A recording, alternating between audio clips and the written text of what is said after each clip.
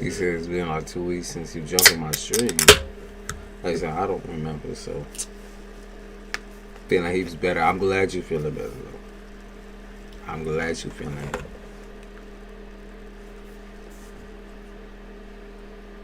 Look at my stylist for this shit.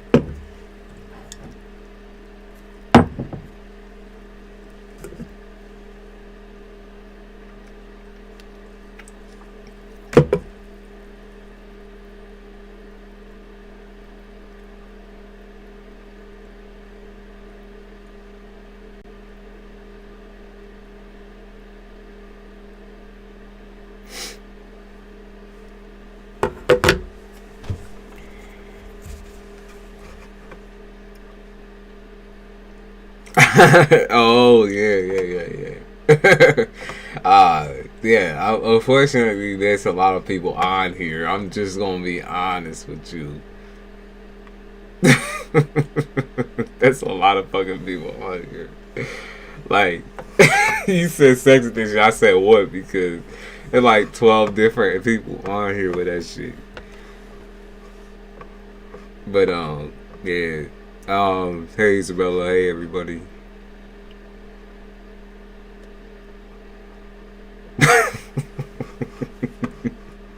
Oh wait, no, I remember you. You from somewhere, right? You from somewhere special. Let's see. Where are you from? You from the UK or something like that?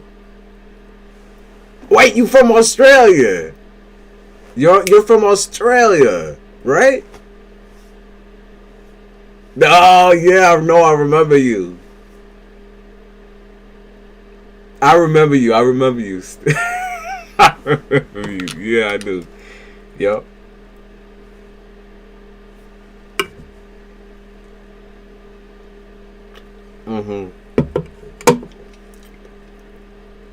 Yeah, I remember.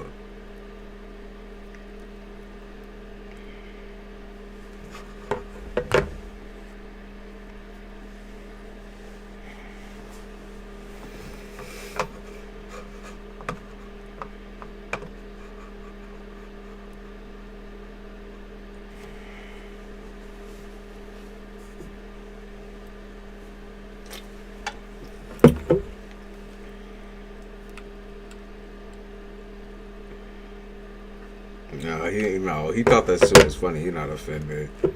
I remember. I definitely remember you for sure. I might be a little buzzed right now, but yeah, I got you. I remember you reading. I'm glad you feeling better though. I'm glad you feeling better.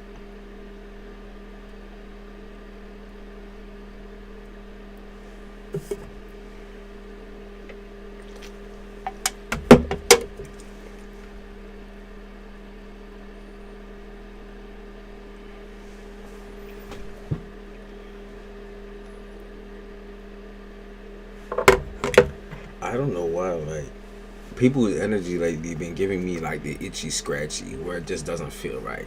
Like people just don't sit right with me. And like it's just like that's why I haven't been getting on really. I think it's maybe like necessary. I can't speak. Necessary. English is hard, right? Necessary for me to take my breaks, because I cannot stand people in general right now.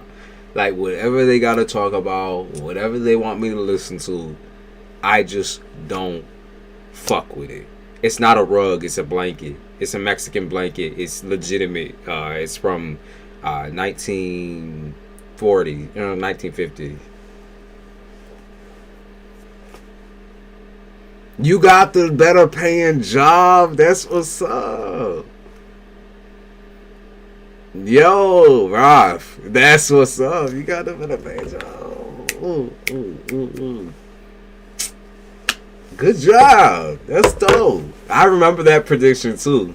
But yeah, no, I really just haven't been feeling people. Like, everybody irks me lately. It's like, okay, calls, texts, whatever. It's like I try my best with people, but like, seriously, like, nothing inside of me can actually like reach out and give a fuck.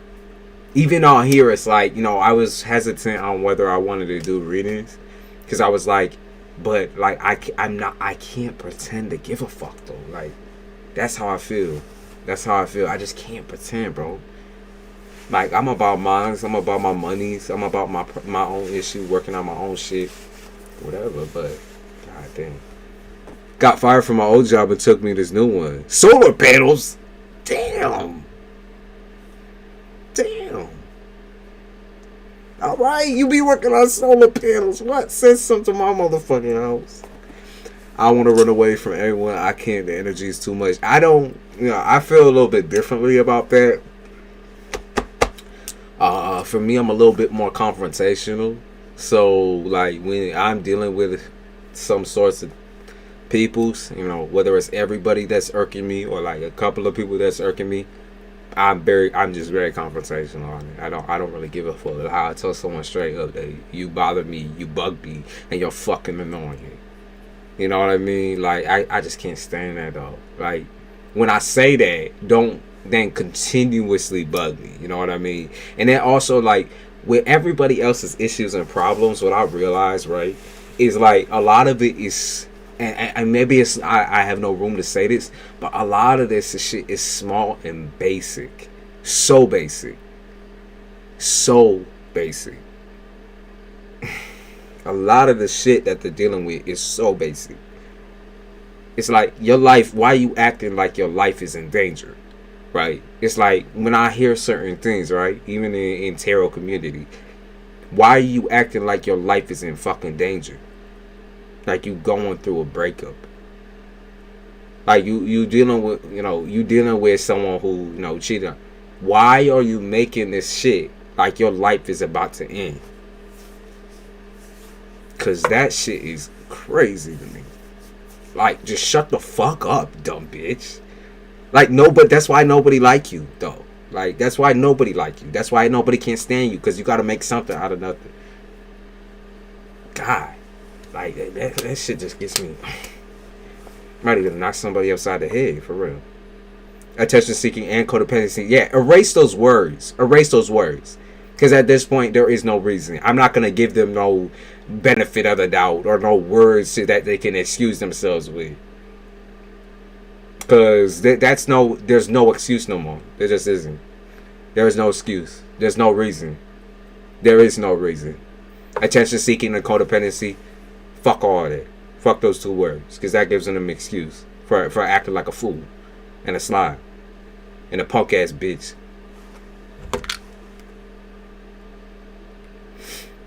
I just can't stand the shit.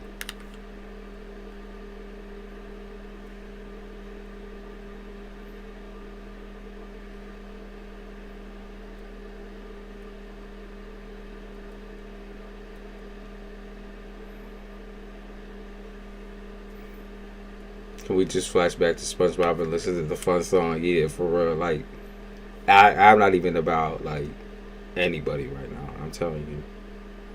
It doesn't even take like one person to piss me off. It could just be like the wholes of humanity that genuinely piss me off. There's reasons, right? But it's like, how do you make something out of nothing, bitch? How the fuck are you about to sit here and act like you troubled, like you a troubled soul, or, you know, a broken bitch, or whatever the fuck you want to call yourself, and all that you've been through in your life is a motherfucking breakup. All that you've been through in your life is a crap. Okay, you know, you decided to have a kid with somebody you didn't get along with, right? You decided to go after someone romantically that you couldn't even get along with in the first place. So like, bitch, what the fuck were you expecting?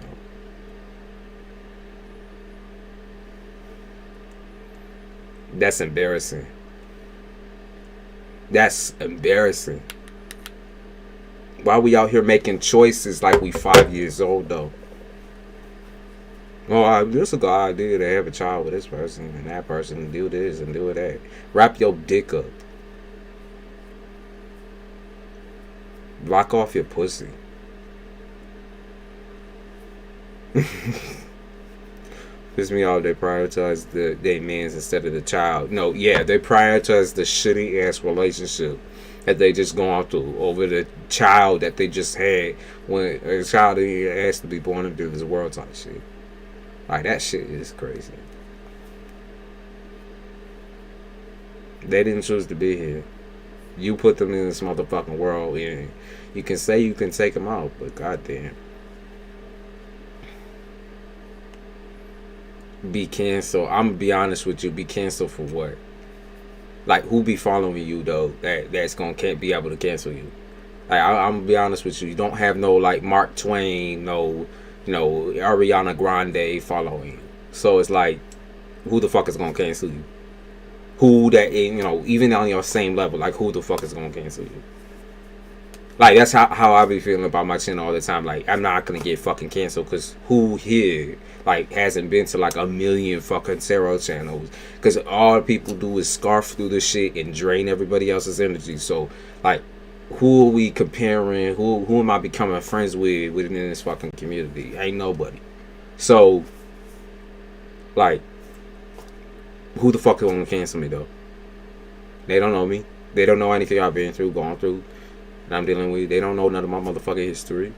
They don't know my, no, whatever. So fuck all that. Unless you tell them. Open your big fat trap and tell them there ain't really no reason that you should feel that you gonna get canceled.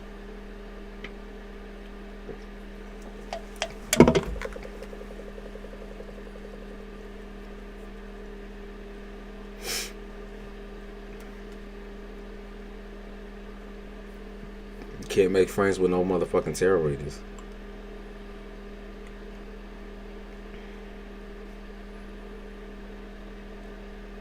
Because they out here pretending to be everyone's friend type shit. Like, that shit is wild to me. So, I was just thinking about this shit today.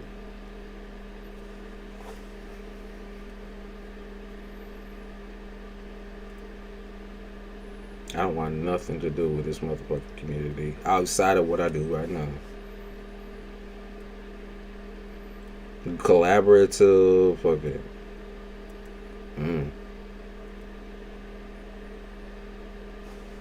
People is so annoying.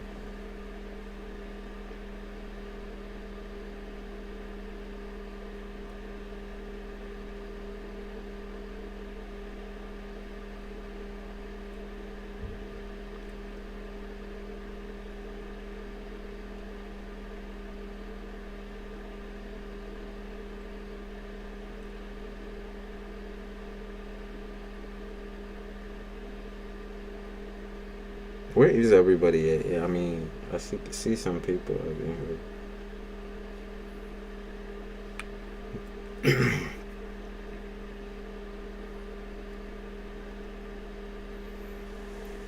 Like, this is why also that, like, this type of shit like bother me too, right?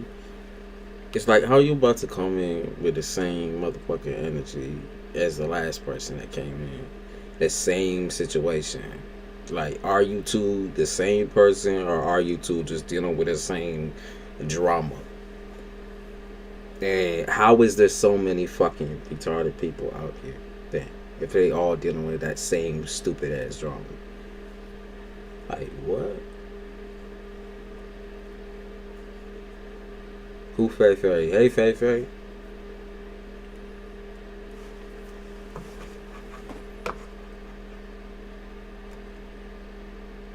I just be trying to put it like I understand what anybody fucking saying, bro.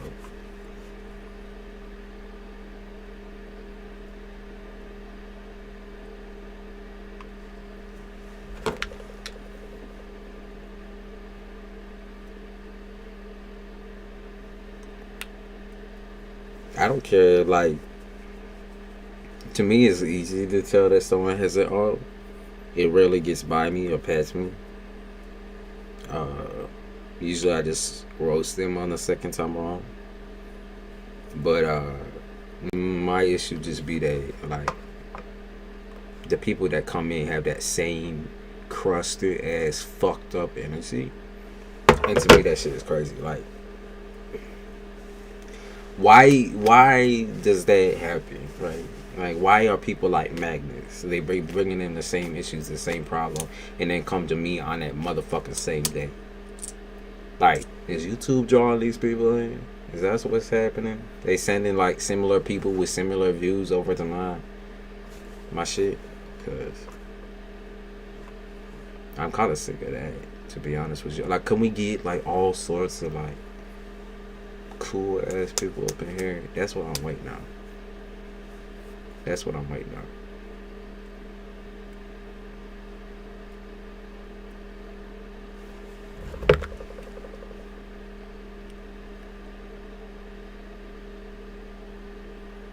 I'm not focused on nobody's energy. I don't give a fuck.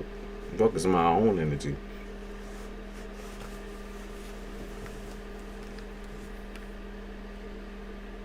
No offense, but I don't give a damn about nobody up in here.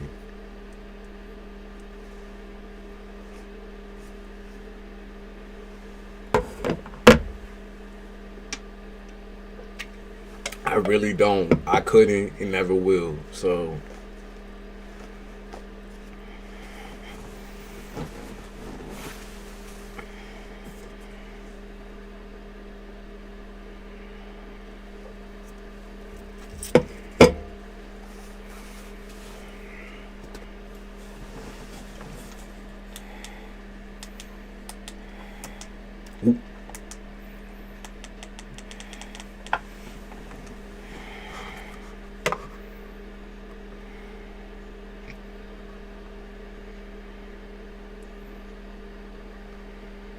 sorry, that was too bright.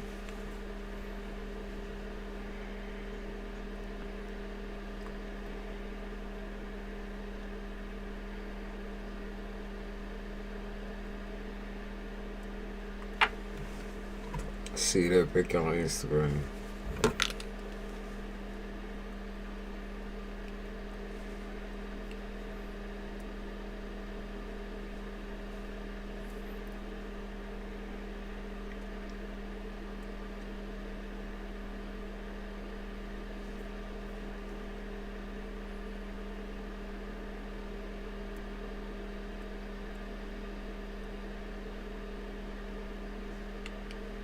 Let me see if I can log into this shit.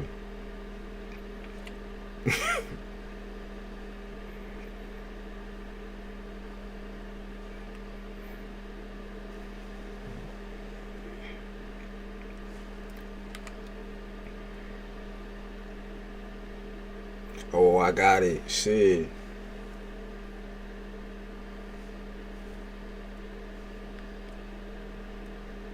Oh, someone called me. Oops.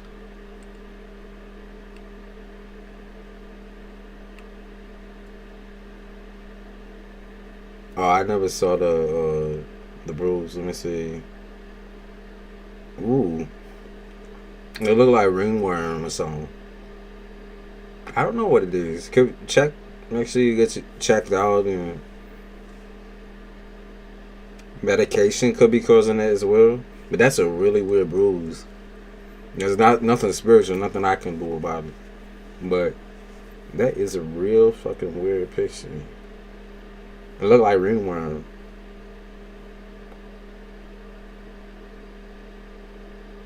But it's too big. So it's probably your medication.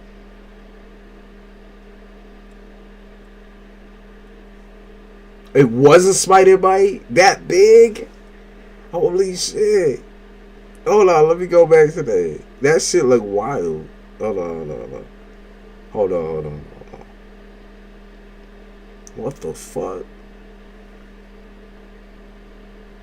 Where did your chat go? I don't know how I just lost it.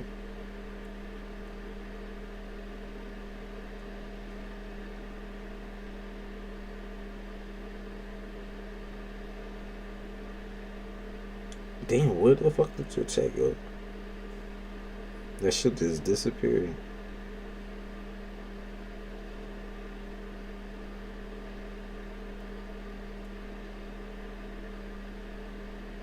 For some reason, that shit just disappeared now. It's gone. I don't know. I'm too high to figure that shit out.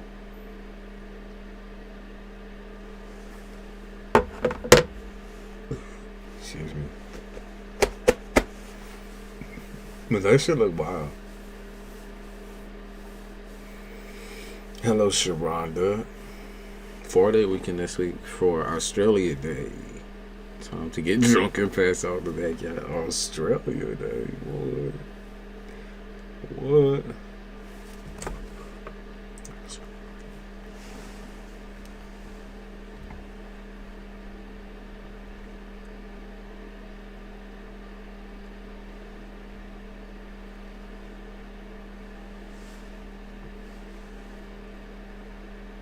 Trying to get my chat up on here so I can see better.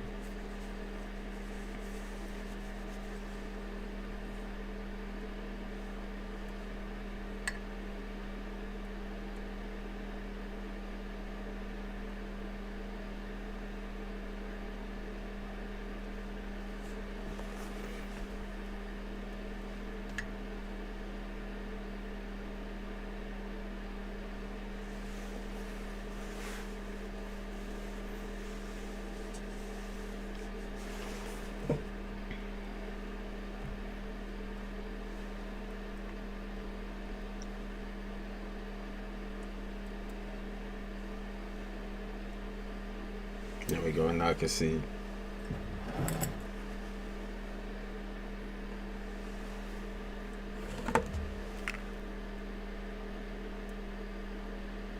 Thanks.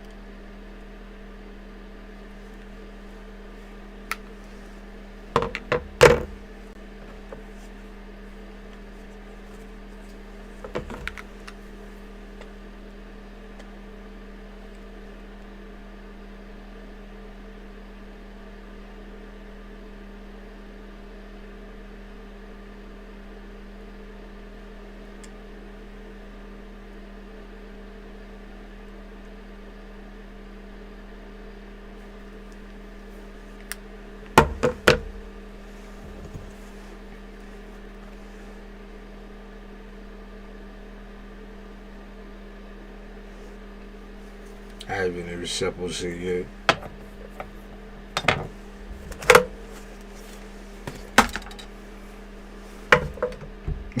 If y'all move to Australia, I'll hook you up with some solar panels.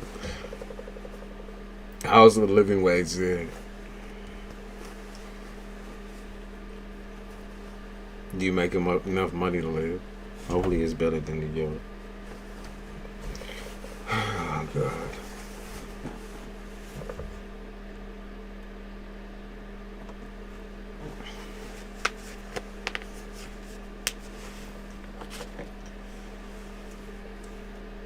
Anyone got anything interesting, like weird, strange? We love the weird, the strange, the unusual situations up in this bitch. Anyone got any, like, people doing magic on them or anything like that? Like, something interesting, please. Stimulate my brain a little bit, because this shit, you know, people just be coming in with all this nonsense.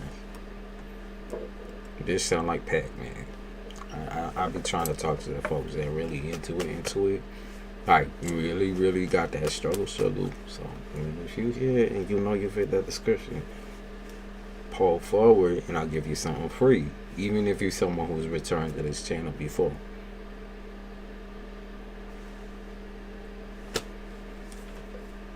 That's what I'm looking for.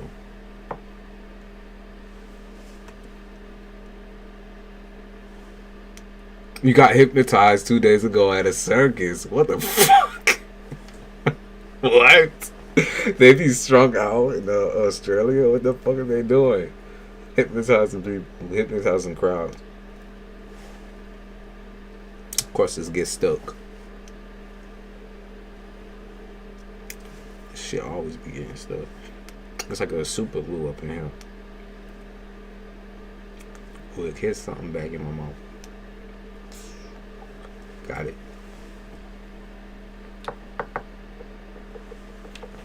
Sorry about that.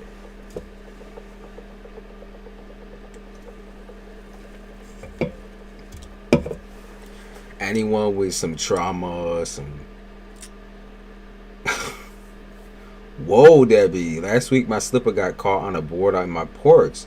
I smacked my face in a handrail and needed 5 stitches.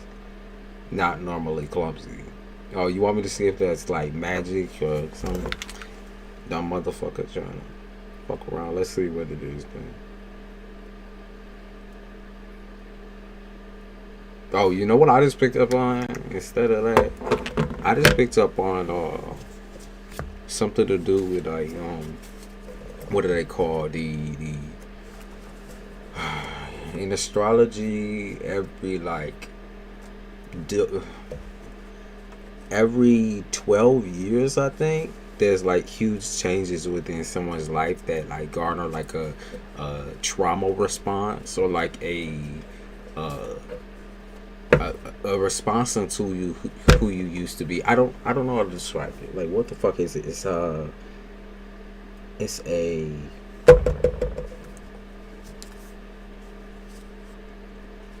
what the fuck is it? Fuck. I'm not gonna remember. Every 12 years, there's something that happens in astrology, right? Where people start going through like mental blockages and changes, and all that shit gets sorted out, right?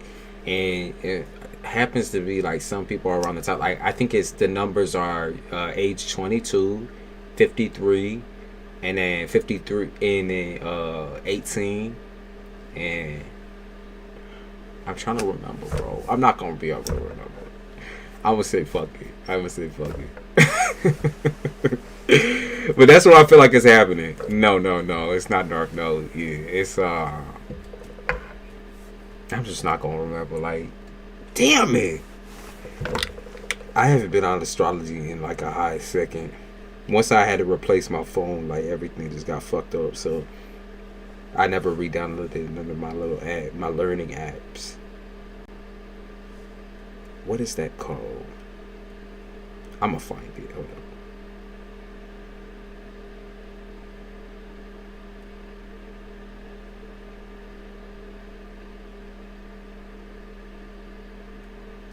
Return. It's a return. It's a return. That's what I meant. It's something return for you.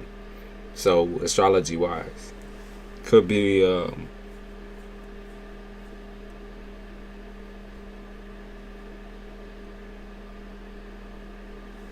sorry, I'm reading.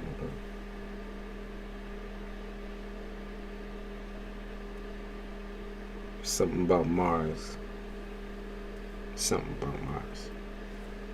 But it's something to do with astrology. I know that. I felt that instantly. It was a brown recluse. We have them just here, and they give some of the nastiest bites. The nastiest motherfucking bites. Solar return, lunar return, that sort of thing.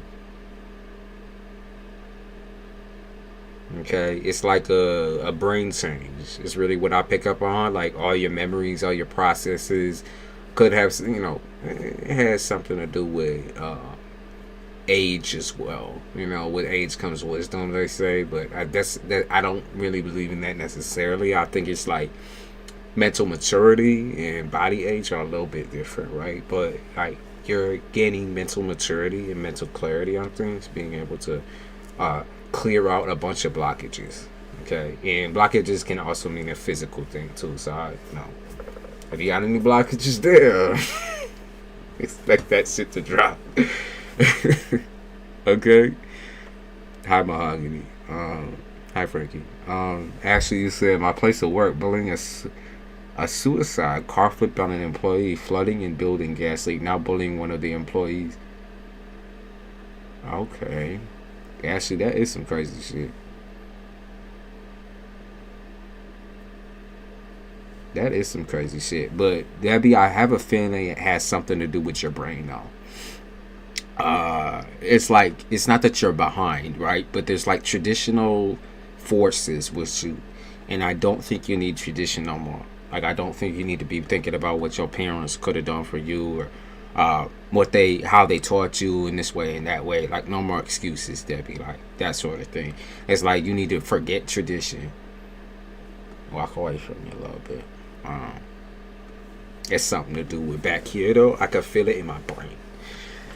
And that's not just being high, y'all. I don't get no pressure like that. It's right back here. I think that's a cerebellum. Is it? The cerebellum, and it has something to do with like short-term and long-term memory. How sometimes we're able to use muscle memory when we're speaking to folks or dealing with certain traumatizing factors that we've dealt with before. So like forgetting those like fear-based memories, right? Being afraid of the parentals, being afraid of your family, or like fear is brought on just by something outside of you. So that's what you're gonna be dealing with. That's what a return is, though. Well, that's what a return for somebody of your age, Debbie. Well, that's what that feels like for you. Because you a seasoned. You seasoned. I'm not calling you no old hoe. I'm just saying you seasoned, baby. You seasoned.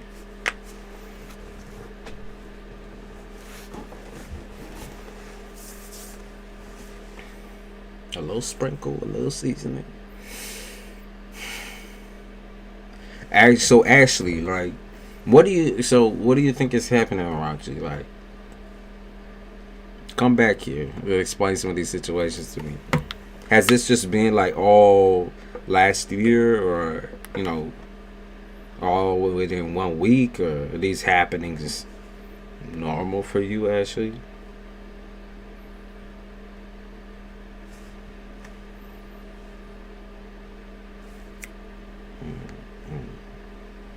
No worries, I'm comfortable in my age. Good. That means you feel good. You look good.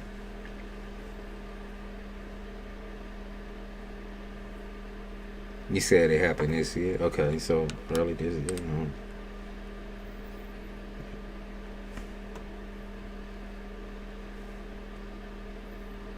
Shit, we like a couple of days in this shit.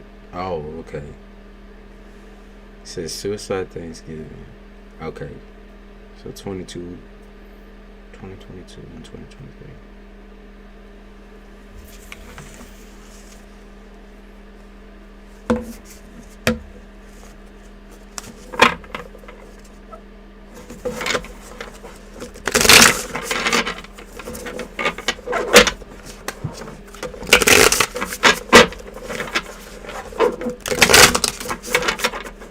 Car flipped a week later.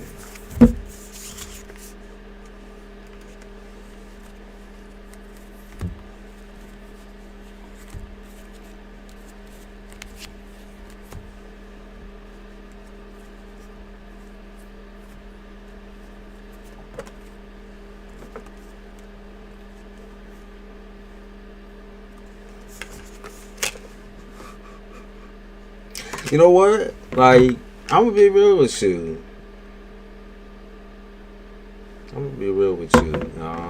What I'm picking up on is like some sort of I don't want to say magical though. Like, it is a happening for sure. Is it whether it's karmic or not? I can't really tell. Like, I be trying to tell if it's karmic or just something that would happen naturally to someone of your stature. But it's kind of a mix. I think it's a mix of the two. King of Pentacles in the upright and Four of Swords in the upright. Yeah, it's a mix of the two. Can you tell me what your sign is? Do you have a lot of Pisces in your shit? There's something about you that, like, there's some estranged energy that I want to pick up on.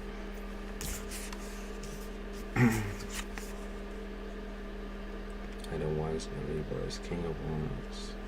Or do you have a lot of Pisces energies in your family? A lot of water energy.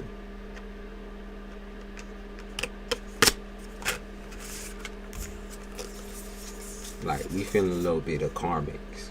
A little bit of karmic situation. How you're being, I don't think you're being punished. I'm going to be honest with you. I don't think you're being punished by anybody but other people. Aquarius, Capricorn.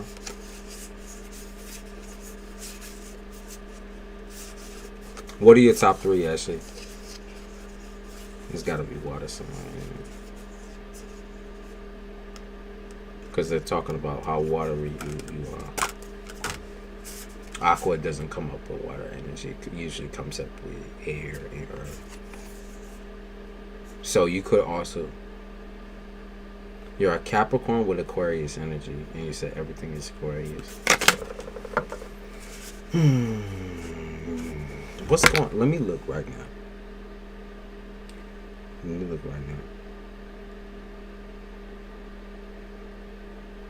going to check everything out right now on my chart. See what's up. Where is that placement? Where is Pisces? Pisces is in Neptune. Alright. Right at home.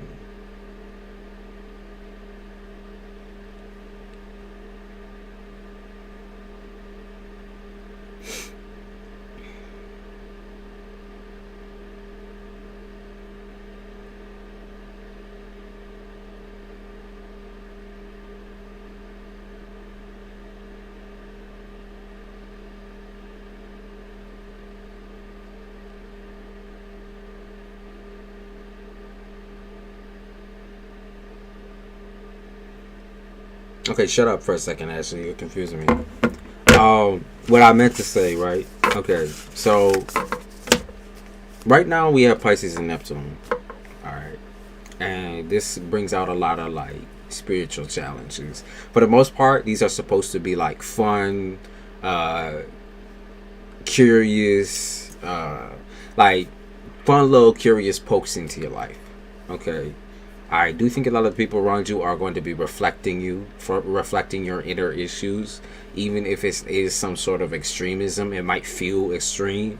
It might feel like you're being abused or attacked spiritually, but I don't pick up on that. I don't pick up on that. I pick up on karma.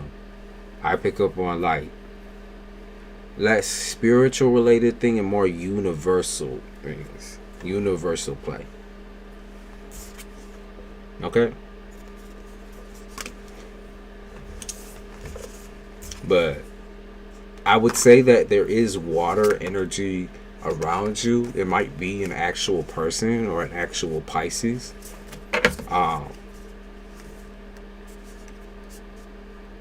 Pay attention to their reactions or their interactions with other individuals, because you might learn something.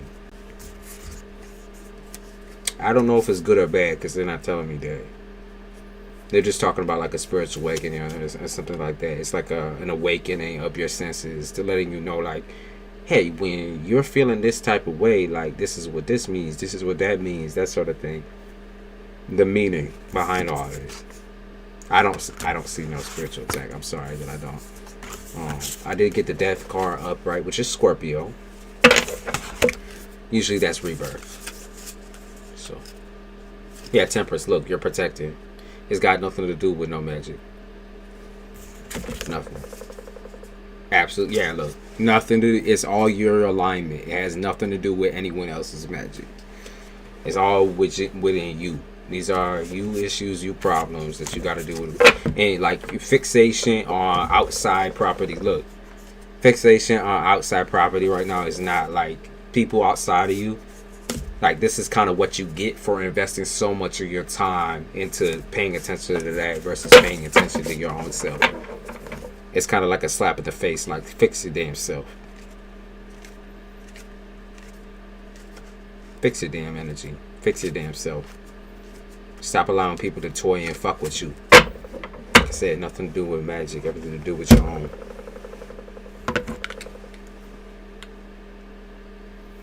I did.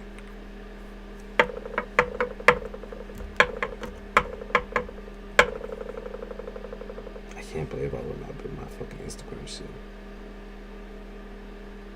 No, I don't give a fuck about getting all hypnotized. I don't give a fuck about that. Not at all, chief. Not at all.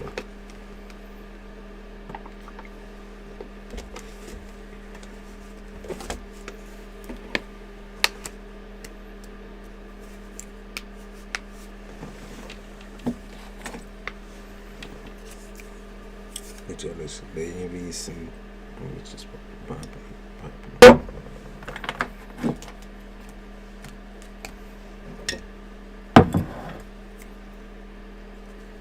I don't have a lighter on me. Shit. Hold on.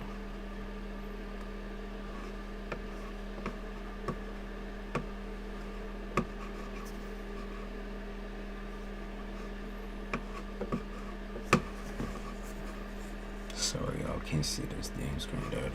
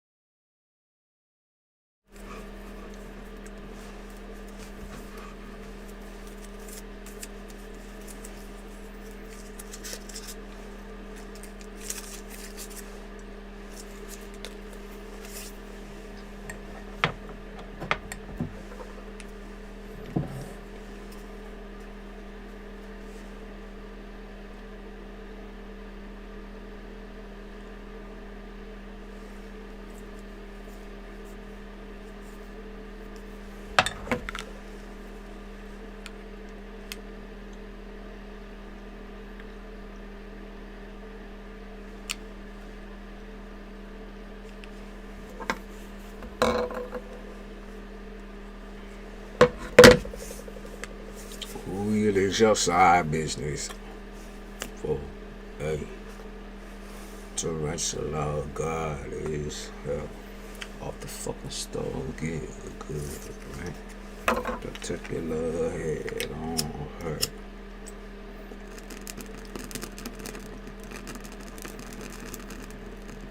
Hey, Sharice. Yeah, good. Protect your little head on her.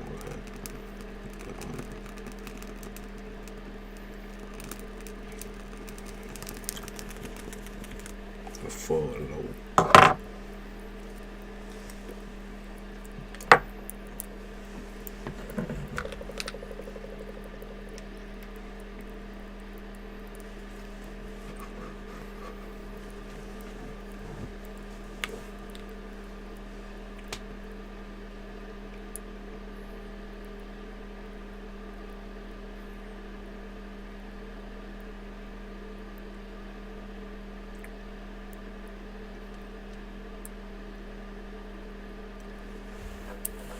Yeah, Billy.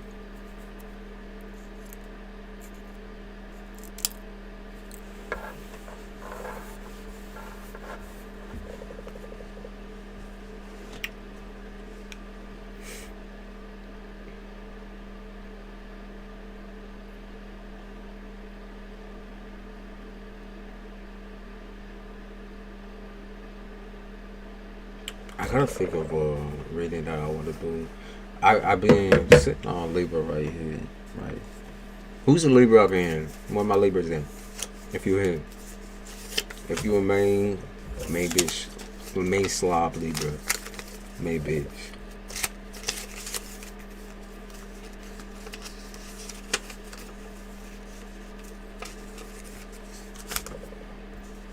Rob, it's because this bitch is not a social emporium.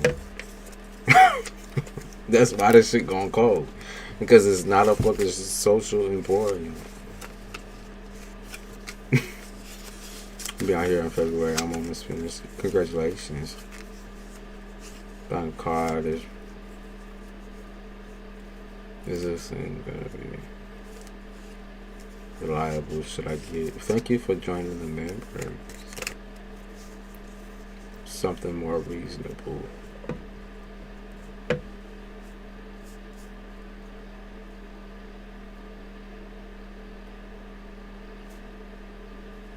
I don't want to deal with the mains though. I want to deal with new people.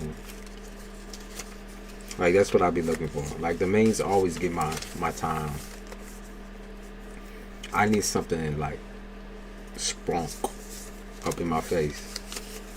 Like where's the fucked up energy? What happened to that? I'm sorry for asking for that, but the reality is I want to heal people. I want to help people. And I like the people here who like scratch their ass and rub their head over nothing, like that can stop. I just want people that like really have real issues that we can crack back into place.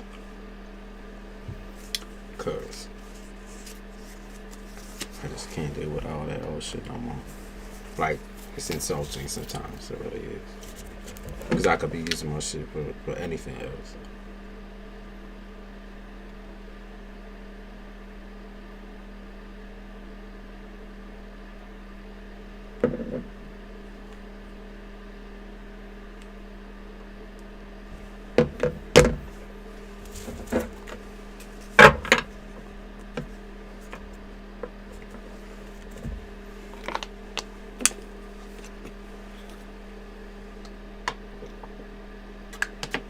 I'm glad I helped you out.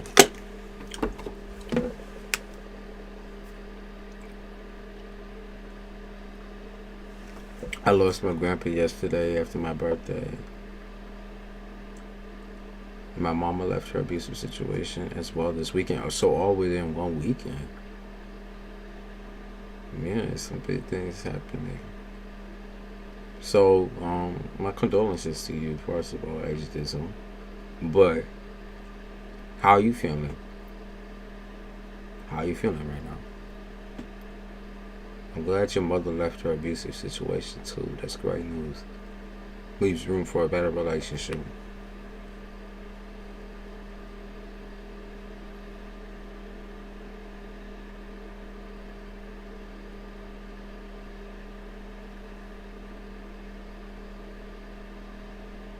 Yeah, they are talking about family right now too.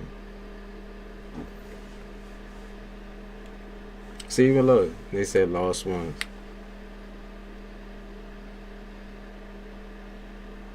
You show me karma.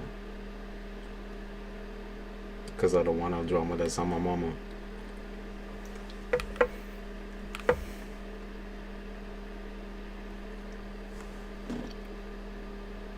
I'm doing okay, I'm doing alright. It comes in waves. That's so much that have happened within one weekend. I feel for you, and at the same time, I know you're gonna be alright. That's the type of person you is, though. Like you'll be making sure everybody else alright before you alright. So I know you hold it on to it and holding it in and dealing with it yourself later. But always make sure you deal with that shit. I don't care if it's today, later, whatever. Like Do the crying, do all the mourning, do all the situation that you need to do in order to feel like level headed. Because the more that you let that shit build up, the more it will drive you crazy. You need those feelings. You can't just cast them aside for everybody else. You know what I mean? You need those feelings. And they might feel overwhelming, so taking it in droves, like as it comes to you, I think it's the best way, to be honest with you.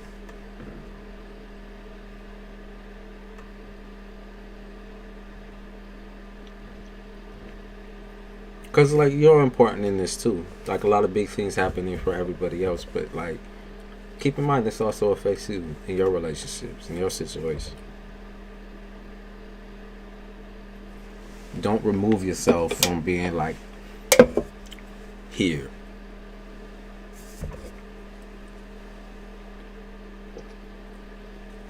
Because I'm sure right now you're trying to give the world advice and give everyone a slow pat on the back and shit and comfort everybody else, but you need to be comforted as well. H, your hand of daddy. HG. That's just the way it is with you. You try to be like strong Hulk type energy, but sometimes a strong Hulk, you just sit the fuck down. I'm burning a little bay leaf. I already got my incense on. I felt like someone was around here, cause that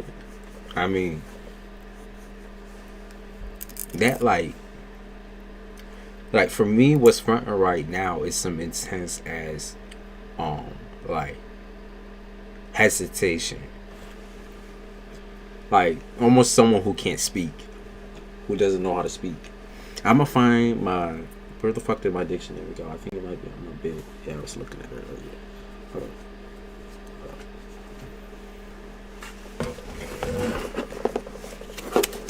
I got it.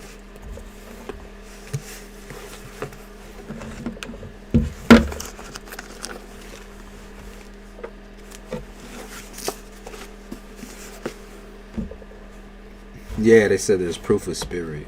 The fact that I can't speak or that I'm enunciating differently. Yeah, they said red bone. They need to stop. Yeah, critical nature. I guess that was what Capricorn brings on though.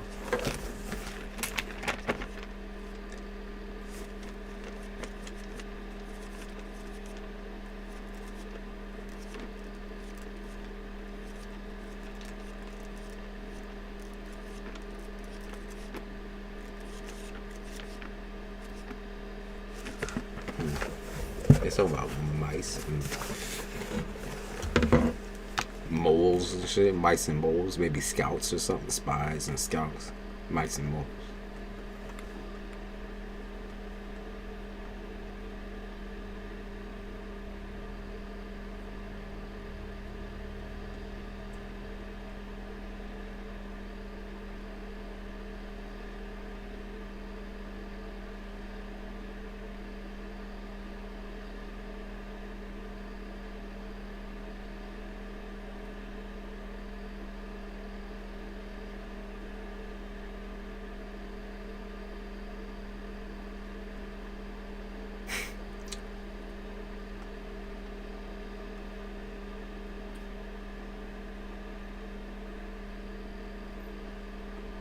Who be listening to the Beatles?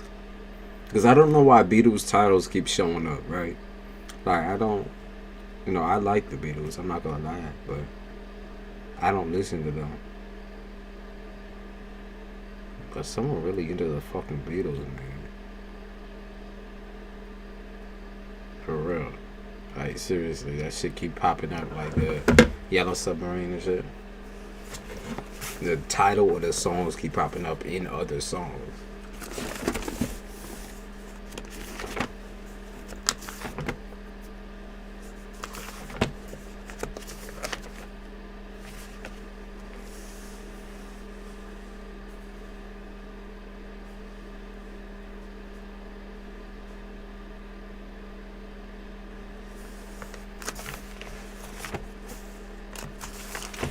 the master wicked.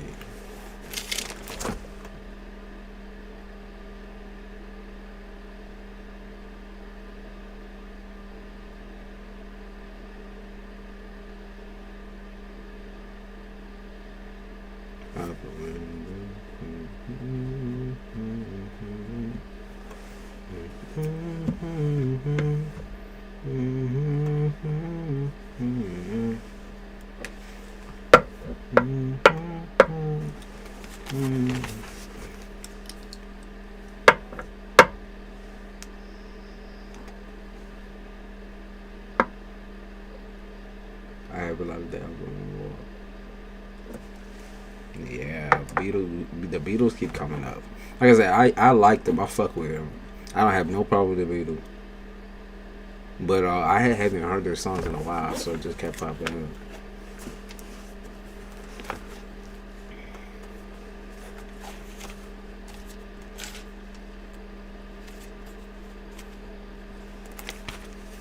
Strawberry Fields.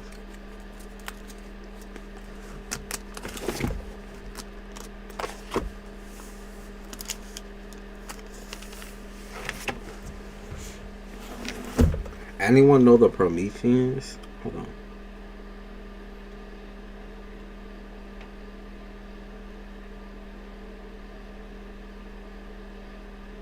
Demigod.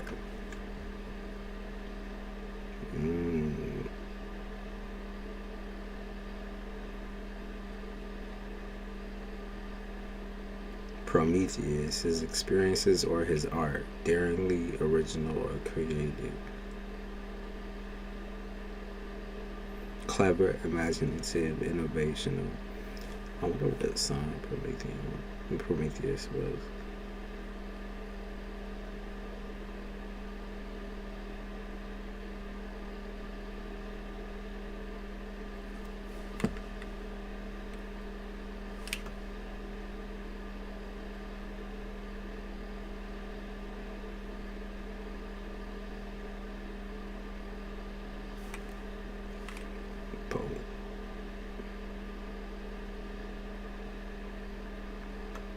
Oh yeah, Wolfgang. Okay. Gods. You know.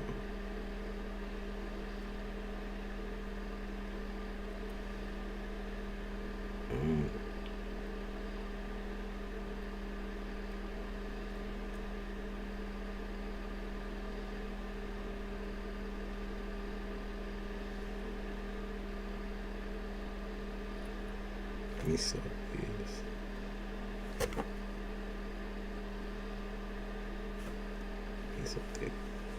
Hatred of gods. God hating. Hating the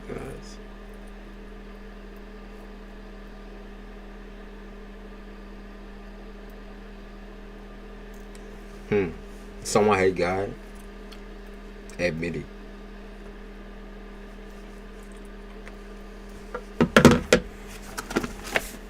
There it is again, hating of the gods. Or believing oneself is a god. Interesting. Yeah, we digging through people. Let's see. See if someone believes they are a god. Zephyr.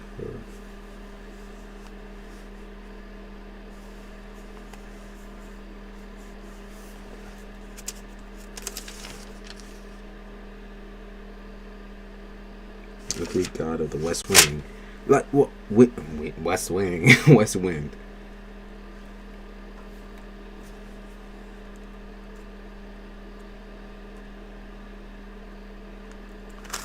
Someone really hates God, but loves gods. So it's like there's something to do with like ascension and the loving of several different gods. There's particular guys that kind of like have some of your characteristics, and so you kind of think you are a god. It's like that type. It's like that type. It's like there's a lot of things that you like about demigods. Okay, like that would be like the underdog. I guess it would be the underdog. Yeah, being the underdog. Or there's something about being a god's slave as well. What? There could be Nordic gods. So like Freya, like my cat's name is Freya. My cat's name is Freya. I named her Freya because she's got like a very interesting look. She looked like a male tabby cat. But they keep talking about Freya. Freya, the Nordic gods. Freya, Odin.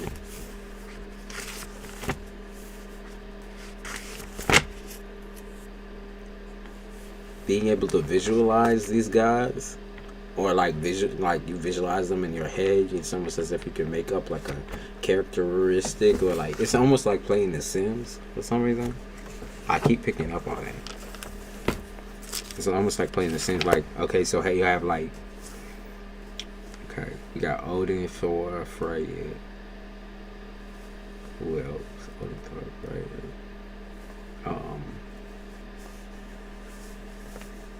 Fuck, I used to know all this shit, y'all. Fuck, I can't figure this shit out.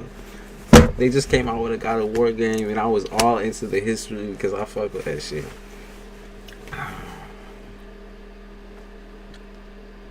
Odin, Freya. Balder. Balder is one of those guys. Balder.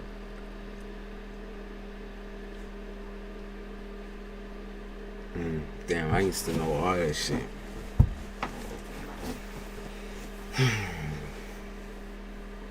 Hi, Nancy. Yeah, in some way, it's like a very huge, like, belief in other gods. I'm gonna say your religion is like not the average norm. Definitely not the average norm.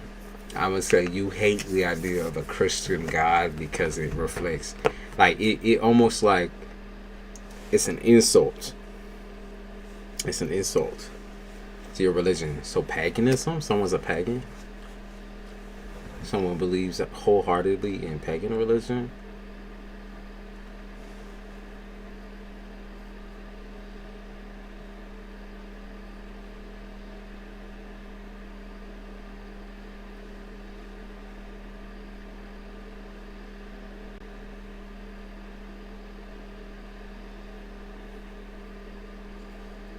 There it is again.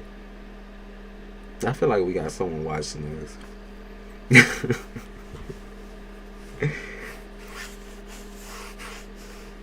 I love paganism. I think paganism is awesome. I steal a lot of the, not even stealing, because my fucking grandmother was, you know, she's part of Sweden and part of Ireland. But I'm just saying, I fuck with it. I fuck with pagans. I love the fact that they burn shit. Because to me, that's also my outlet. I like burning shit too. I can't be mad at that. Like, voodoo is fairly similar. I'm not talking about the history and the gods and that, but it is fairly similar. Y'all did take one of our gods over to y'all side. I'm just saying, you took Brigitte over. Like, we have Lady Brigitte, right? A white woman with the blue eyes, and I mean, y'all put Brigitte in your shit. So I just be saying, I mean, nowadays pagans is trendy. Maybe that's your whole side of things, right? Like, maybe that's your view of it. I watch like people who regularly practice paganism, or like talk about the history of it, and also the history of Buddhism, Hinduism, and so forth, right? So to me, I see that part. I don't go on media and really go looking around for that part. You know what I mean? I stay in my lane and I stay to myself about it. Like, I appreciate all the religion. For me, voodoo is just that bitch though. Cleansing, yeah. I mean, burning is great for cleansing. Burning shit. Or if you have like a necklace you want to purify, anything like that, like anything to do with a fire. And preferably a white candle.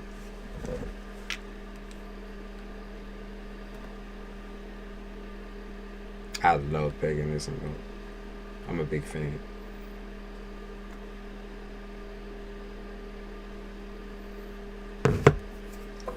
The religions before all religions, right?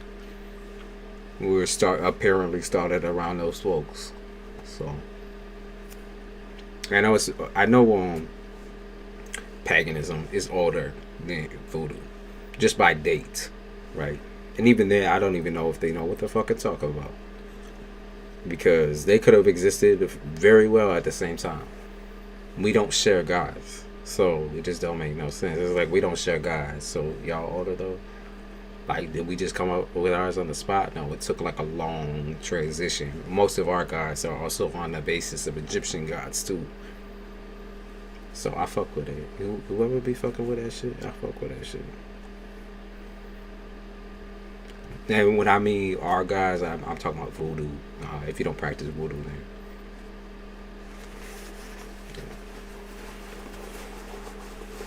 you know what I mean.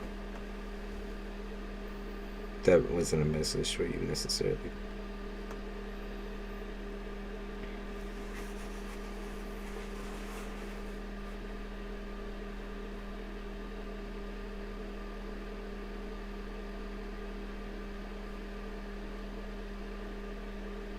Front door when people come over is supposed to cleanse the energy.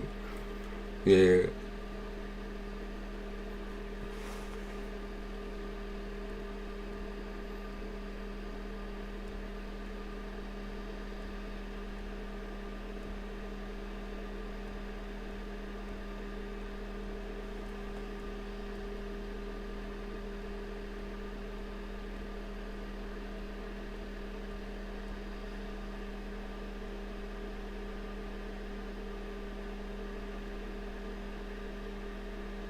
I don't want to be disrespectful because I'm a little brown girl. I would get familiar with the baseline, the history of voodoo then, before I would actually dive into it. And because every preconceived idea that you have right now is more than likely wrong, so you should do research on it first. Like, there ain't nothing you're gonna learn through nobody on Twitter and nobody on here. I'm sorry, but there really isn't. Unless you listen to an African or from Africa, from West Africa, talk about it. But voodoo has many different forms, including the form for little brown girls, right? Little Mexican girls. Santeria or brujeria, whatever fits your profile. There are so many different forms of voodoo. Majority of everything based over there is based off of voodoo. We didn't touch all the white folks. We touched everybody below us though, and over here and over there and type shit.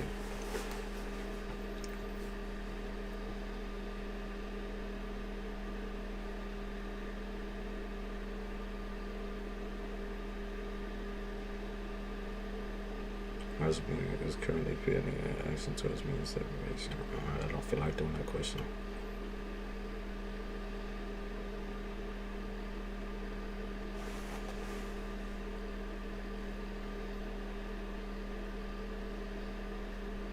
So much. It's worth it if you understand what you're doing. It's really not if you don't. Like, there's so much to understand about that particular religion before you even dip your toes into it, because you got to understand where it came from. Otherwise you don't get it, you don't understand the point, or you don't take yourself seriously. You have to take yourself seriously when you're doing this shit, and intention is a part of voodoo. So intention is like wholeheartedly a part of this. Like, you gotta have, it's not about having the good or bad intentions. Like, that ain't got nothing to do with nothing. I'm gonna be honest with you, y'all.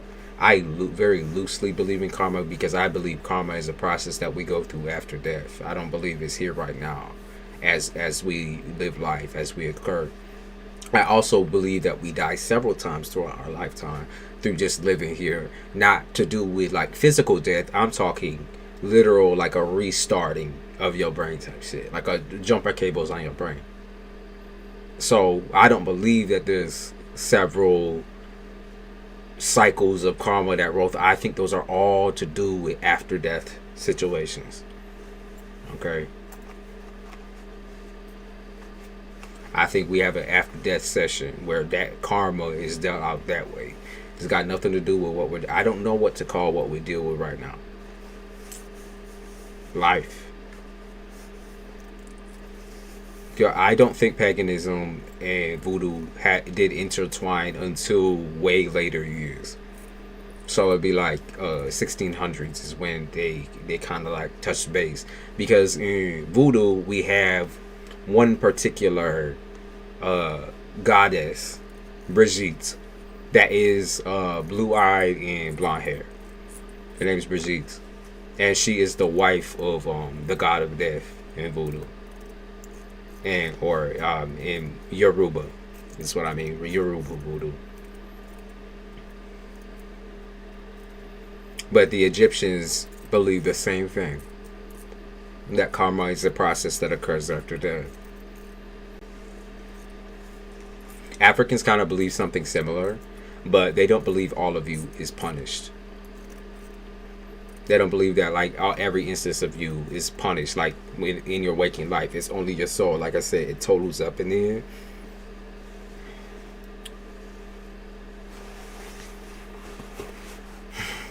It's like we don't also don't believe in hell or heaven. We believe those two things are the same place. I also believe in your mind, heart, and soul are all very separate territories. Like all of them are separate parts of you. Very separate. They don't work in cohesively. They're separate things. And you can affect them all in very different ways. But yeah, I don't believe karma is a real thing, like here. Not where we're at right now. I think it's coming up when we finally do croak.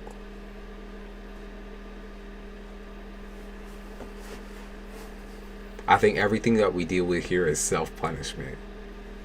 I enjoy that thought too, because it's like we're beating ourselves up every single day. Humans are just that type of creature, like self-pity. You know, wholeheartedly said no. Heavily I don't know. I like that thought. Because then to me, I'm like, it makes sense. Because the people who punish themselves the most are always having so many fucking issues and so many fucking problems. It's not like I'm saying like, you know, forget about it.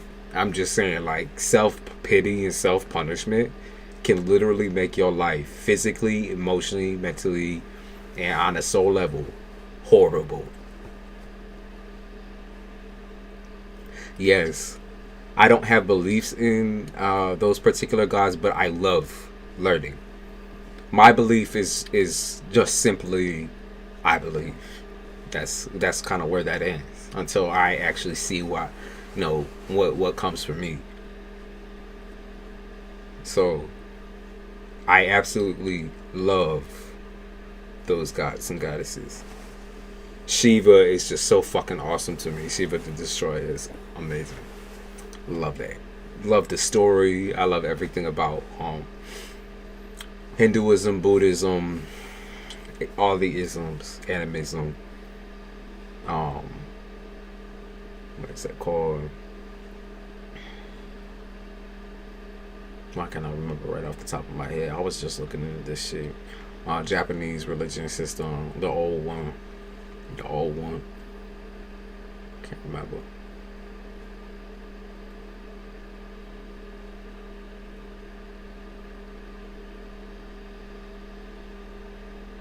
I don't believe in that either, Isabella.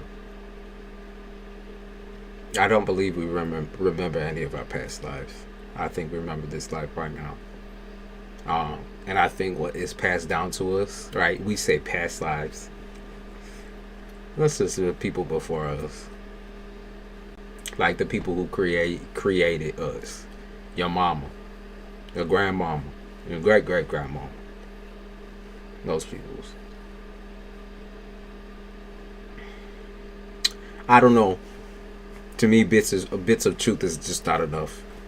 I need the full thing, and hopefully that comes. Hopefully that comes. I don't know. I think that I don't think we just inhale the punishment for 200 years. I think we punish ourselves wholeheartedly, and the fact that our parents or our grandparents or our parents before that have passed on so many genetically fucked traits emotionally and mentally. That's what that is. That's where that comes from. I do believe we have memories though of past lives, right? But they're not ours. That's not from us. That's from the people before us. That's what I believe. That's from the people before us. That's not our memories. That's memories passed on to us like an inheritance. That is not a memory thing where it's like, oh, you know, that's my past life, strictly me. No, that is your whole motherfucking family. And that shit is passed on to you as your troubles and your your qualities in your brain. You ended up with a stick, the stick now. You know what I mean? Like now you can't drop the shit. You can't drop the ball. It's the same ball that was handed down from grandmama to this mama to that mama to now your mama and you. And father too. Dad too.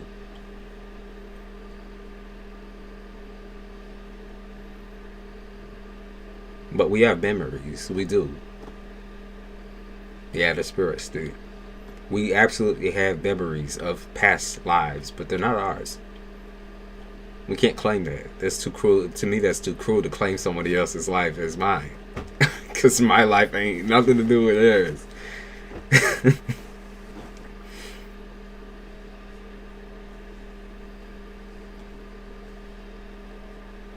Is it called epigenetics?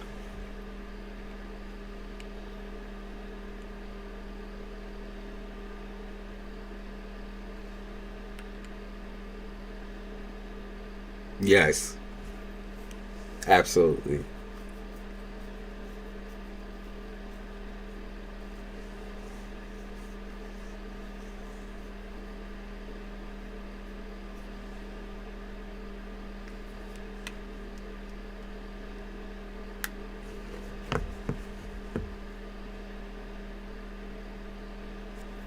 I had a whole download about shit last night. About the way things actually work after death. More, like, because I knew a couple of different things, but more. Like I said, that could just be my brain telling me something, but because I obviously enjoy that type of shit. But yeah, they give you insights too. It's not like you always get it. Like people always say curses. They're not curses. You get insights as well. That's why we go out here kind of knowing what to expect. We don't really got to be told that. We don't really got to be told that.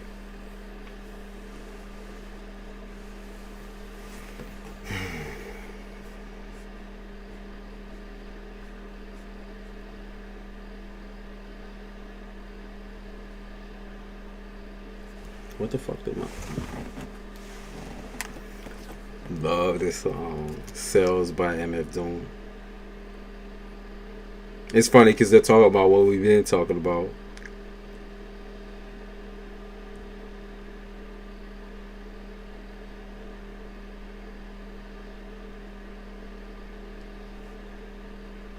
He said, we are born like this, into this.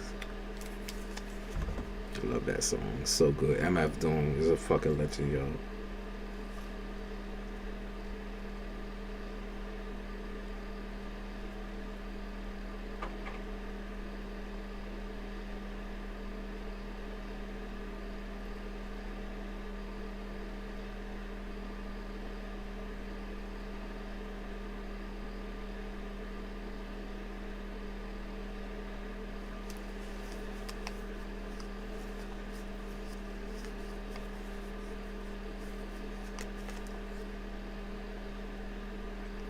I think I'll listen to one more song. Then I think I'll try to do a channel message, collective message, that sort of thing.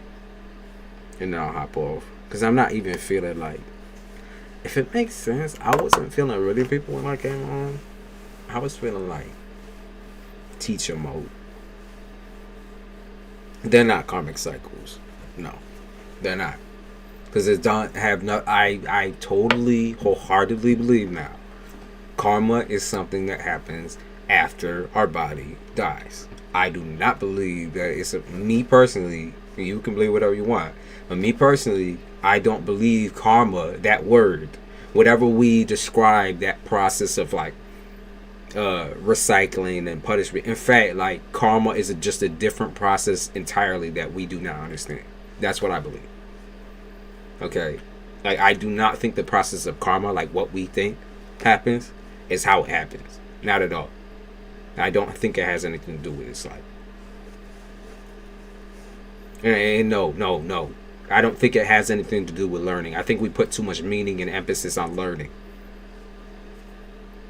I think we put way too much meaning and emphasis on learning. It's living. That's the word we should be saying. Living. How to live. Like go moving forward. And sometimes we get those answers. We gain those answers through the people before us. And sometimes we gain other hardships through the people before us. Whether we know them or not. It's genetic. Do you believe in aliens? Yes. A form, not in the way that you might think. Okay. I believe in like mixes of peoples. And I do believe that peoples on this planet, I do believe that peoples on this planet were mixed at one time with other types of things. Okay. Now, whether it came in from the outside or that it was already here before us, I don't know. Right? We would still be a part of that in some type of way, though, if it was here before us. You got me? You got me? But I do believe in aliens in some types of ways.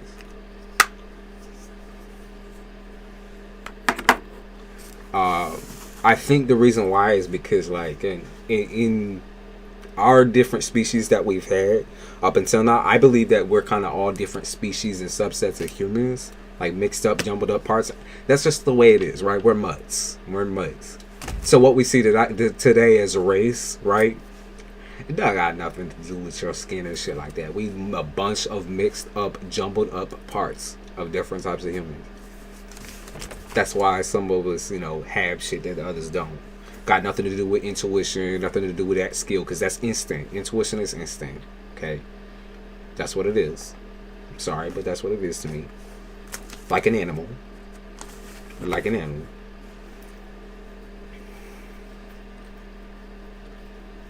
Malibu, you also had a dream. When was this dream? Because my dream last night was fucking insane. It was insane. I gotta scroll up and find it, and I'll tell you what I somehow picked up on. I'm gonna scroll up. Hold on. Because I sent it to somebody.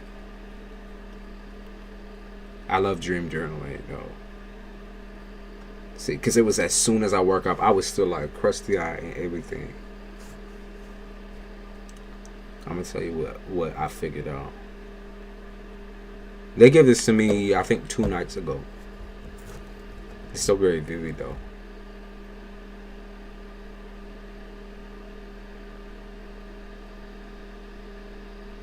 I said, this is what I typed when I woke up. Hey, Kimberly, thank you for the donation, babe. This is what I said. The soul is one part of the brain that is unmonitored. Wait, hold on. The soul is one part of the brain that is.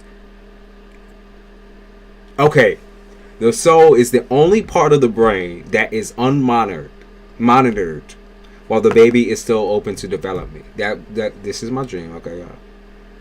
I said. There is no real calculated reason why it's there, but most people think it's something that sits in your chest, while it actually sits in the base of your brain and travels down your bones.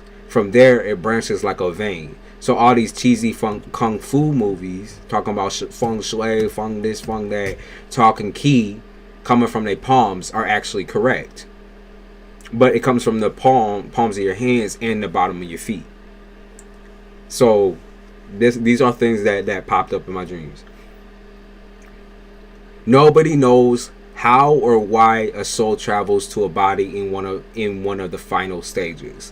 And the biggest reason is that we cannot see through the baby's bones. It's too small and insignificant at that point. I'm talking about the soul here.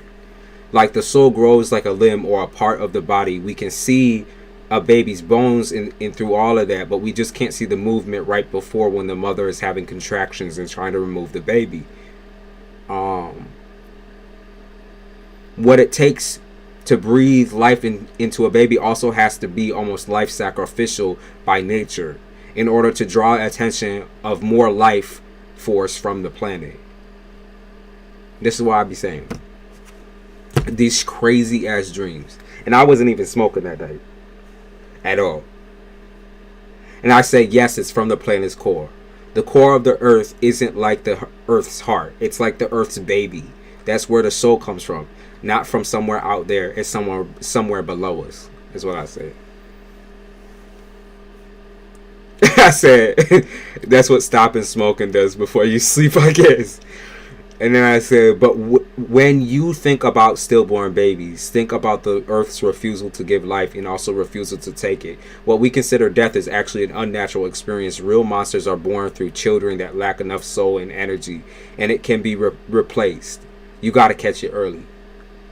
And not replace it with a negative magnet, which is what most people do with a negative or emotionless child. A child that is lacking its full spiritual experience. You got to actually beg for more energy and dedicate your life force for real, so when the child is coming of age, you can replace its soul with another one that's already out there. But new souls are born every day. So when people talk about purification and shit, they're wrong. Old souls never fully go away unless they choose to. The reason why spirits stay magnetized by the light of heaven, heaven and hell are the same thing. It's purification. It's described as a warmth. There is no punishment after your soul becomes purified. And one with Earth's child. It's just that bad people are repelled by warmth. And also, once they have already hurt a human being in some type of way, they especially love to watch the soul leave the person. It's an addictive feeling to them. So people who murder, etc., they actually hate death, ironically. They fear it the most. They don't want to experience warmth for the first time in their life. So actually, most of those people stay walking and don't re-enter another body and want to stay cold after death, so they choose to stay. But some spirits take refuge in higher energies like the sun. So even spirits and souls have a choice on where they want to go or wait. If it makes sense, they actually stay suspended in some kind of immortal juice. I can't explain it. I was like, that was like a shroom trip. And I said, but they all swim through the air. No, it's not in the mother's stomach, and no, it's not in a body. They don't go back into the body. They got to be purified before they. Purified also means losing all previous reasons you wanted to stay or watch over some of the people. And sometimes some people will not leave until they leave back into a body until they see full succession. You can choose, though. You can ask for the next place you want to go to. A lot of people just wait until their family gets back. And it's the same. It's the same. They have their own place. Wait, hold on. Oh, they have their own place in what they envision. I saw that part too. It's kind of like a dream. We create versions of our waiting room in our soul. Permanent dreams that you cannot wake from, like a womb or a mother's stomach, because the mother's stomach is actually the center of the earth that's there. The stars only show significance because they were here when this process first started happening. They know the history, I bet. They've been there for billions of years, kind of like grandparents and extended family. They die, stars die like everything else, and new stars are formed. They have to reproduce too. Just because they have a longer lifespan doesn't mean they don't actually die. They reproduce. They're just like us. They're more like us than we even really think about or know. They are able to watch crazy amounts of our history. The same with other planets. I bet. I think they get jealous at the fact they can't recreate such a huge power source, aka human beings and living things on this planet. to this planet. Wait, I said, but one way or another, we belong here to this planet. So once this planet dies, our lives will as well. A new instance is born elsewhere. I was just, I was just waking up inside my mom. I can't believe. Listen, these dreams are wild. Okay. And my mom asked me a couple of things about like murderers and that sort of thing. Okay. I said murderers and stuff. I explained above. They deny warmth and deny purification and deny reincarnation. They do not want to forget the feeling of killing somebody, basically, or raping somebody.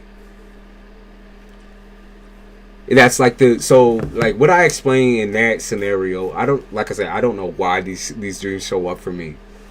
But it's so detailed that I kind of have to write it out to somebody, and usually I ended up writing it to my mom, right? Because my mom has also had prophetic dreams in her life, and sometimes she can kind of like pick them apart, detail them, whatever. And you know, I can't tell if that's the truth. Nobody can really tell if that's the truth, but it pops through. I thought you were reading from a published book. No, this was all my dreams, right? So this was when I first woke up. I was typing all of this. I was trying to read through like my own writing, but at the same time I just kept paragraph on paragraph on paragraph on paragraph, spammed her shit right the fuck up, right? But what I explained about people who think like true punishment happens, all punishment is human man made. Okay, so like the karma thing, right? That exists but in a different process. It's not how you think it is. It's not like somebody coming down and judging you, because that's not what the earth does. The earth exists for purification purposes. And so when I talk about the core of the earth in my dream, that was purification. That was warmth. That was your soul being completely reborn into a new one. Okay? And some people choose to not be reborn instantly or immediately. Some people wait for their family in this life to be, you know, to get killed, and then meet up with them, and then all go to the warmth. I call it the warmth because that's what it felt like to me. It's not the sun, it's the center of the earth, the core of the earth, right? So when we be talking about, oh, hell is bubbling out of water or whatever, no, there are people who watch us above in the clouds. That in my dream, there was people up here, right, watching us from the clouds. Those are people who are on the in-between, who don't go. I need to like write a movie about this shit for real. Those are people on the in-between who refuse to leave or reincarnate or purify. They refuse. Alright? Y'all catching on? Y'all catching on? Those are people who refuse to reincarnate. Those are people who choose to watch us grow. Okay? Some people instantly, like I picked up on most Christians, some people instantly go to the warmth, because that's what they've been waiting for their whole life. Some people choose the in-between. And I'm going to call it the in-between because I don't really have a descriptive word to describe what I saw, but I saw clouds. I saw clouds. That's all I know. And it's not heaven. Okay, that's the in-between. Where true heaven lies would be the earth's core.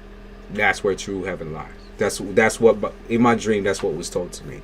And when I was describing spirit energy before, right, I was in my dream, I was going through diagrams, and I was able to travel into those diagrams and able to see all these processes, right?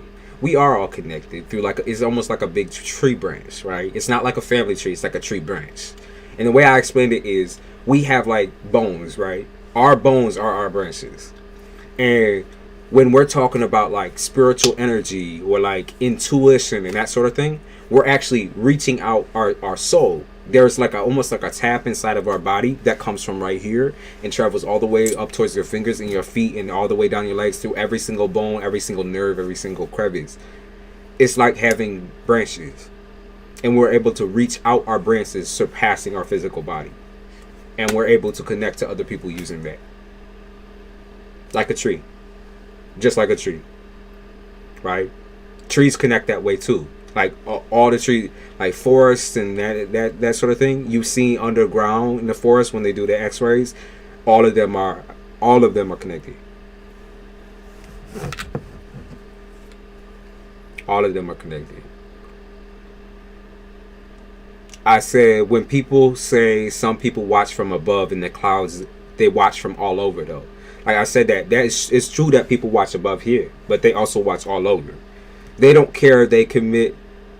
Okay, then I said something about.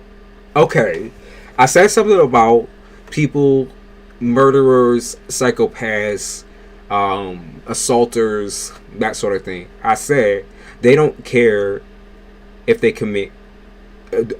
So spirit doesn't care, or like earth doesn't care if you commit a crime, right? It's got nothing to do with that. The truth is, who they're condemned by is actually us, right? It's a human thing. That's a whole human relationship. It ain't got nothing to do with like weighing out the odds and the karma. The karma is all dependent on here, your mind. And most people who have like they're psychopaths and they commit horrible ass crimes, they are highly critical of themselves. Whether it's like a narky thing, like a narcissist thing, or it's like they don't want to go to the warmth because that'd be like the first warmth that they ever felt type shit. Like that's what I picked up on. The reason why they usually choose not to reincarnate or go back into a body is because they have no capability of removing themselves from the cold. Okay, they don't want to go towards the warmth because they never felt warmth in their life before, unless it was murdering or killing somebody, that sort of thing. They aren't attracted by the light, and nor are they attracted to the dark. They usually stay on the in-between. So the same place where everybody else is, the in-between. They stay in there. Alright. And can they harm and hurt people through the in-between? Yes. They can harm and hurt spiritual energy, not your physical body. Okay, because we got to separate physical from spiritual. What can affect our physical body, though, is other people who are physical beings. Okay, so the people that have a body here on Earth, they can affect us spiritually and bring us down spiritually.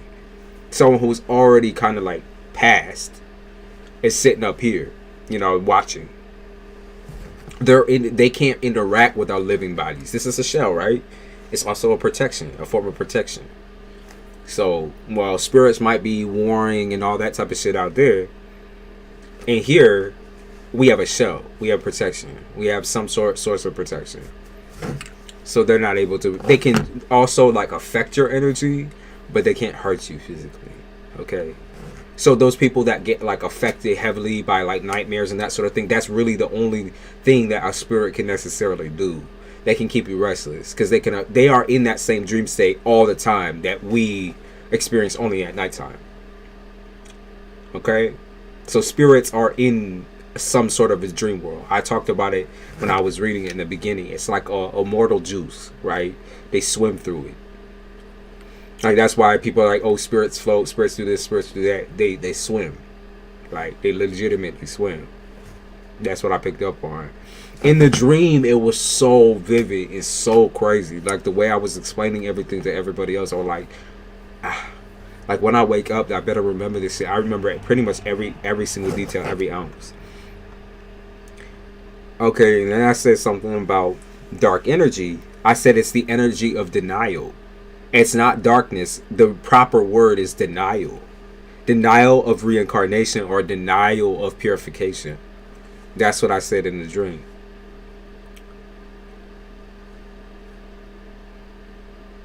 They're deniers of the warmth. That's what I said. They want to stay cold and refuse to forget their shitty life. So anyone could do that though. Anyone could forget their memories, or like if they've been through a traumatic experience, they just want to be embraced through the warmth, right? Some people choose to stay. They do. But they don't get reborn back into a human's body. You have to go through the purification process first. What you don't forget is shit that resides in like the common cerebellum or whatever, which would be like your instincts. Okay, your instincts. It's your short-term memory, right? So like every time we're born out of another person's body, We don't forget the short-term instincts. Those stay with us. But we're still able to create our own memories. Okay? So then I said, the soul absolutely resides mostly in the brain and travels throughout your body. Travels through an undetectable vein.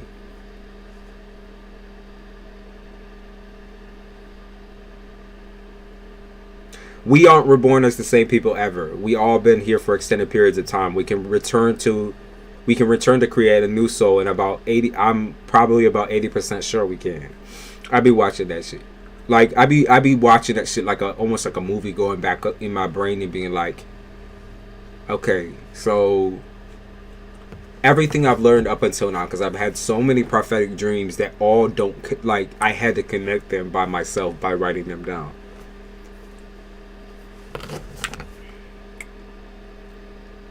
I said, with a new soul, I'm 80% sure no memory and no awareness at the start. New souls are made every day.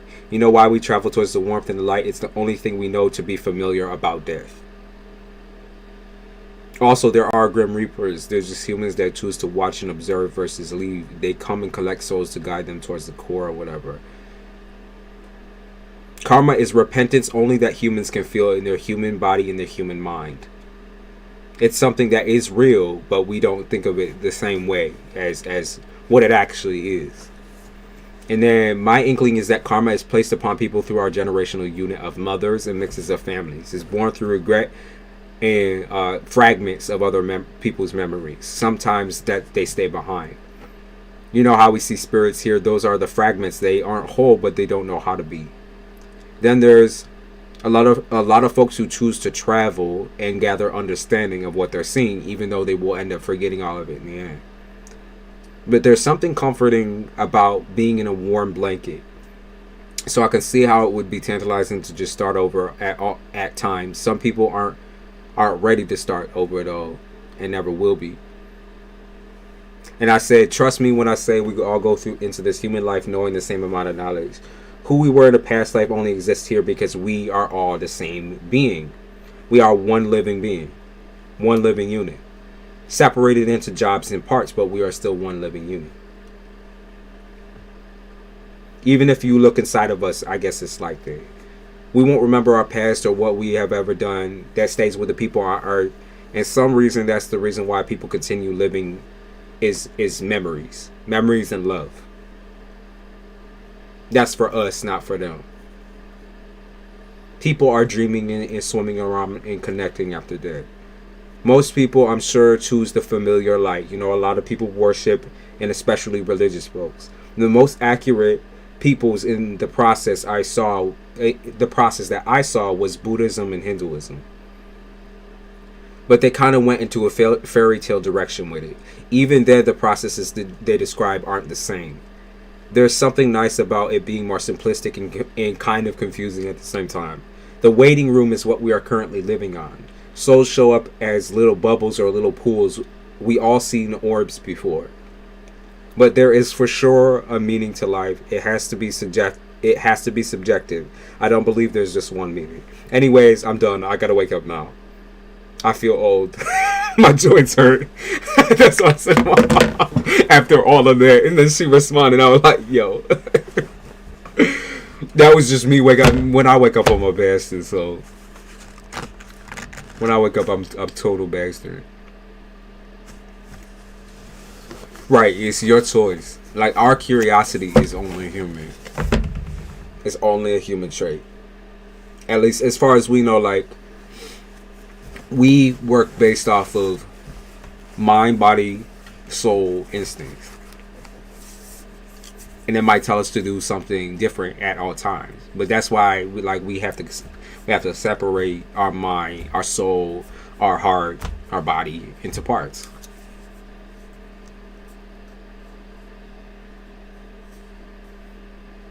You know what I mean? It's separated into parts. Like, the things that we learn, we're never going to remember. That's what I picked up on. Like, the meaning to life that we all seek out and try to find will only be right here on this planet. it felt so like strangely familiar to me, like that feeling of warmth that I described, right? About the core of the earth and the warmth, right? What felt strange is like that's the same feeling I feel when I feel like love, because I know what love feel like. You know, I love my family, but it's the same feeling that I feel chest wise when like I'm loving, that sort of thing, like a fatherly or a motherly energy. It just felt like pure warmth or pure love, and I felt it touch like right here in the back of my brain and like all the way down my whole body. I felt like I was being engulfed in flame almost, like the sun. It was that hot in my room, by the way. I keep this shit cold, as cold as a bitch. But it was so, I mean, very, very crazy. It says macrocosmic. What does that mean? Yeah, a complex large-scale reproduction of the universe, macrocosmic, containing or being a chemical ring that consists of 15 or more atoms. An exceptionally large red blood cell occurring chiefly in the... Yeah, that's what I mean. We're like just like how we think of ourselves, how we have like billions and uncountable amounts of cells that go through our shit. You know what I mean. You know what I mean. That's us for the earth. Like, that's us. I think the oldest things that we know about right now as far as living beings would be the stars. Alright? The stars are the oldest living beings that we know of so far. So until we figure it out, we might be the only instance of not the only instance of intelligent life, but the only instance in like this particular galaxy of intelligent life. And it'll take us a very long time to get somewhere else, but we will. Not saying your joints are after that makes too much sense. That's kind of heartbreaking about murderers, etc. Never feel the warmth unless they're connecting through certain acts. They never felt like earthly love, like things that happen here to us, like how we might feel a certain way about our brothers and sisters and mothers and fathers. They never felt that feeling ever before, until they killed somebody, until they like felt the cold of somebody. Felt the warmth of them drain out. Like that's terrifying. That's like, when I think of that, that's terrifying and also quite sad. The fact that they just didn't feel it. But if you think of that too, it's kind of like an ending to their legacy. No matter what, like they don't really have a choice or an option. They still stay stuck in a prison. It's a mental prison, but it's still a prison. I think so, like, from what I feel, right, learning is still something that happens for us only, humans, right? Humans and people who choose to stay in the in-between, because they can still watch us, okay, and learn from us. They're still there, okay? They're still there.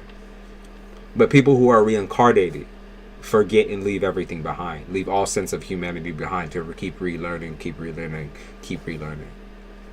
because I think the process of us like changing the surface of the planet is going to be what changes the surface of humanity. So like what happens to our generations to come type shit, that all comes from us changing the surface or the physical or the material of the planet.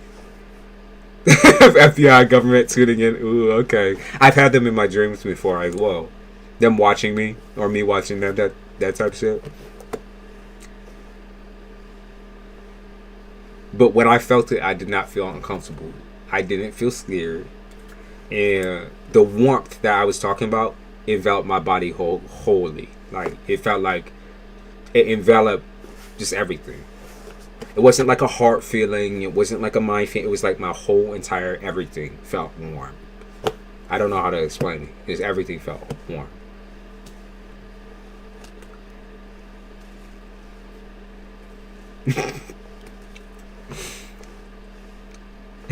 Them watching.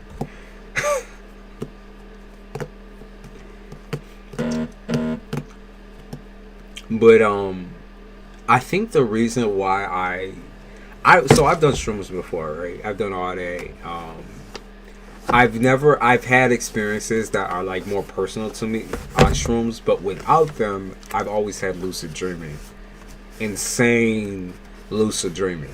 Things that I couldn't even make up in my own head if I was to see some shit. You know what I mean? Like the things that I've gone through, the things that I've seen, people have been through them before.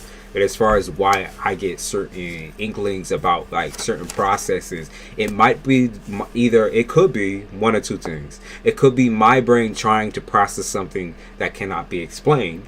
And even then, I did a pretty poor way of explaining when I read that, because I couldn't, like, in my mind of what I saw, I couldn't explain it. Like, I just couldn't. It's like it's something you genuinely have to feel. I could explain it in like a very human way, right? But not in the way that they feel it. And then on the other side of things, it could also be something that's like a whole entire process that's actually real. I just wouldn't know until whatever happens. So I gotta wipe my camera off. I realize how like blurry this shit look. I gotta just get a new one. I think I have a professional camera that I could be using, but setting it up. Say it makes me think of seat warmer in my car. Yeah, your whole full body.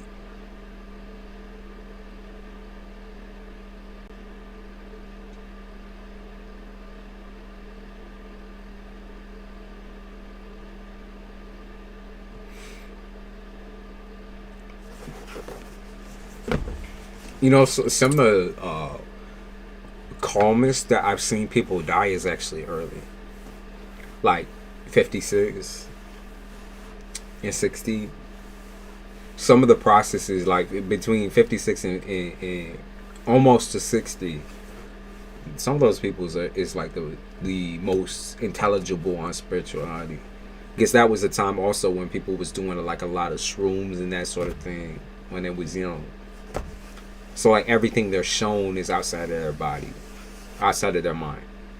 And there's just some things that you can't make up. Like, I don't know how to explain it.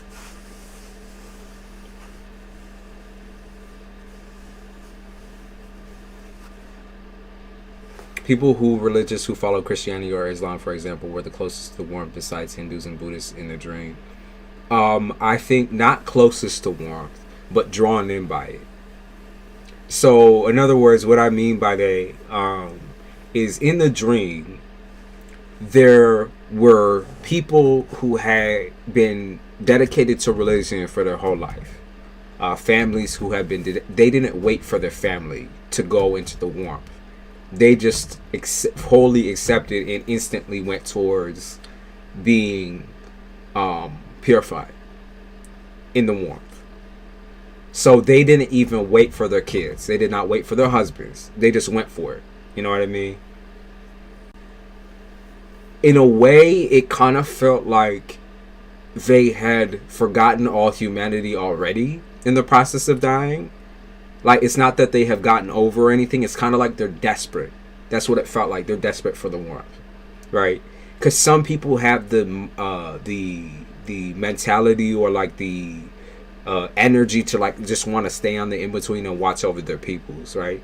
But those types of peoples, the Christians and Islamic and Hindus, Buddhists, people who have strong belief, always went towards the warmth first, like very quickly. Did not wait for nobody. Like, no, there's no line to go in either. There's no line to go in. They just go.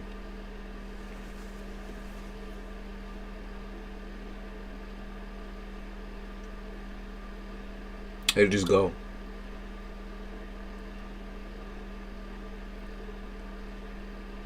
Hey, Gypsy, how you doing?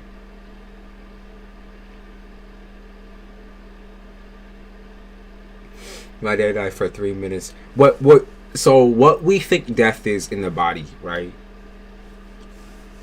What we think death is in the body. I believe that there is like a death, like we die often, okay? There's no such thing as like, until we completely die. I don't know how to describe it. Like, this is what I can see, right? So it's like this. We have so many different processes happening a day. It's like a restarting a computer. You know, the old towers, that sort of thing, when you would have to like hold the button for 10 seconds and restart. That is a process of death. That is one process of death. So what we describe as death as well is kind of misconstrued and misunderstood. We die a lot, very often.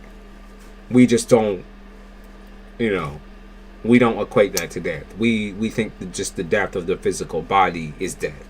But that it's not like that. So, like I said, these are all things I have written in the book. In my, I have 2 books that I keep on my bed, and both of them are dream journals, or things that I've written down. They're both right over there. And one day I'll just do like dream journal reading and shit like that. But those are the things. Yeah, like unplugging it and plugging it back in. It's super interesting. But I think since we're talking about karma, I probably should do Libra later today. You need to publish that. I don't know if I want to, but I would. I do text it all to my mom, so the FBI and the CIA and all the motherfuckers be seeing it anyways. It don't matter. But I'd have to actually think about that though. Reason being is like people handling information. I don't want to start my own cult, okay? I don't want to start my own cult. I don't want to start my own religion. I don't want to start nothing, okay? Like, I am a believer in whatever comes my way, digest it in whatever way I can at this current moment. Doesn't mean it makes sense. Maybe it'll make sense later, and maybe it won't, and let it go, right?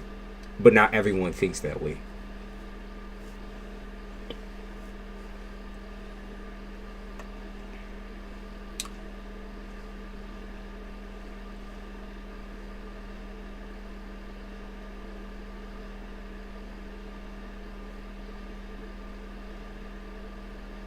Is 11 significant to the afterlife, or is it more of a coincidence?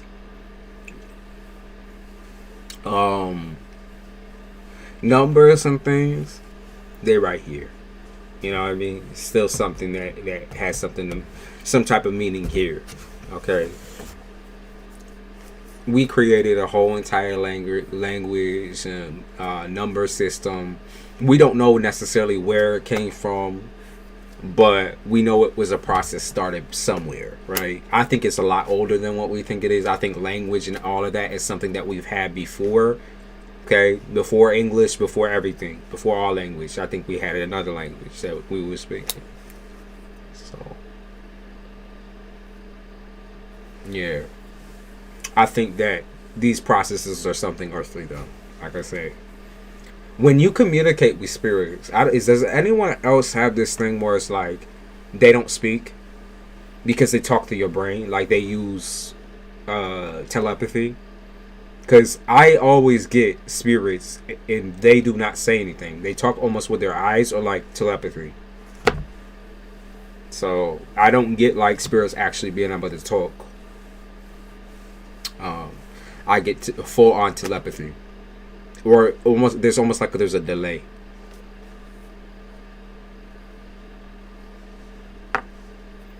And I get scared that I'm in delusion. No, you're not in delusion. They talk through telepathy. There's a delay between like what they are saying, and like sometimes you'll see their mouth move, but you won't hear it. It's all telepathy. They talk to your mind, your brain. So the processes that I'm talking about, or the processes that really anyone talks about, can be told probably from somebody up there, right? They affect our energy. They give us like glimpses or images, that sort of thing. But I hear the voice in my head. Yeah, me too. It's telepathy. They're able to talk through telepathy. They don't. For me, spirits never move their mouth.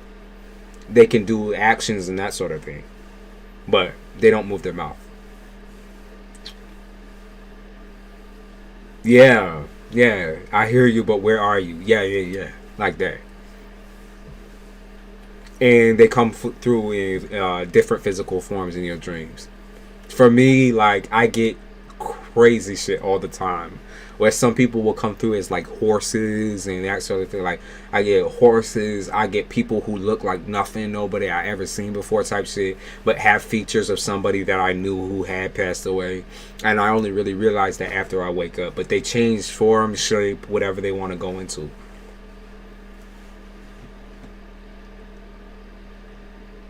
Yeah, they don't move their mouth. I'm an empath and I know my mom is sensitive. I don't want it, and I try and push it away. Why do you try to push it away? What is scary about it? Like, what to you is like the scariest process of that? Why is it scary? Messages through music, yeah, all the time. I think those messages are still driven. The Avatar, yeah, that's what it. Everybody keeps saying the Avatar every time I bring that shit up, and I gotta go see that movie. But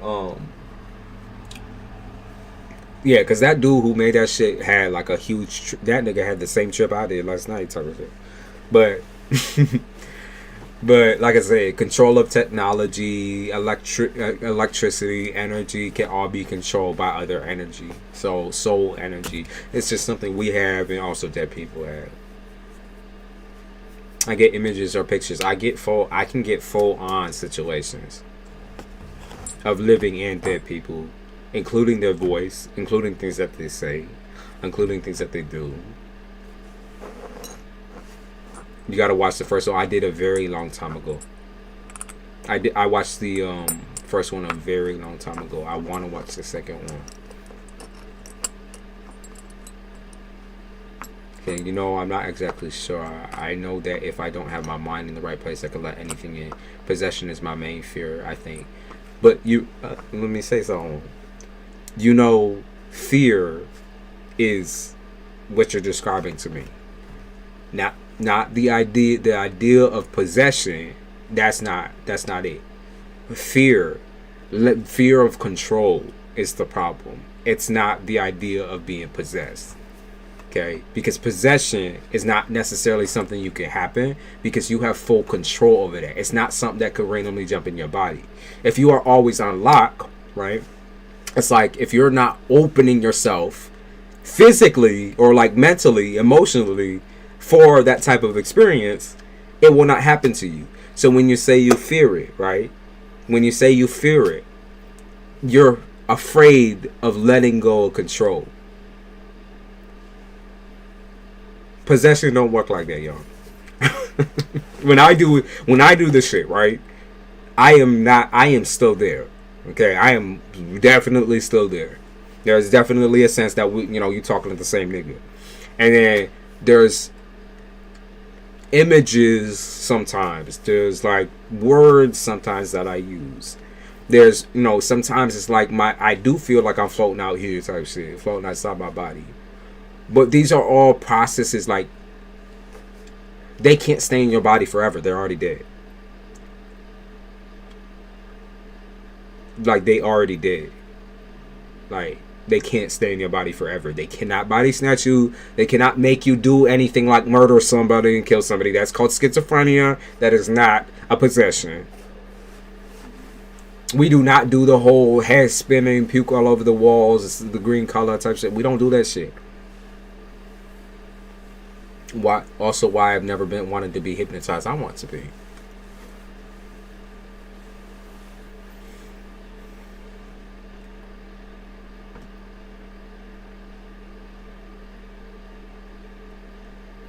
What about being scared of the dark? That's a fear. That's a real fear that gets spread on by early childhood trauma. All fears, all of those fears are. Especially if you watch scary movies, especially if your parents have kind of instilled that within you, especially since it was kind of passed down orally in different stories to scare children in order to make sure they like stay home, they don't run away, they do this, they do that. It's control. I mean, it's control.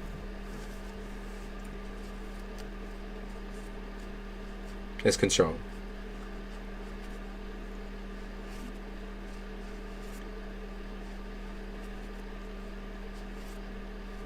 Yes, I have a crippling illogical fear of heights, of going up a ladder, and they show me that in my dreams, and in my dreams I'm okay, but like when we out here type shit, if a motherfucker be shaking the ladder when I walk up a bitch, I'm gonna crush a motherfucker. I will beat the fuck right after somebody.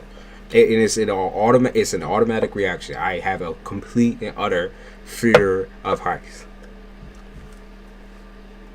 So,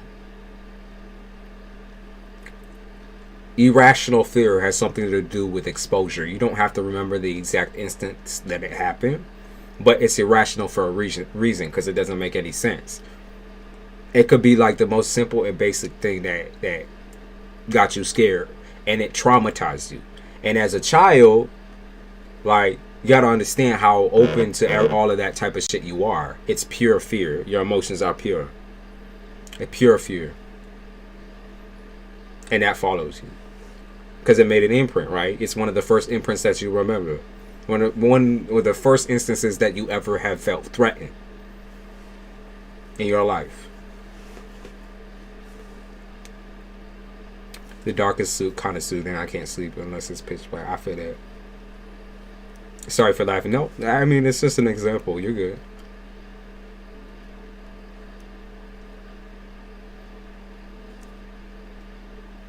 Right. We make ourselves weak. We pity ourselves. I'm scared to see or hear one. It's okay to be scared, but that, no. It's one thing to like deny it's even happening and one thing to be scared. You know what I mean? I'm just trying to normalize it, Amber, because it is like, it's an instinct. It's normal. It just is.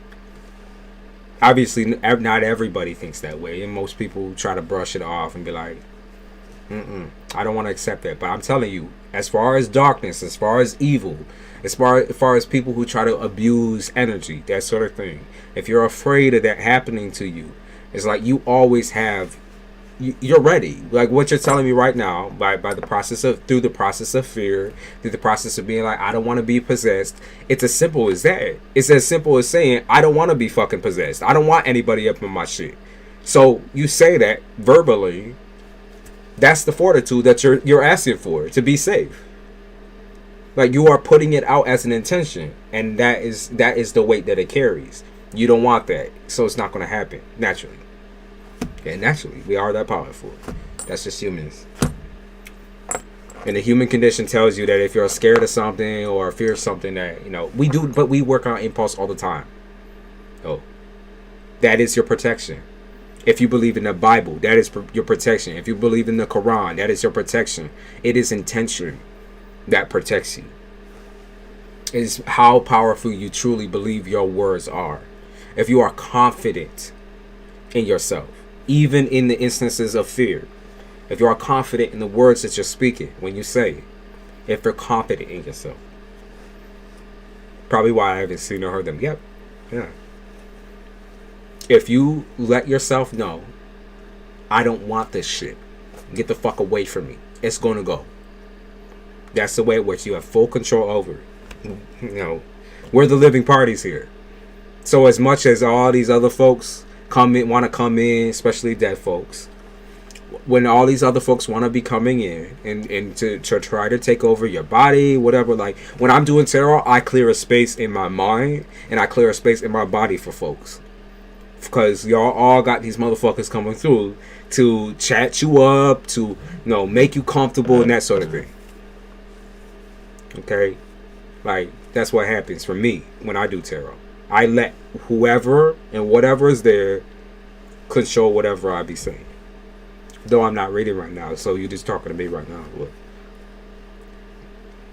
Yeah, if you feel uncomfortable at any time, all you got to do is say the words. And they go on.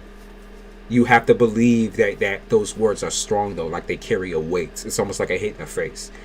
Like when I get angry, right? When I get angry, particularly at spirits, or particularly at something that's affecting me, whether it's living or dead, because living people reach out to y'all through dreams and all that. So they reach out and try to take your energy or whatever, siphon, right? I get literally angry. Literally, genuinely angry. I'm like, leave me the fuck alone. That type of shit. Where I put my fucking foot down in my words. Like, leave me the fuck alone. Do not fuck with me. Do not touch me. Do not fuck with anybody that I know. Leave me the fuck alone.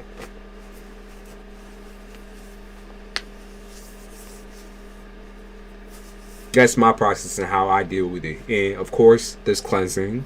So if you believe in sage, bay leaf, that sort of thing. Sometimes purer scents, like mint as well. Like, that type of shit helps your mind feel clearer when you're stating these things, these affirmations.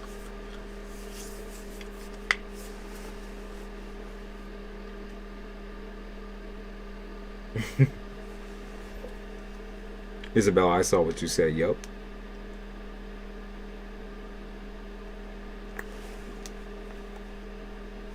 The house I lived in, the old owner didn't like me. She tried to come around. I smelled cigarettes and she smoked like a train. Oh, yeah. Yeah. They be doing all that type of shit. They be visiting you when you, like, you know, say you're just even thinking about them. Like, sometimes that's a for sure sign that they're around you. Like I said, living or dead. Okay, living or dead. Because everybody can reach out. We're all fucking connected like that. No, whether that's unfortunate or fortunate, you gotta decide that. But like I said, we like trees up in this bitch. We all have vines that are intertwined and connected. There's not a specific person or a specific thing that is not connected to us. Like, if aliens were really here, I'm sorry, but they would get all fucked up with our energy. It just don't match like that. We connected here.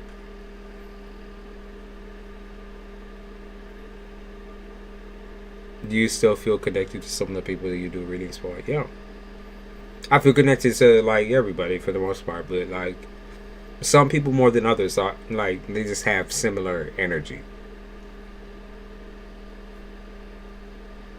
They have similar energy to me, or similar energy to people I felt before. Familiar energy.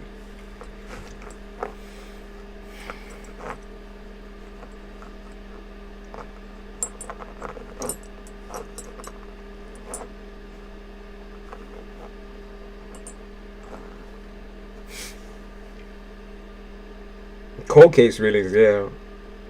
I feel like you could be beneficial, but I don't want to dedicate myself to that. I'm gonna be honest with you, right? Actually, you know the recent thing with the two blonde girls and then the couple that just died. I believe it was the couple. I did pick up on some shit there. I did tell my mom. I did a reading just specifically for my mom's ears and let her know what was going on, and it did come up in the news as far as who they caught, the type of character that they caught, and all that type of shit. I was correct on that part, right? I want to dedicate my shit. Yeah, the Idaho murders. I want to dedicate my shit towards myself. It might be a little bit selfish, but I'm forever working on myself, forever building myself. Naturally, I know I could put that out there in my way and get across the messages that I want. I love how my shit, my YouTube shit is fucked up. But incel, no, not it. I mean, I wouldn't say incel. I would say like somebody who thinks they're better than majority of the humans on the face of the planet. It's not like a narcissist neither.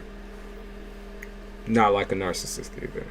It's a true psychopath. Psychopaths also feel emotions. But yeah, I felt it's a true psychopath. Even his family, his family was sus too.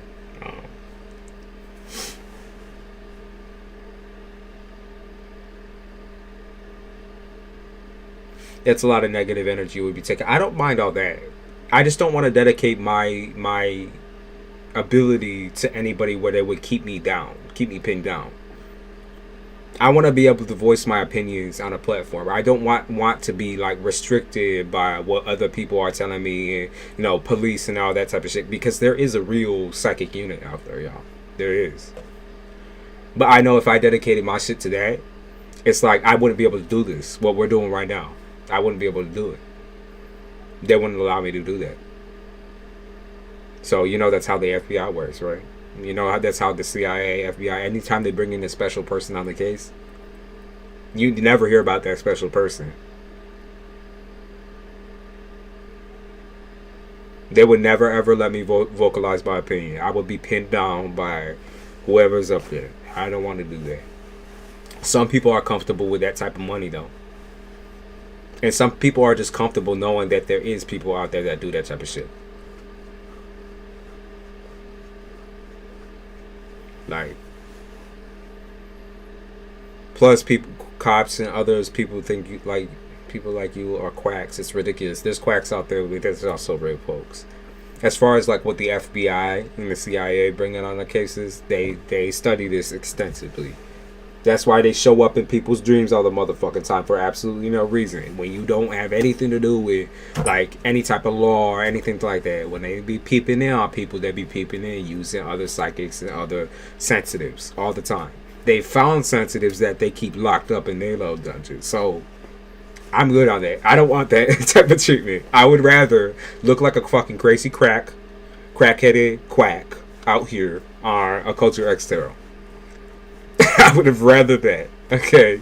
I'd rather look like a quack to a majority of the people. I would rather that. Y'all know what I was going to school for, right? I was going to school for forensic psychology. So I was already on that path. I just couldn't do it. Main reason is because, one, I was bored. I was very, very bored. I had to get my life together. I had to get sober. And I also felt like I was dedicating my life towards something that would completely drain me and waste it. Because I could be talking to thousands or millions of people instead of talking to one person and sitting in front of a murderer or a psychopath. I can understand that shit from the outside, right? Of course, that won't get me closer to the talking to these crazies and understanding them. But I don't want to dedicate my life to that. FBI agents and our phones are losing it right now. Yeah, they are. I want to vocalize my every single opinion that I got on a platform that is open, and even if there is people who deny, reject, whatever, I can swallow that. It's the same with the cops. I can swallow them motherfuckers. I don't give a fuck. Alright, my respect, let me be honest, does not lie within the police. I took psychology classes thinking I'm a mess. And how can you help others? You had the opportunity to become a profile and you gave it up? Yes, I was not sober at the time. I was very much in the mindset of somebody who wanted to understand themselves. Right, I wanted to profile people crazier than me because I found it. I was curious about it. I thought it was interesting, but at the same time, I wanted to understand where all this shit stemmed from, where it came from. But I also wanted to understand myself, and you can't do those two things at the same time. At least that, at the time, that's how I viewed it. And now I love spiritual work so much more. I appreciate it so much more than when I was in school. Because when I was in school, the only thing I could focus on was my addiction and my illness and my family's illness.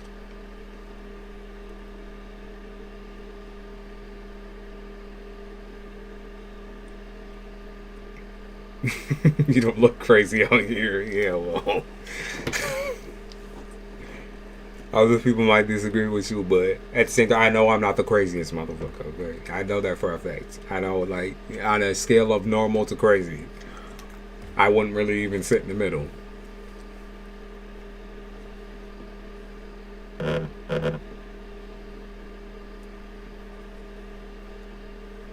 What's next for you now? Some sort of entrepreneurship. I want to be able to learn languages on my own through this experience of travel. Once I get my family settled, I want to be able to learn different cultural backgrounds. Like someone who I really fucked with was Anthony Bourdain, where he was able to have his own TV show, and it kind of guided him all across these different lands, different cultures, different foods, and that sort of thing. I wouldn't really be going after the food, and nor do I know whether I would actually broadcast that or not. but I absolutely love to dedicate myself towards understanding other people's cultures. And as far as like bringing people together, bringing people on the journey, I'd love to still do tarot in the future. That'd be fucking cool. But I don't think I would. I think some sort of spiritual work would be awesome. Genuinely, and music is always going to be my backdrop. I love music so much. It's the love of my life. It is the love of my life.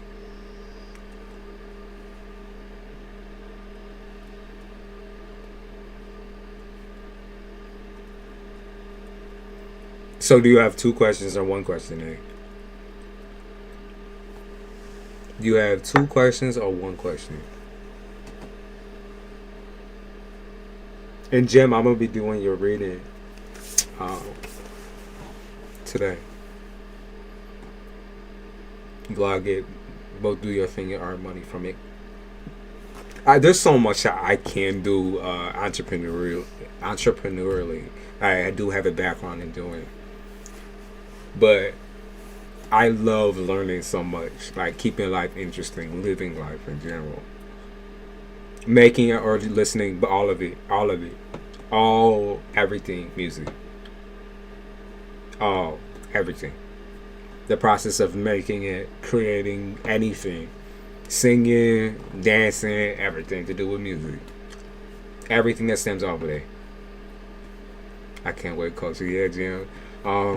You're probably going to have your reading later in the afternoon. I plan on doing it right after this, so I'm going to get some food and whatever.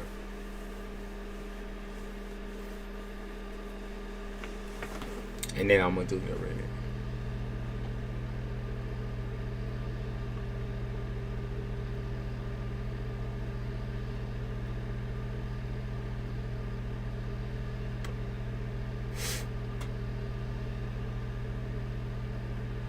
Giving advice and wisdom like he's 99 or 109. Been on this planet for eons. I don't know. Collab with my nephew. Culture got a collab with the Gypsy first. I love to collab with different folks when I'm ready for it. I think it's opening for Ice Cube and Bone Thugs on 2020. Really? That's dope. Congratulations to your fucking... Damn. Congratulations. That's awesome. What language do you want to learn first and why?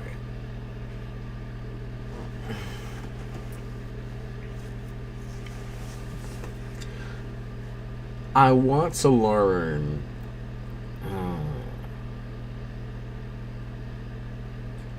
I think I want to learn an African language first. It's hard for me not to want to explore Africa in some type of way because a lot of my like religious background would be from that side. So as far as language goes, I would want to learn something that may be African based. There's Haiti, which speaks a little bit of French, mixed in with the original language of the Africans. I thought about Italian second. Italian is actually quite easy because I've already kind of been studying that a little bit on the side. It's quite easy. Spanish as well. Spanish I studied in school for like 3 years, and it was interesting. I mean, I know baselines. But the thing is, with my brain, I gotta really be in this situation in order to use it. And even then, like, at the time I was all hopped up. I was 100% convinced you say Japanese. Oh, I love Japanese as well. Japanese is a very cool language. Korean would actually probably be a little bit before Japanese. Korean is its own language entirely, and I fuck with that. I fuck with that heavy. Korean does not have the same basis as our languages do. So, Japanese though I do want to learn, because one of the places that I want to go to in Japan, what is it called? Hold on. I can't remember the actual title, but it has a giant Buddhist statue. It's so beautiful.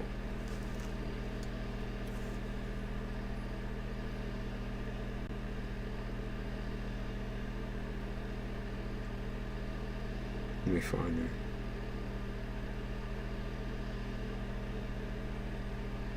it. God damn it. I just said it. I just looked it up earlier. I want to learn Danish as well. I love to learn Danish. That would be one of my great grandmothers. Or great grandmothers was a Danish gal. And her father was actually Irish. My great grandmother's father was Irish, and my great grandmother's mother was Danish. So that'd be. It's so wild though. There's so much I want to learn. I just don't know like my capabilities of learning, and I won't stop trying until like my brain gives out. Until I go brain dead.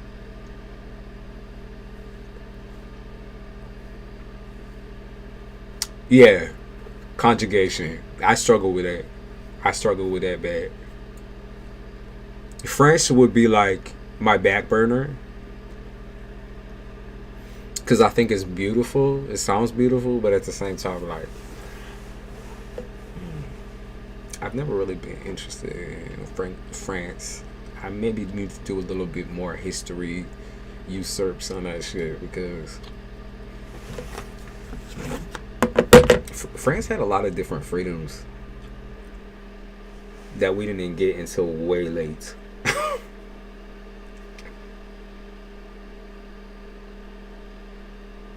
Spaniard and Native American. Hardest language to learn. Korean. French is a little tough. I think Korean is the hardest language to learn. I think it's easier to write than it is to speak. I don't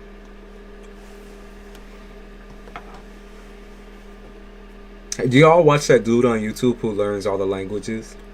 Where he's capable of like processing a language within like a couple of days. Have y'all seen that? Jim Morrison's grave in Paris. Got to take my kid to school. Can't stay. That's all right. Listen. I'm gonna get your shit. I'm gonna get your shit. You have Danish in you too. Absolutely. Scandinavians. I have the Scandinavians in my shit. I have Vikings in my shit all over. We can trace part of my white heritage, my grandmother's heritage back, all the way to Vikings. I don't know the pronunciation of those fucking names though. So don't you even look at me like that or think I won't try to do it. Okay, but they're all redheads. All of them. The farthest back, they're all redheads. I am not going all the way back to do that, but it's like, come on now. Come on now. Come on now. Motherfuckers trying to make me read shit. I'm not going to do that. Fuck. Let's learn my grandfather was adopted. Original last name was Hebel. Can't wait to explore that part of the family I haven't known about. That's interesting. That's dope that you get to learn something a little bit more about your grandfather and his roots.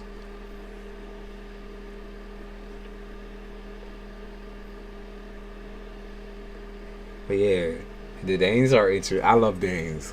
I love that shit. And then I have the Welsh people on my grandfather's side. White side. Grandfather's side. His mother was Welsh and his father was Italian. We got a lot of mixes up in there too.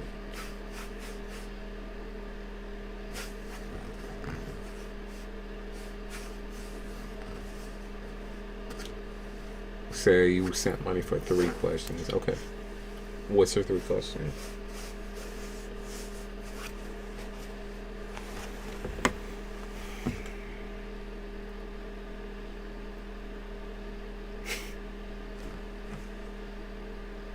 How did you get interested in tarot? It's not really a long story. I was kind of like into learning history first, particularly about Romania, Italy, those type of places, the gypsies, learning about my background.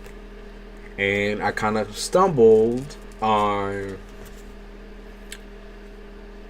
readings, right?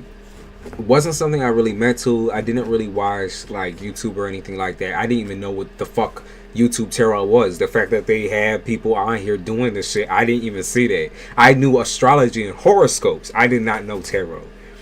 But the first time I saw someone like mixing it up was I think her name is Astro Queen, and I know she's canceled, alright. I don't really fuck with her anyway like that no more, but her name was Astro Queen. I saw one of those videos, right? And I got reminded that like a year down the line, for some reason, I think it was because like me and my friend were going through a bookshop, and she ended up picking up this like coloring tarot book where you can color your own cards or whatever. And she like, no, we was just fucking around, smoking and having a good time, and she was coloring her cards or whatever. And I remember trying to do it though, like reading the book and trying to do it. That had to be when I was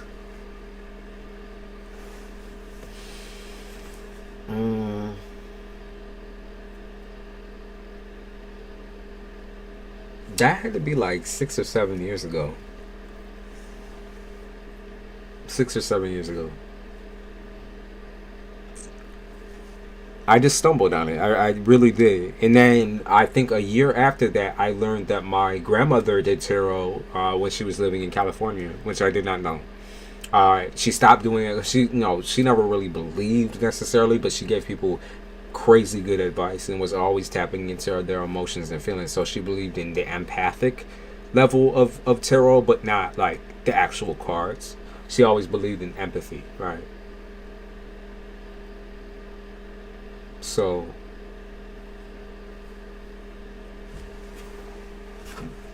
yeah, no.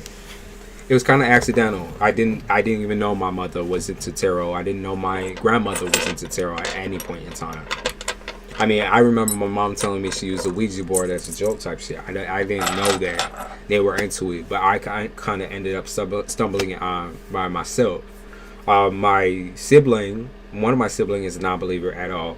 My older sibling was at the time kind of church-like, into church and that sort of thing, or kind of like falling off that bandwagon in a way. So I didn't really have like that whole spiritual talk where it's like, you can feel this, you can feel that. And were you always clairaudient? Yeah, I was always feeling shit and seeing shit. I just never say anything because I was too embarrassed to say something. Anytime I would bring it up with my families, they would call me crazy.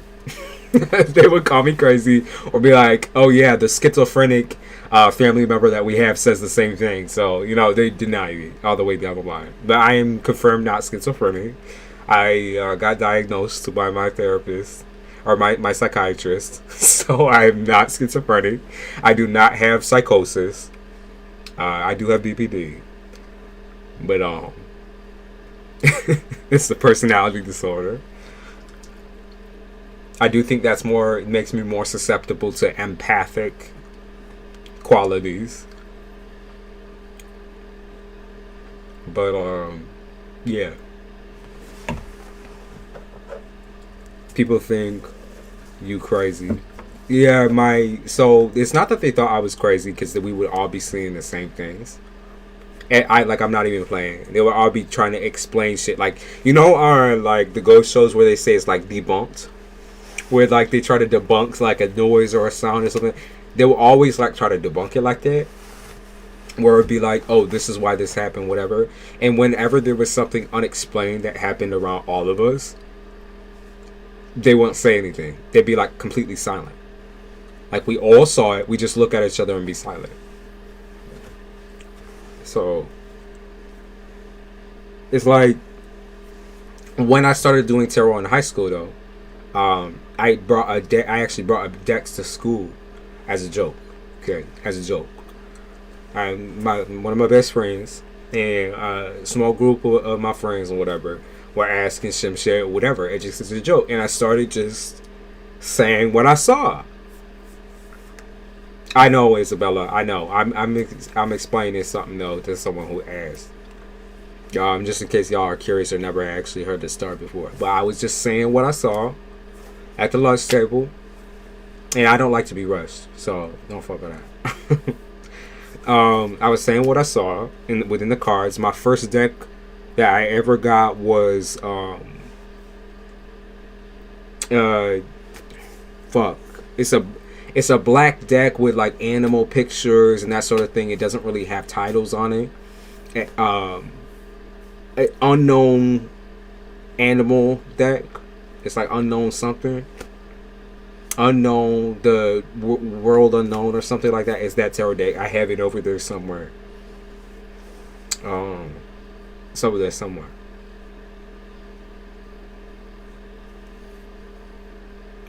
What I really didn't realize though is when my mom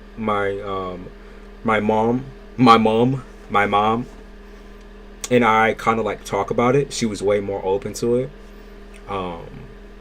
In that she never denied it. She would just stay silent, but like look at me knowingly, or like I hear her like say something and be like, yeah, because we both know what you're experiencing, that sort of thing.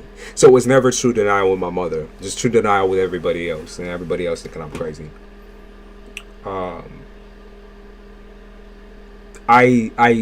The thing is too, like, I've done tarot for all these folks now. They don't deny it anymore. They don't really, they ask things just as, just questions or whatever. They believe something. Okay.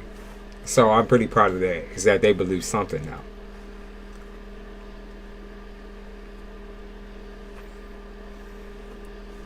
Nah, not tutorial. It's the world unknown or something like that. It's a tarot. It's a small tarot deck. The unknown tarot or something like that. Mama's got your back. She's always been super sensitive as well. And the shit that we talk about is some real shit. That's why I be sending her my dreams and she be like, "What the fuck? Wild unknown. Yeah, you got it. The happy Libra got it. Why? Of course you would know that. The happy Libra. Of course you would know that. The tarot enthusiast and shit. Don't you play with me, the happy Libra. I know you be doing tarot. Wild unknown. Yeah, that one. You got it. It's some smaller one. But yeah, I don't know. It's kind of an accident, I guess. An accident, and I never really felt like, for me, I was never able to feel ashamed, really. Because for some reason, I just always knew what I was doing wasn't bad and it didn't affect anyone's life. So I never got like shamed away from it. Like, I would just do it occasionally for folks that would ask me about it, because they'd be like, "What you said came true, holy." They'd all be like, "Holy shit, what the fuck?" It'd be started out with like basic shit like breakups and that sort of thing, or like someone getting together with this person, that person, and they'd be like, "What the fuck?" Like, it freaking out at the table and shit, the lunch table when I was in high school. So, started out with that. And then into college, I didn't do it at all. With college, I was definitely going down like the throes of my addiction. And then I was also going through the throes of my grandmother being sick. Back and forth sick. So I didn't really have the time to open myself up to that. Yeah, my mom sends the dreams as well, and hers are just as lucid and weird as mine are.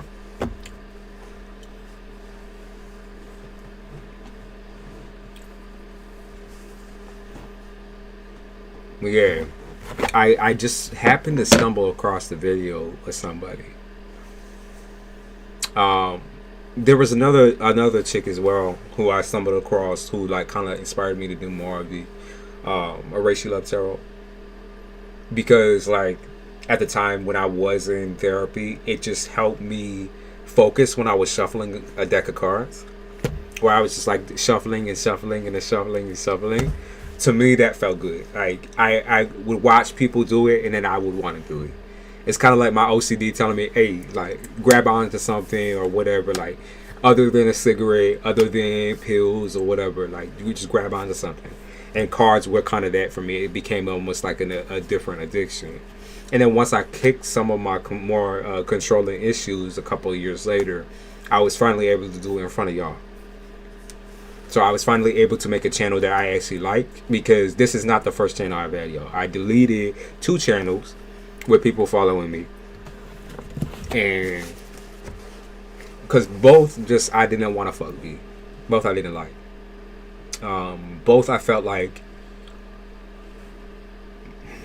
I don't know, like I wasn't putting my real self forward, because I wanted to be blunt with it, but I kept finding myself softening shit for people, and I just didn't fuck with it. I wanted to just be myself naturally and have shit come with a flow.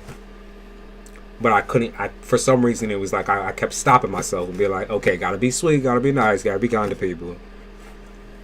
But, yeah, no. That was definitely the wrong approach for me. I couldn't carry that on.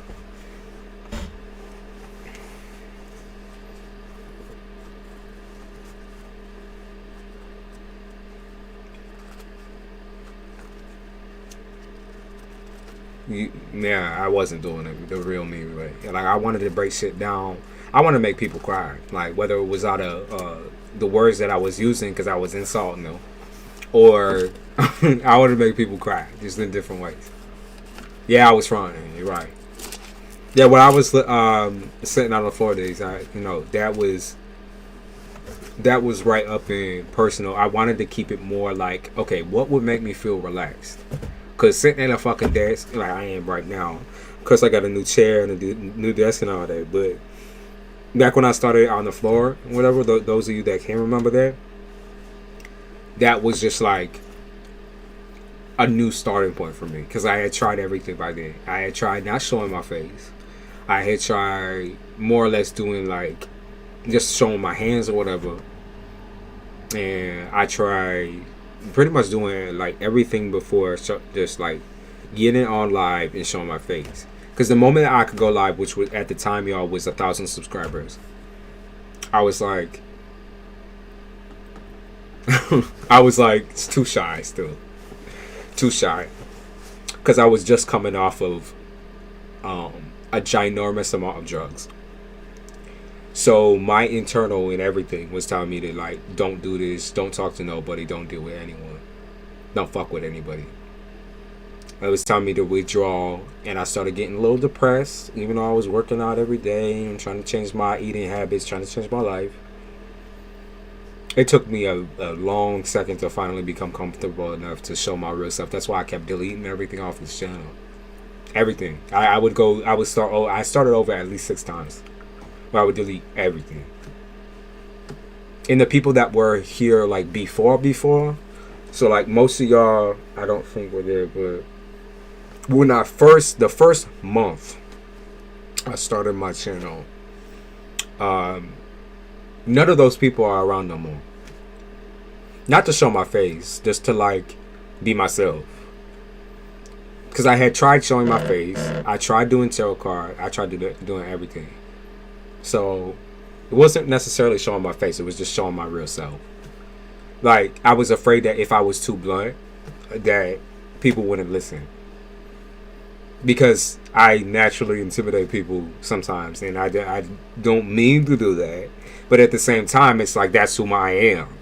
So do I ignore that and keeping it light or whatever?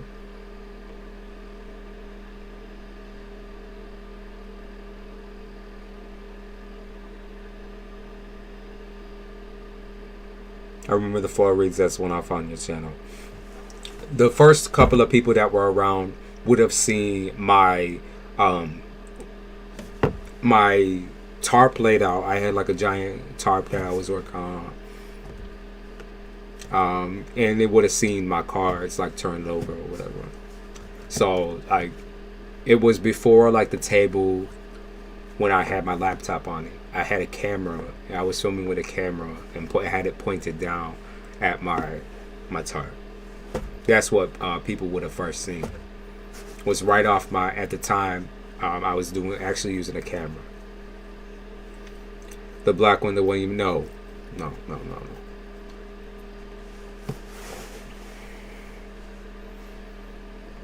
That one was a little bit further into the future.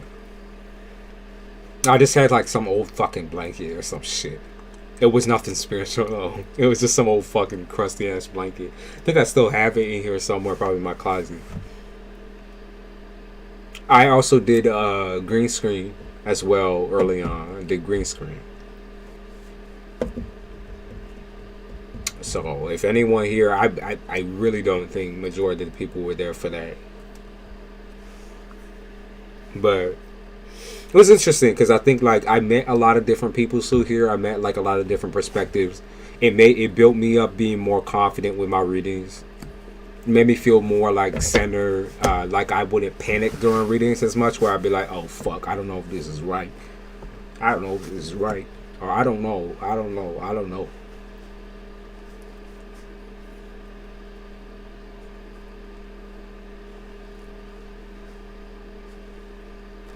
The first time we were reading from a hoodoo tarot deck. So if I had just gotten that deck, that would have been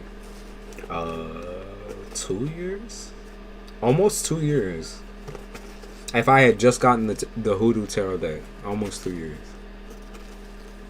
Aerial view, yeah, you're the one of the ones that, Amy, you might even remember like when I was first doing it, like very like my first even like video on this channel. You might even.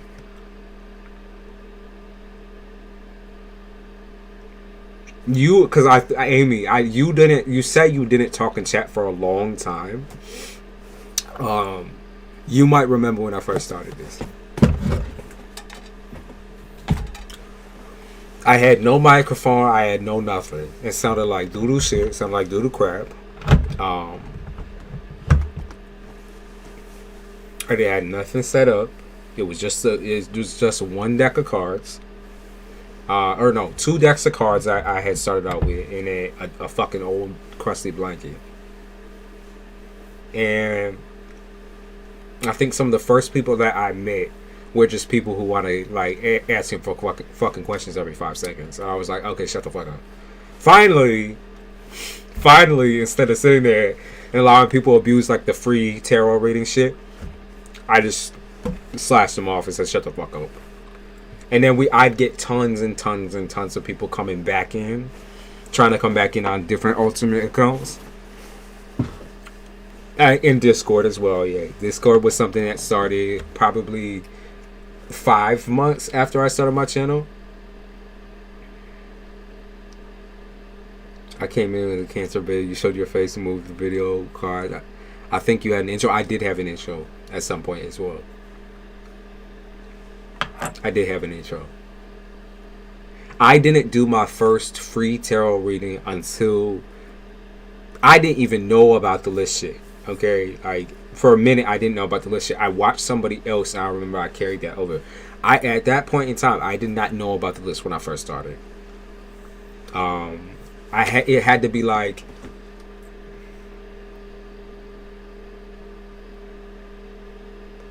I think how I did it was I would just pick people's questions out of the chat. I'd be like, just put your question down. Just put your question down. Whatever. I had to keep telling people the same shit over and over again. And that was like... that was so wild. Because people would just spam me up so much. I'd just be like, oh my God, I gotta get off. I gotta go. I last like an hour up in the business. I'd be like, oh, we gotta get the fuck out of here. Let's go. Fuck all this. Yeah, like, fuck all this for real. And then they were fiending, yeah. And at the time I was so new to it, I didn't know the whole process of like shutting people down. Like it was hard for me to say no when people were being needy, because it was a new process for me in general to just be online. I used to have a Twitch channel and whatever. But it had been so long since I done something live, so I was just like, okay, I don't even know how the fuck this works no more. I don't know how YouTube works. I felt like a fucking old fool. I felt like an idiot. For real, I did. But yeah, I've had this channel for about almost 3 years. It has to be. I won't tell my family about you because fuck, you know. All right, now I will actually get into the readings now, but damn chair. I mean, those of you who have seen all of the evolutions, Amy, you might be the longest lasting person that's been up in here. Because if you remember the aerial view shit, then you are one of the oldest. For sure.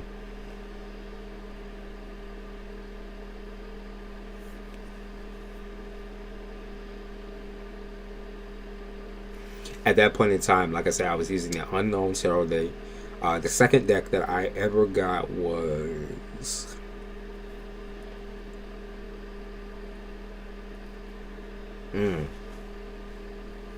the Silver Witchcraft Tarot deck. That was the second one. The second one I ever used was the Silver Witchcraft Tarot deck. That shit is wild. You'll be in a mansion soon. I was saying that last night. I was like, damn, where's my mansion at? I kept saying that. I was talking to my mother on the phone. I'd be like, where the fuck is my mansion at? Oh my god, the Skype with the dude who snuck in. Yeah, those days were wild. I thought that shit was funny as a motherfucker. It distracted me entirely from like the shit that was going on in my life, but it was so much fun. Discord and Skype and all that, like that shit was so fun. Most people did annoy me, to be honest with you. I would have a headache at the end of the night, but people that kept it classy, y'all know who you are, like especially you, Gypsy. You know how to keep it fucking classy.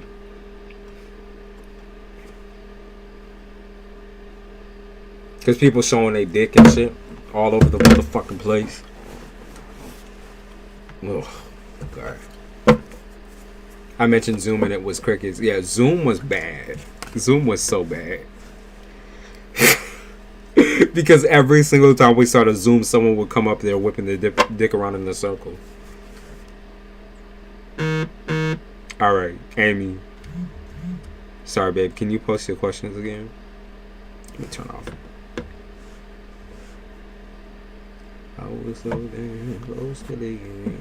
I was so damn close to the end. You was the clown of the show. You weren't. Someone else was.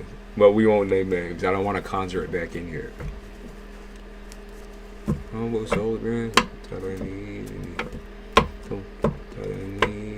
But this shit did really help with my addiction. And just gave me another one. But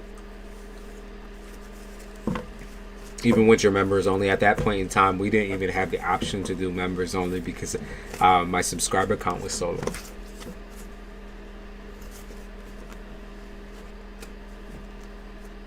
And also YouTube had different rules.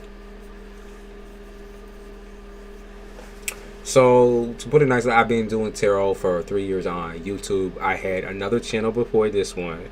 And I kept up for about a year. That one got like fair amount of like likes and people liking it, but I just thought it wasn't authentically me. And then I made another one, a different one.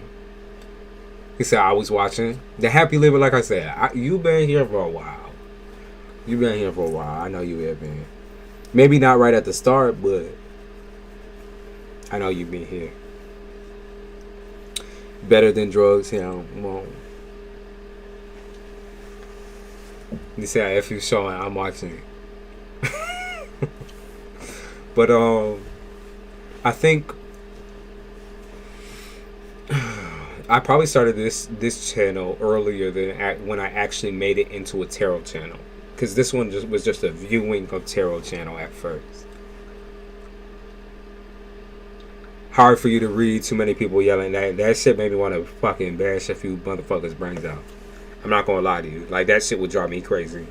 Like, when they start all talking to each other. And obviously we had some haters and all that type of shit. We had some hateration up in there. We had people trying to take over, which I thought was hilarious and funny. But at the end of the day, this channel was not meant to be hilarious and funny. It was meant to be a learning thing for me and a learning thing for others. And a lot of those types of people was not looking for learning. They was looking for attention and attention only. It was very, very, very entertaining. I was not mad about the entertainment value. I was more or less mad at the fact that people have had a habit of taking over when I would do readings. You know what I mean? So, like, that's why we switched up, changed up, and that's why I stopped doing Discord and all that type of shit. And why I want to make it more permanent in the future and doing Discord private members situations. Where with my members, y'all can come over to Discord and we can all do a Discord reading session.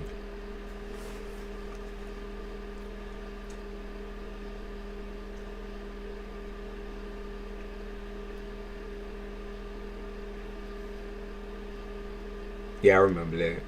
Yes, brother. I've battled several addictions through my lifetime. I always pick up a new one right after my clothing, shoes, spending addiction is way more expensive than any drug I was hooked on. Well, I can say my addiction was quite expensive. I can actually agree with you, but the amount of random impulsive spending I was doing that had nothing to do about, like, I don't even know. It was just like collecting almost like not even like a hoarder, but like collecting tons and tons and tons of shoes, collecting tons and tons and tons of outfits. I mean, I still have some of those characteristics now, but I was able to lean away from it once I got off the fucking pills. So, alright, how would it go if I leave my job again to go to the job where my old coworker has already begun renovating her funeral home? She asked me to go with her a while back. How would it go if you leave your job and go to another place?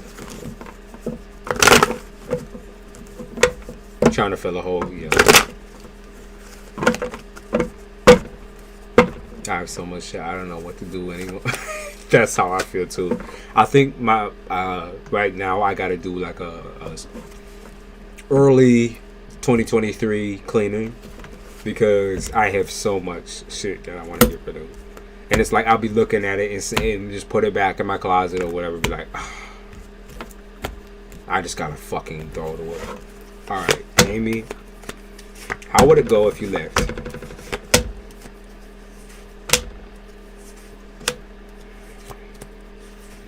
I would maybe question this person's offer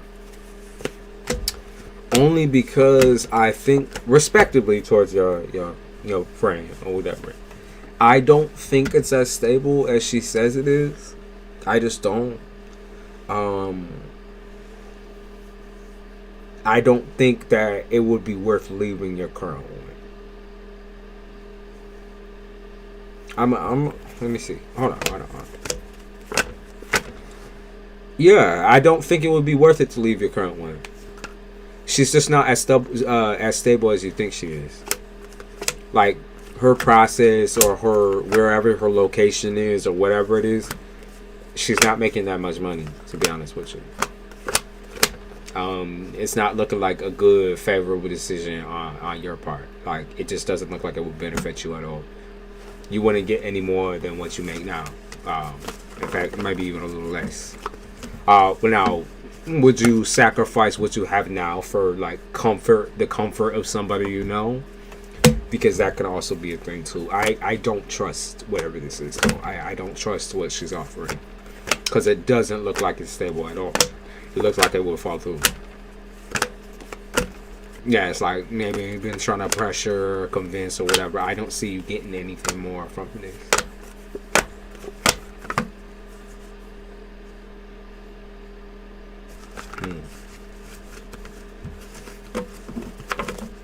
Let's see. Why is this unstable? 9 of baskets, 5 of knives. Because it's like a person inviting in like family members or inviting in people that they know so closely, and because all of their workers or employees are close, it triggers like slacking. It triggers like people to act up. because they feel too comfortable. Okay, so exactly what we was, talking about comfort level, and you trying to go towards comfortable things, right? Is actually going to be quite the opposite, because I feel like this person asked a lot of the people they're comfortable with to work with them, not really taking into account that I guess it's called nepotism, right? That type of behavior triggers a imbalance within the workplace. Okay. So it's almost like nepotism, almost. I just don't see it being a good experience. I really don't.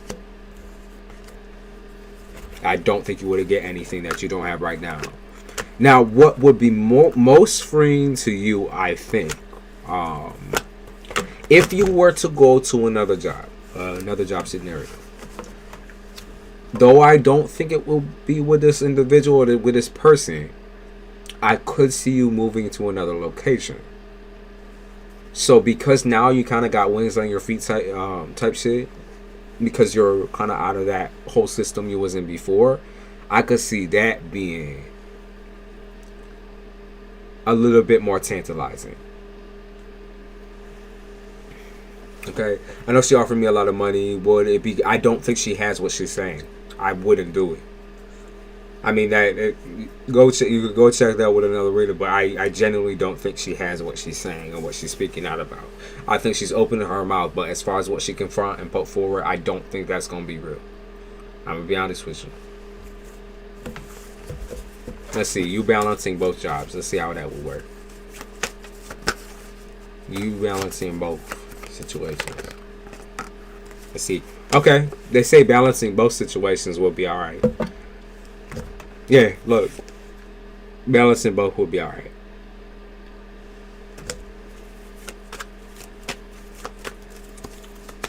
Don't get rid of don't do a full transfer over where you work there full time. Don't do that. Don't do that. Not a good idea. Part-time, yeah, look. Okay. So part-time or working just when you can, that'd be fine. I just wouldn't dedicate yourself fully to whatever this is. Let's see. Why not dedicate yourself fully? Nepotism again. She don't have that much money as much as she's saying. She don't have the resources that she's saying she has.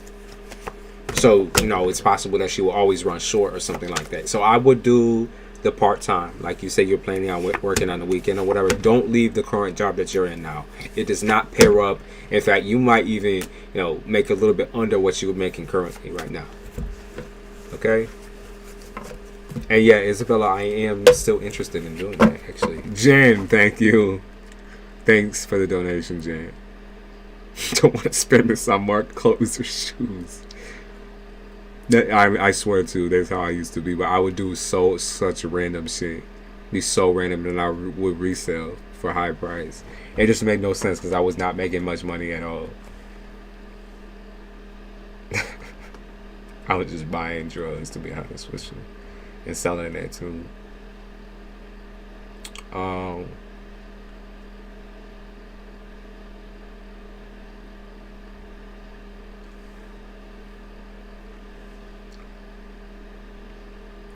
Amy, what was your second question? Hold on. Let me find it. How would it go if you leave the job? How would it take my job? Okay, how would they take it at your old job if you just left entirely and went to the new one? Let me see. I was on drugs and buying clothes. Yup. It's a whole other issue. Okay. So, Amy. If you left, I feel like you put a lot of work. Obviously, you're right on time. You're right on point. When it comes to work, they're talking about how in your current work structure, they're talking about how dependable you are for the most part. Okay. Like, you are dependable. Like, you do pick up the slack when asked. So they would miss that. They would kind of miss having a little bit of you're almost like a lackey or some shit. They would miss having that type of energy up in the workplace.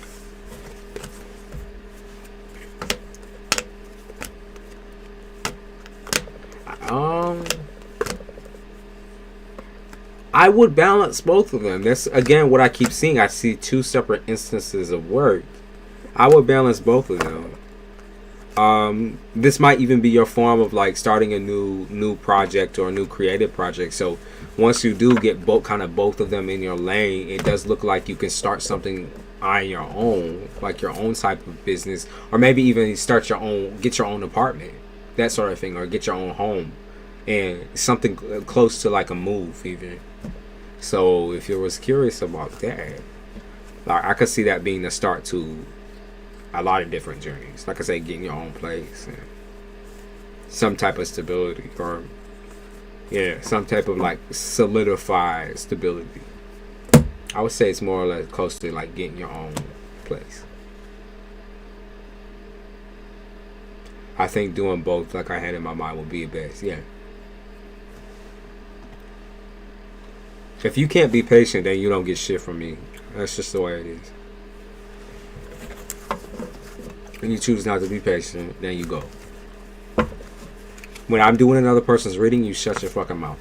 That's just the way it works. You read the title, you did not read the description, like I said.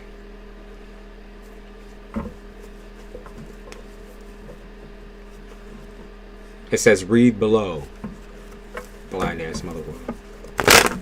Blind bitch.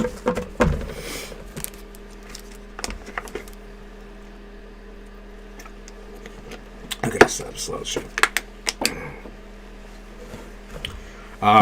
Did you have one more question for me or no, Amy?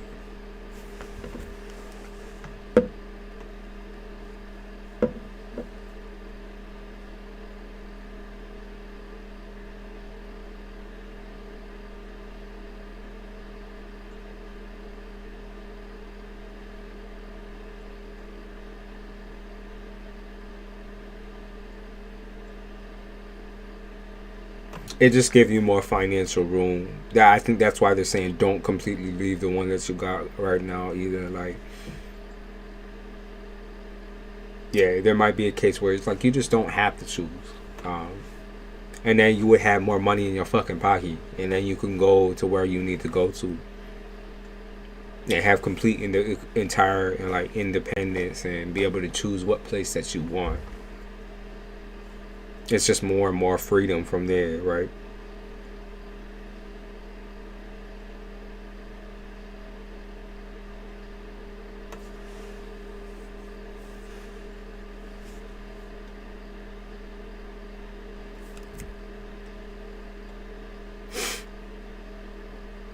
All right.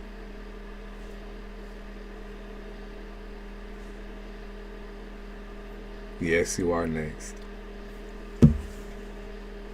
So stupid.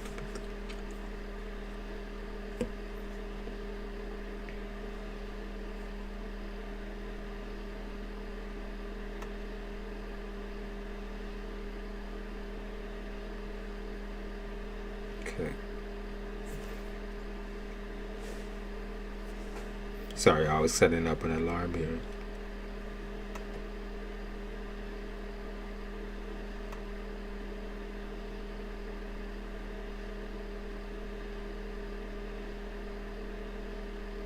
Yeah.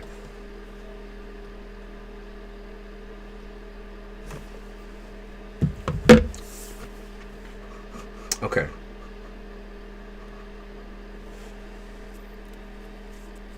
Hey, Serby.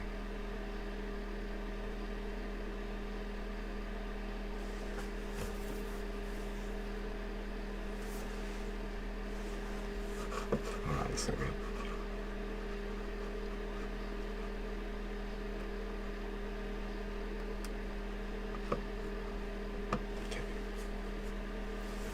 Is there any way to see what happened to the money that went missing here where I'm staying, as in was it really stolen or whatever? Let me see. And then I'll move on to the happening.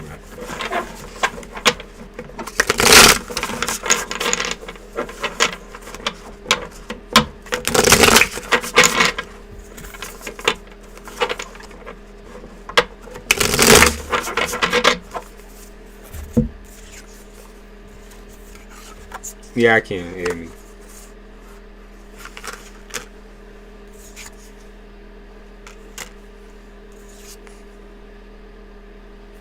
Does look like someone stole it. Look like a male. Look like a male stole it. Yeah, there's someone boyfriend or there's a male here. It said Emperor in reverse. Seven of Swords in the upright. Now the Pentacles in reverse. And Seven of Wands in reverse. Look like a male to me. A boyfriend. Something like that. Yeah, it's a male. Someone's romantic interest, perhaps. Or someone who, you know, they talk about heart chakra or whatever. Someone who's connected to their heart. Someone that they trust, obviously. Very obvious that they trust this person. Yeah, it looks like a boyfriend or something like that. Someone actually did see the money, yes. Do you have my question? Let me scroll up real quick.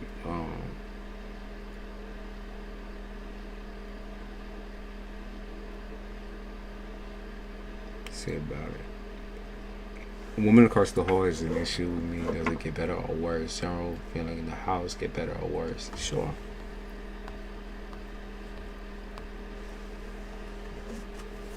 But Amy, hopefully that shines clarity on. Amen.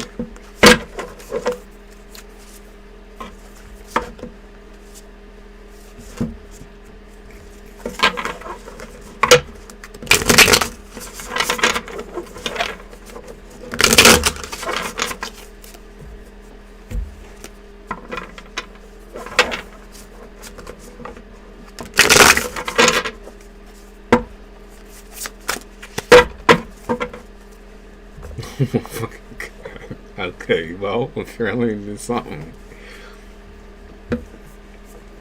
Oh, there's some drama about to ensue. Now you can look sideways at whoever's boyfriend that is.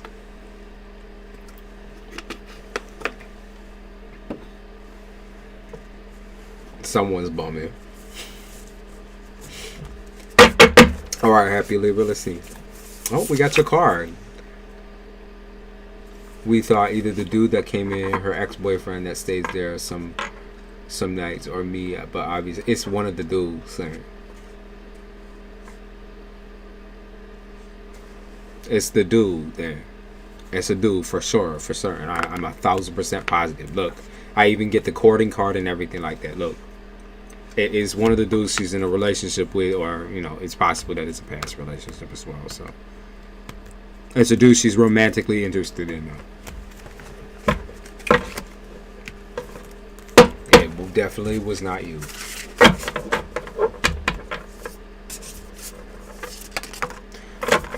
Okay, so back to you, the happy Libra.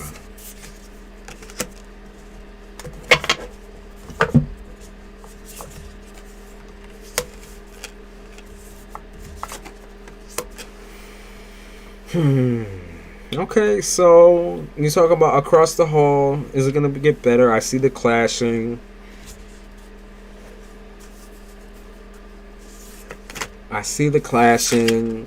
I see you not feeling at home in your own home. I can see you not really feeling like yourself because people, you know, get you angry, they get you hyped up.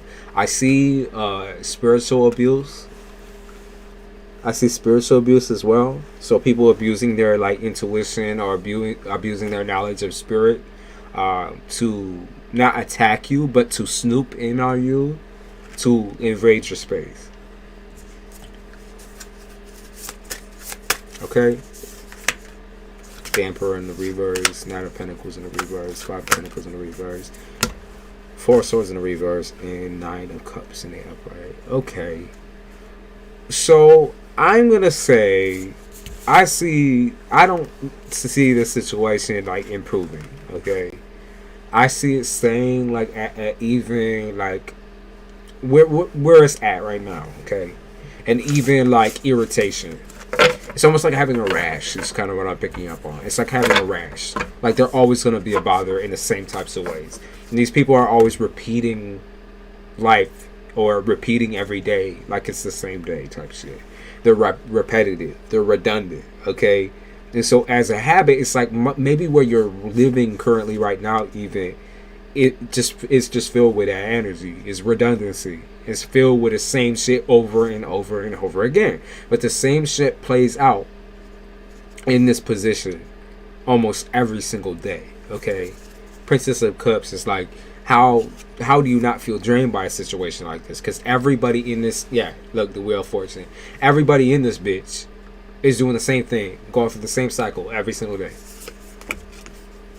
And that's just not like, that doesn't make you feel comfortable. That doesn't make you feel like you're alive at some points. It's like, are you in a hospital for the dead type shit? Because that's sometimes what it feel like. King of Pentacles in the upright and Ten of Wands in the upright. Interesting, because this kind of looks like the same dude. The bear is in the background as well in both of those.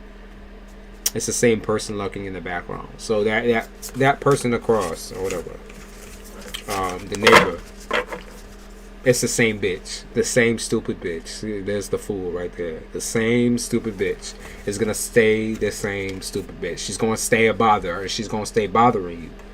Okay, Three of Pentacles. So they're showing that there's places that you can retreat to, or places you can go in the physical. Well, it's like travel to, or maybe feel more comfortable in.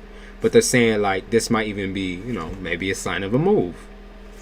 Maybe it's a sign of a move. Queen of Wands, yeah, like in reverse. You're like, where is a place that can fit and suit my needs? Do you have a pet or anything like that? They talk about where is a place that can suit my needs. Justice in reverse. Do you have a pet? Like you're trying to find a place that can suit your needs, or like if there's anywhere else to go, there might not be many places like what you need.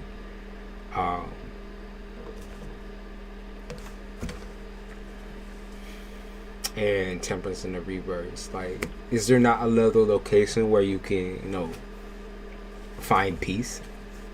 The Chariot in the upright here. Nine of Wands in the reverse. Do you have animals?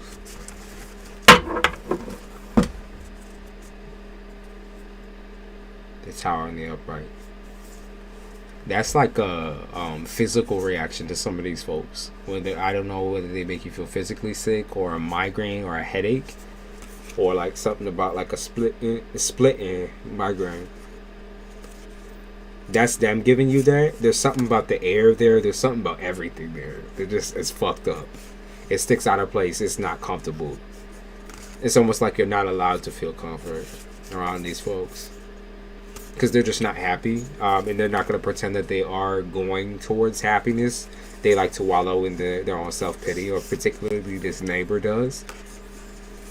Lots of like bad relationship shit coming from this bitch.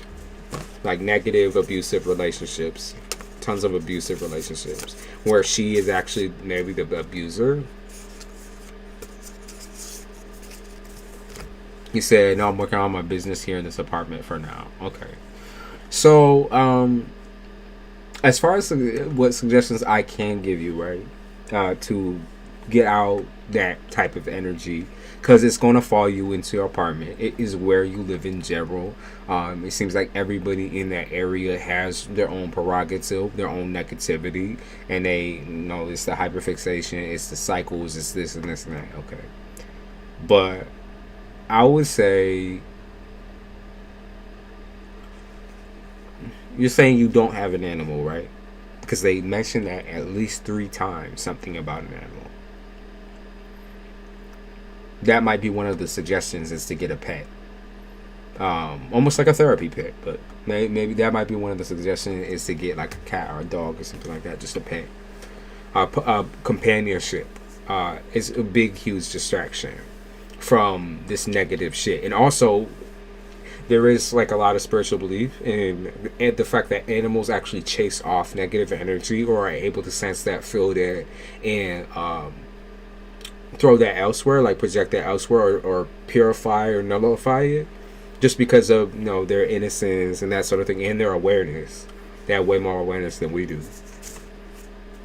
But again, they keep talking about animals, so like a dog or a cat. Yeah, look again. 10 of Cups in the upright. Because I think the sense of or the feeling of being alone is making it more like intense for you to be in this area, because there's so much going on emotionally all the time. All the time. So, yeah, I figured you didn't want to move, but there's a couple of different things that you can do, like I said. So, again, a cat or a dog. Like, what you want? What you want? What you want? Pick up an animal. Get an animal. A companion.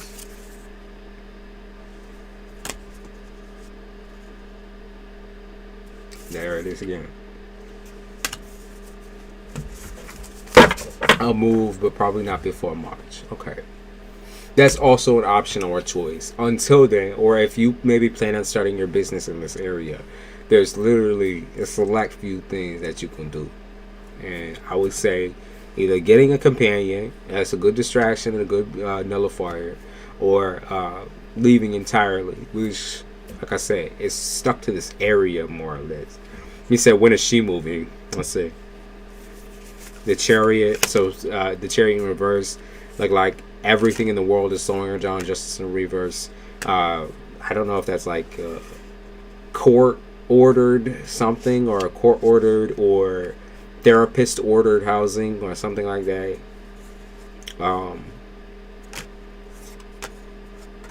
When is she moving? She really don't have any options at all. She really don't have much options at all as far as like being able to move. She's kind of fucked herself over a little bit. King of Swords in the upright, because she's giving her attention and all her money to someone or some type of situation. I think it's her man. She's giving her attention, all her money. I don't know if it's her car or something like that. Like, she's giving everything to some dude, some male, or maybe she's got kids or something like that. But what I'm saying is she's giving all her everything. So it's kind of making it impossible for her to actually like focus or move anywhere. I think she deals with severe mental illness. It sticks through pretty well that she either has a therapist or has had one at some point. So do I have success for my business from me working so hard? Let's see. Do you have success? King of Pentacles in the reverse. Success right this minute? No. Success maybe within the next 3 to 4 months? It's possible. Yeah, 5 of Pentacles. So they're saying, there's a wait time on this shit. And it kind of looks like a clock up there, right? Kind of looks like a clock. So patience.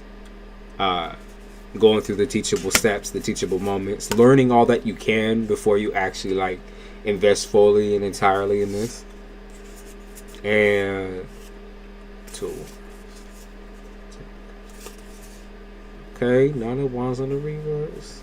Okay, King of Cups in the upright. Okay, so success looks like it's going to be within the next 3 to 4 months. Is it her son? More than likely it is her son. More than likely, because she's putting in a lot of money and a lot of time into someone. It's whatever male stays at her home. Okay, so more than likely it is her son, if that's all you see that's going on there. But I'm going to say within the next 3 to 4 months.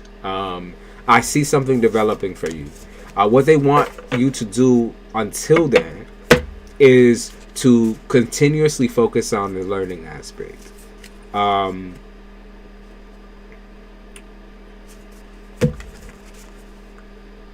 of Pentacles and upright. I mean, like I said, you're really distracted by the atmosphere. 6 of Pentacles.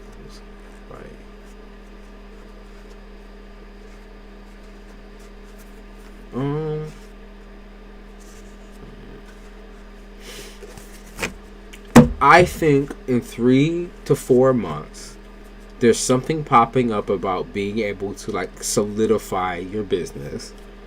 I don't know if it's like solidifying the title or the name or whatever it is, but it seems like whatever it is feels kind of surreal for you, because you finally have the capability and you can make the pattern of decisions in order to like solidify yourself. Okay, like for real. I don't know what the real game is type shit, like what the real thing is, but it's for real is what they're saying. Queen of Wands in the upright, Nine of Pentacles in the upright, there it is. Okay,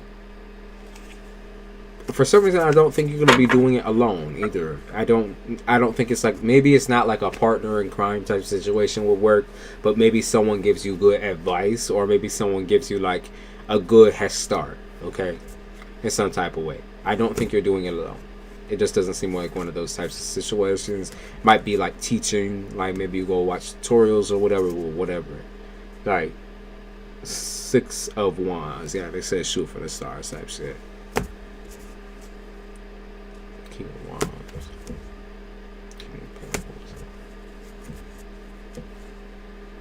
You gotta be patient. That's all I can say.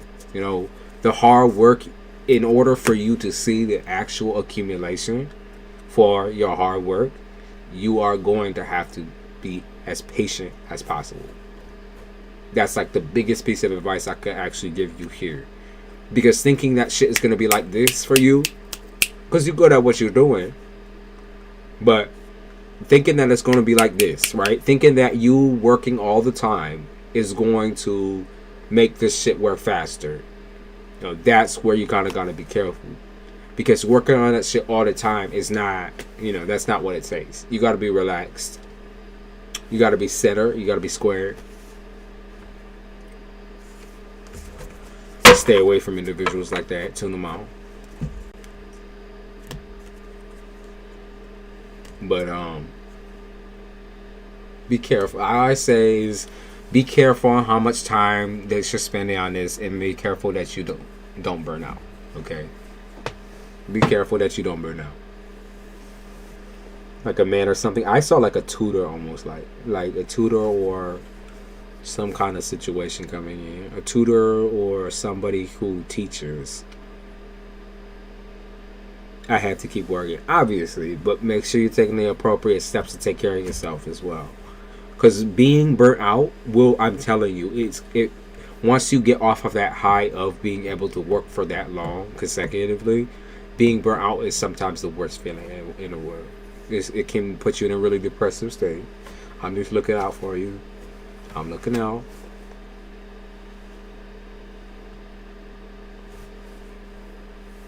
Doing it from scratch. I saw that. I saw your business. 3 to 4 months. And it is a wait, but it is a worthy wait. It's worth it. It's worth it. Keep building. Make sure what you're getting is accessible to you at all times. You don't run out of anything. Just tread carefully. Try not to spend way too much time doing it. Have a hobby or something that you can do outside of that, building your business as well. Okay, whether it's just like as simple as listening to music or watching a movie or like cooking. There needs to be something that you can do on your own time without even thinking. It's like that automatic thing. You want to learn French? Learn French then. I mean, language learning is a cool ass fucking side hustle, by the way, y'all. Side hustle, side hobby. That shit would be cool. Like I said, I'll be watching tons of people on YouTube that be doing that. To me, it's beautiful.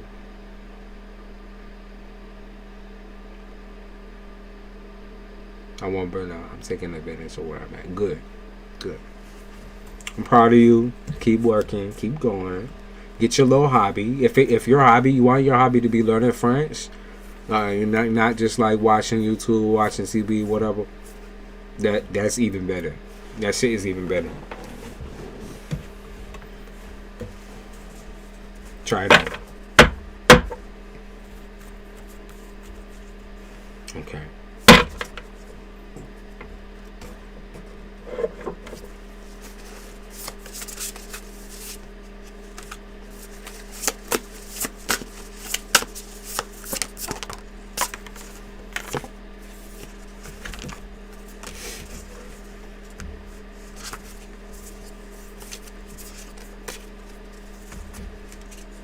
There's a man that Aoki wants to tell her, like I said, if she wakes up to.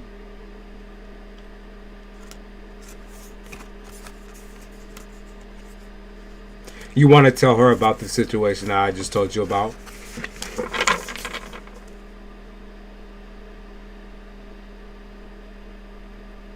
I speak it, but don't write it.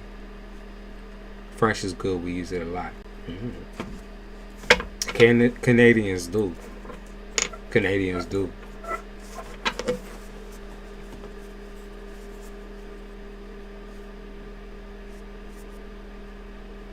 Oh, are you gonna teach me French? Are you gonna teach me French? I know I want to wait, but then it's like I don't want to say it louder together. See, but don't know, man. I feel like you could connect to his way out of it. I don't really think he has a way out of it, to be honest with you. It looks pretty like straightforward. He was really the only one that was in there at the time. Like the only one who wasn't doing something. I feel like his backstory or whatever doesn't add up or line up.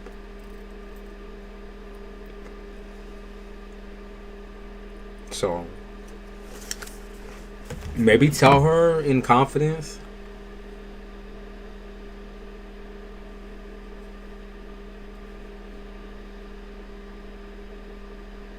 And then question him together type thing.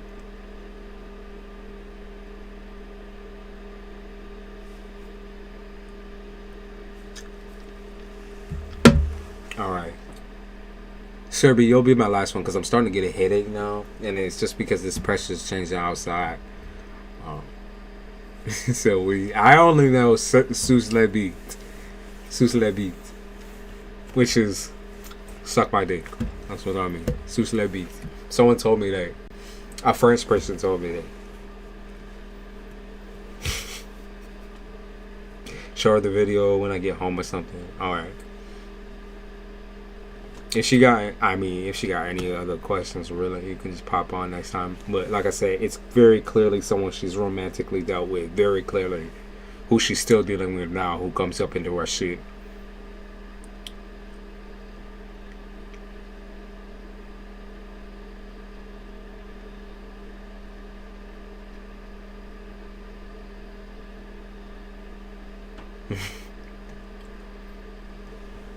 And to be honest, Isabel, I forgot all about that. I did.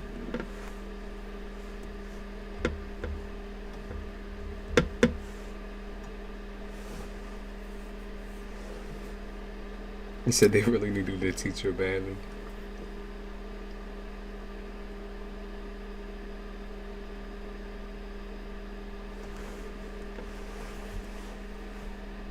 God damn. Yeah, I'm starting to get that fucking migraine. Ugh. Gypsy said it's fucking freezing up in here. Yup, it's freezing here too. And I get the same weather y'all get, Canadians, because I'm so far up north.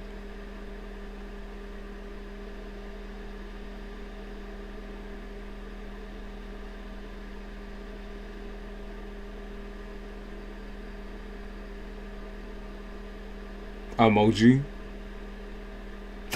wait, emoji? Or is it amuji? Amuji? Or amigi? Amugi? Amogi? Which one is salute? Don't they say it like salute? Sus la bite. Don't say anything. Sus la bite.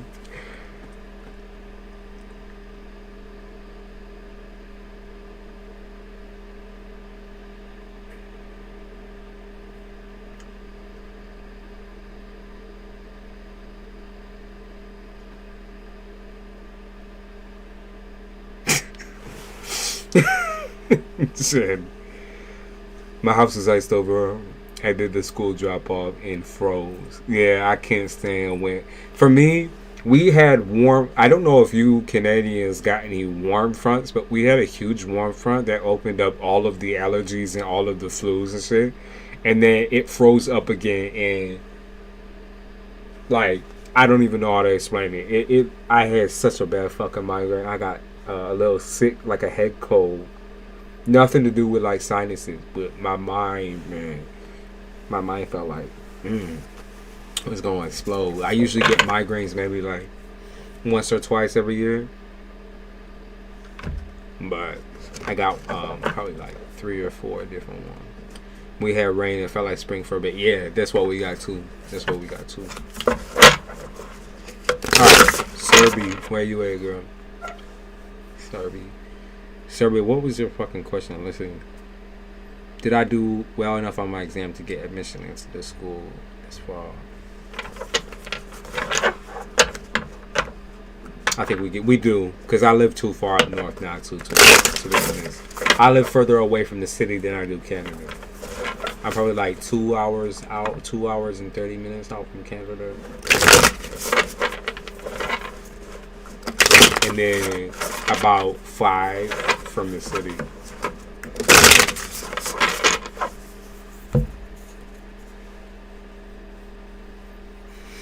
Serbi. Let's see. Did you do it? Did you do it? Did you do it? Yup. You did it.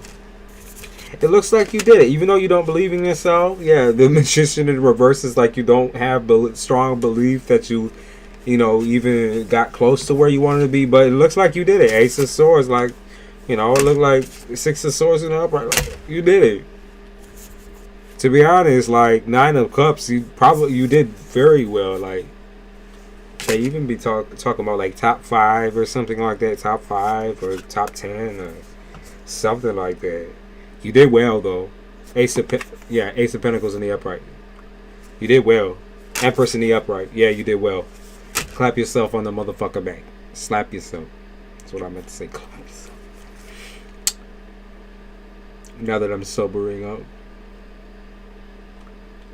Admissions in school. Let's see about the admission into this particular school. 10 of Pentacles, 4 of Cups in the upright. Okay, you're going to have a couple of different schools that you're going to be looking at. So this particular school that you're talking about, I don't know if that's going to be your main focus coming up here. Like once you get your results back, you might have a couple more on your mind, Serbi.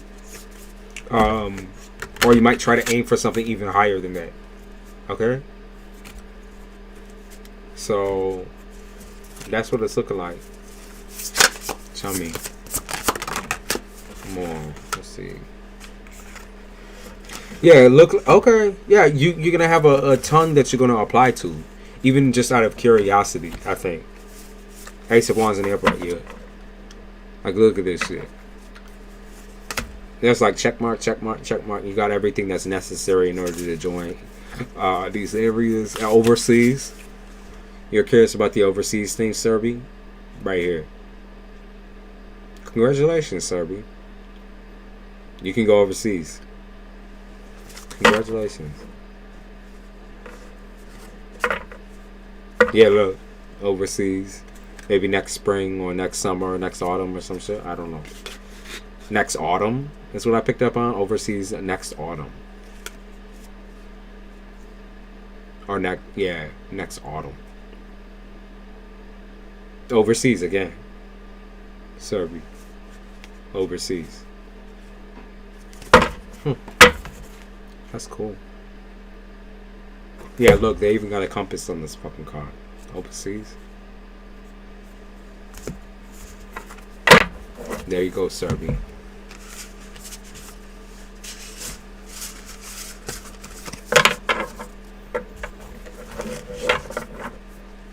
I still gotta, I swear, I gotta check out some more shit around New York. I mean, I've been to Alexandria Bay, never Niagara. And then, I swear I've been to Florida more than I have been to, like, over by Canada. It just gets colder and colder. And usually, there's not really seasons that I want to be going up there. You know what I mean? But I got to. Serbia's in shock or not here. Congratulations, Serbia. She was my last reading anyway, so if she texts me or whatever and asks where her reading at, it was the last one that I done. Because this motherfucking headache right now, man. Oof. I've been to Vermont. It was gorgeous. I have to check out Canada. Like, I'm kind of even desperate for that because I want new adventures. You know, I'm going to Florida this month. At the end of the month for my birthday. So, I'm going to Daytona for my birthday. I was just praying with my mom. Hold on. Scroll back. Scroll back. You was praying for the right shit then. Scroll back. Scroll back. Scroll back to when I started your reading. You're the last one. Canada is so scenic. The issue that I have, I think, mostly, is the fact that it's scenic here too. Right? It's scenic here too. Actually, I could like literally, it's a hop, skip, and a jump over to y'all, so I could literally like see y'all's border. If when I go to Alexandria Bay, I could see y'all's border. Like I could wave at y'all basically and be like, "Hey, Canadians, what's up? Canadian A, Canadian A." Hey y'all. Like that. I think that's kind of the problem that I've been having. But yeah, I'm going to Florida. I'm going to see my mother. My mother lives in Florida. Daytona, the race is coming up. One of the biggest in the United States.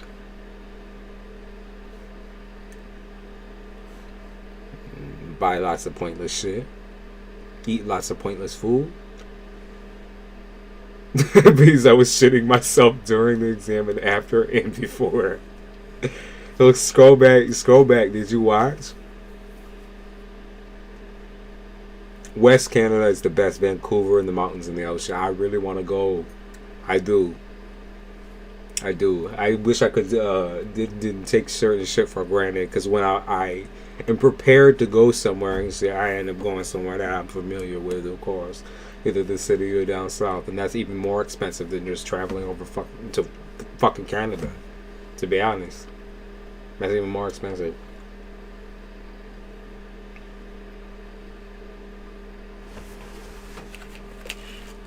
I gotta choose the right because usually I travel during the winter time, so that's the main issue. During winter or early spring, when there's still fucking snow on the ground sometimes.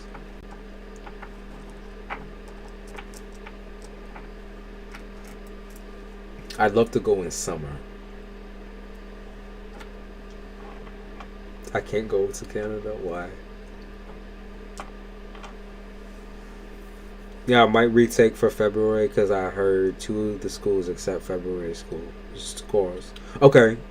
So, I mean, either way, I saw you doing well and getting to where you want to be. So, there was like a couple of different schools I saw you looking at. My dad was born in Fort Lauderdale. I tried to road trip, but only made it to South Carolina. Yeah, that is such a long... I don't know if you try to drive all, like, within 24 hours, but it's a longer drive than that. So you have to kind of stop somewhere in order to, like, take a rest in between. South Carolina is, like, the in-between line right there. Before you hit on Georgia and that. Virginia and all that. You know, like, that's a very, very tough drive. And I just started doing flights. Because 15 hours is insane. It is. I mean, from where I'm at, it's 15 hours all the way down to where Jacksonville. 3 days it took. Jesus, I don't know. I don't know if I could take that. I don't know if I could take that. I don't know. I'd have to have a whole van and somewhere to fucking sleep. And even then, I'm like, oh God. People down south are so nice. I agree with you, actually. I agree with you in certain aspects. Police are a lot more crazy. I'm gonna be honest with you. Servers are nicer. Like people who serve food. Weirded out by my accent. Yeah, you do have an accent. Okay, you said, will you get accepted here in Ontario?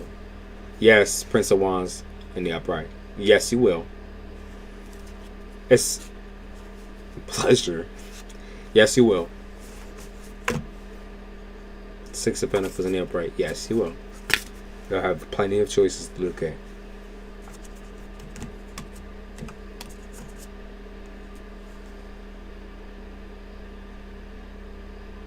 Two swords in the upright. Yep. It's up to you. Whatever choice you want to make. You have two strong choices, though. I see one or two strong choices where you want to go to. So, yes. All we ate was drive-through fried chicken. It was so good. And biscuit. Oh, my God. That's why I like... So, when we did the first 15 hours, right? Going down there and visiting my mom, right? That shit was wild because we seen so much shit in the road. We seen people fucking flip their car. We seen people flatten their tire. There's like this big, like 600-pound couple, and no offense to them, but that's how much they weigh, definitely. And they popped both front tires of their vehicle in their van. We seen bees being released out of the top of the car. I'm pretty sure on accident because they stung a hole through the net that they was in the back of a truck. And so they were just being let out into the fucking forest type shit. It was a gigantic truck full of bees. We saw, or we got like graphite or some shit thrown at our windshield. Did not crack the windshield, but still, we came a little close. We had to keep moving back and forth and shit. There's also a sewage truck or whatever. What else happened? In those 15 hours. Oh, I mean, down south, all they do is cut you off. All they do is cut you off. They never carded me for American States. I was like 16. Damn. Really? They never carded you for anything. You probably looked older than to them then. And also, it was a lot looser back in the day. Now they card everyone, but if you're a regular, then they don't card you no more.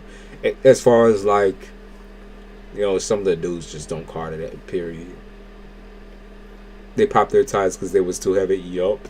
Both of them looked 600 pounds. And they kept riding on like the popped wheels. And that's the only noise you hear as you're passing them. It looked like there was a fire starting under their vehicle when they was riding around.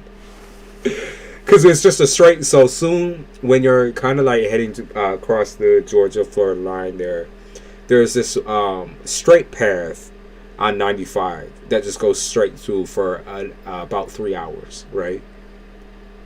And they were going straight, right? Probably going to go into Florida. They would not pull over and they would not stop the vehicle. They would not stop.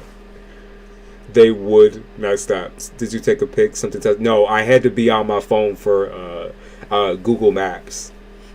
The whole entire time we were on the map to make sure we didn't miss a turn because that shit was so stressful. I mean, to navigate from where we're at right now. Like, honestly, me and my bud did well, but oh my god. I don't think I could ever do it again. I really don't think so. I don't think so.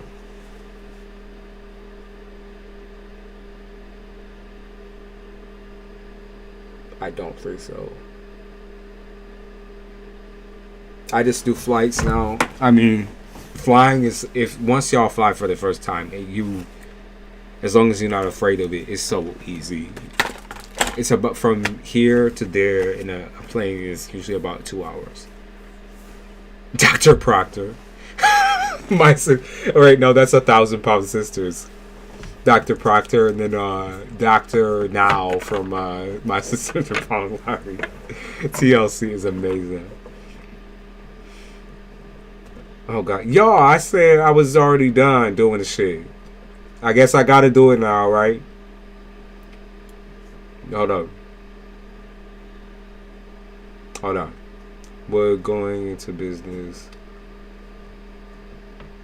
Tammy lost weight. She finally got the surgery. Congratulations to Tammy, even though she was a stubborn bitch for no reason.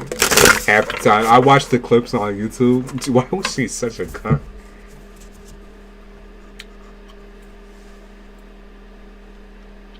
I would drive it again, but only with the RV or trailer. Me too. Me too. I would do with a RV, bus, or trailer, something like that, because to have to stop every fucking 5 seconds or whatever, like, so annoying.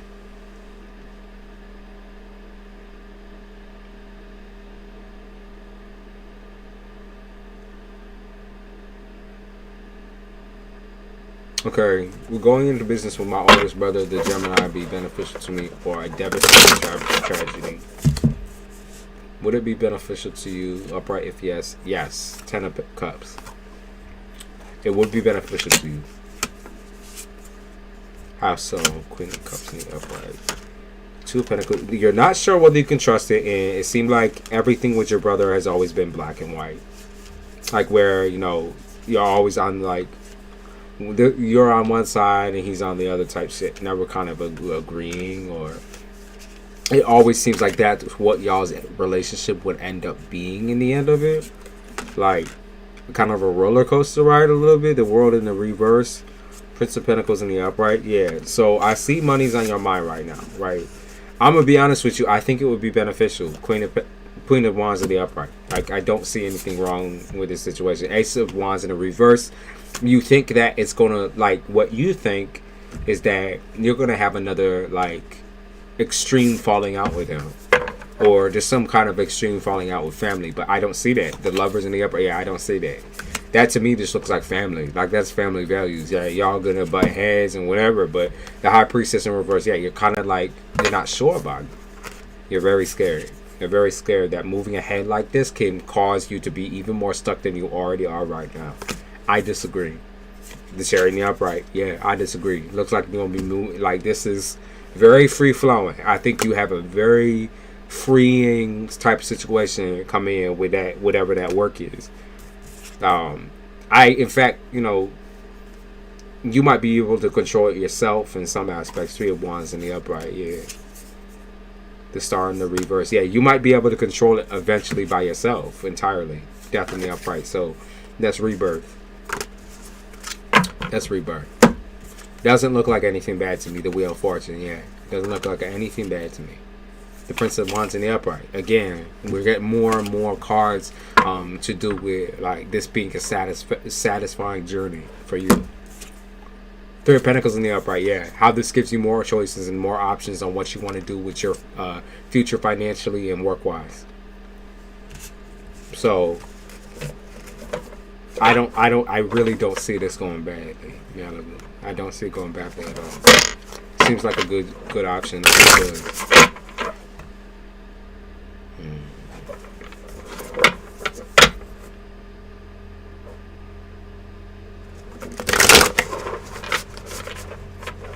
So damn cold.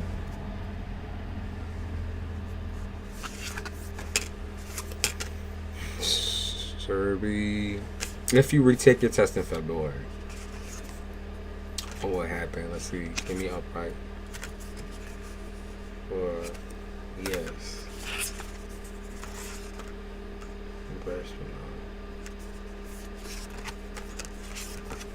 Okay, so for some reason, I see something to do with when February rolls around, right, for the new testing, I don't know if you actually take it, okay, because you might change your mind about a couple of things. I don't know if I actually see you taking it necessarily, or maybe something just changes within you. You might like aim to take it, and maybe you do take it, but then it was like, do I really even want to go to these schools in the first place? It's like the indecisiveness is kind of crazy. Oh no, it's open. My window's open.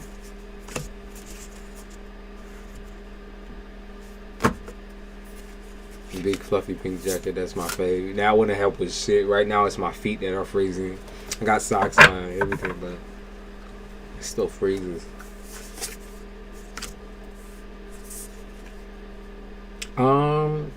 I say more than likely that you're probably going to be transferring to something overseas, starting where you're at right now, maybe in Ontario, and then transferring. Because what I saw was like, do I really need to do this, or do I really want to go to this, or whatever? Like, he said, maybe my mark will already be high enough. Yeah, maybe you're right. Maybe you're right. Maybe your mark will be high enough. That might be it. But like I said, I saw, like, I did get upright cards, which means it's still possible. Princess of Cups. But there might be, like, you changing your mind. 5 of Cups in the upright, yeah. 3 of Cups in the upright, yeah. So you might change your mind or choose something else. You just have a lot of options. And the indecisiveness with y'all, with your Aries, is kind of crazy sometimes. But I feel like whatever choice you make is going to be a really solid one. It's going to be really like something that takes you forward and making you feel like very comfortable. Okay? I don't want to leave the province, to be honest. Okay, well, I mean, like I said, there's options here. You can always travel overseas later, which that's actually what I kind of saw being most likely your path ahead, is you choosing something that's close and then moving towards something that's overseas a little later in your career. Your education. Hey, Shaylee, I'm about to hop off, babe. Oh, potential winter storm. That's great. I knew I felt something because that should give me a headache.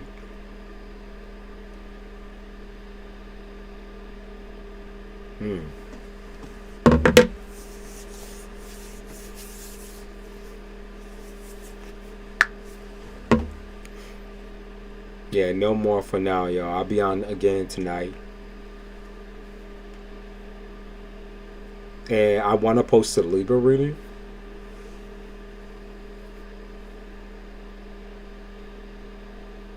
So, he said it's too cold. Yeah, we getting another fucking storm in.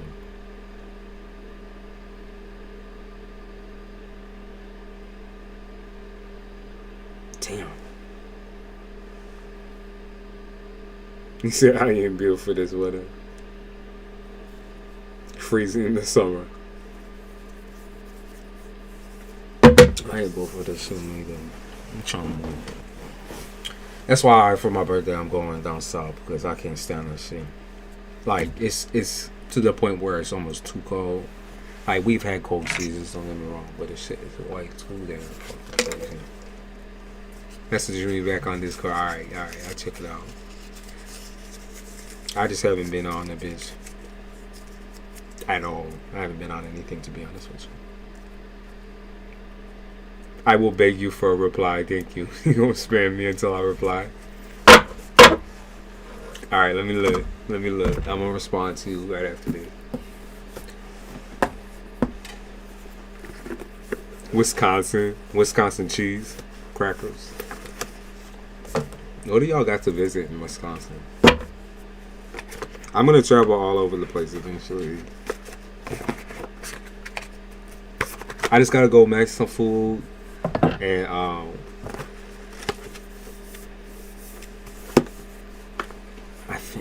don't know if I'll do the Libra right after this. I do have to do a reading for somebody. I think I'm gonna do that later.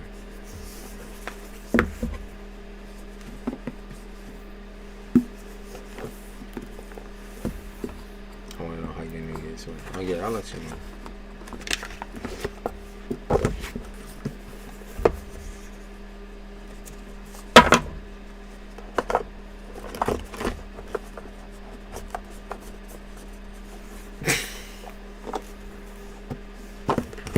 Don't say iCarly.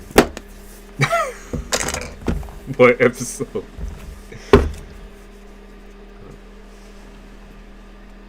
It's not all about the cheese.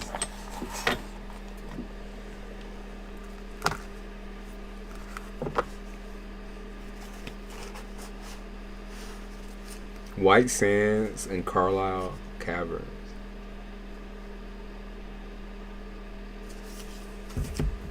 Or Carlsbad Caverns.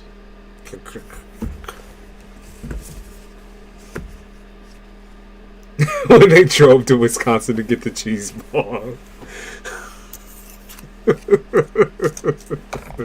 We have beer as well, but we have all of that here as well. So that's what I mean. Like it would legitimately be just me going to where like I'm already at minus the cold. Like that's what we do here. That's what we specialize in my area right now. Is alcohol and cheese, the vineyards, and also sightseeing views, beautiful scenic views. It's cold here, extremely cold. Do y'all got snow though? I'll be in Toronto, man. Fuck, man. Be like, I'll take you to Niagara, BB.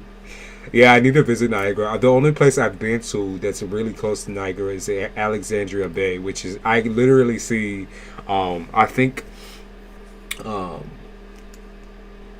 What is across from there? Is it Ontario? Somewhere. It's across from somewhere, but literally like a wave and a fucking Canadian can see me and shit. In Alexandria Bay. The caverns are one of the world wonders or whatever. I'm stoned. I'm sorry. You're alright. I'd love to go though.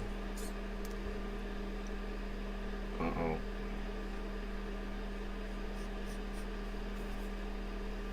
I'm gonna text you with her questions. She's having some spiritual awakening. I swear it's wild.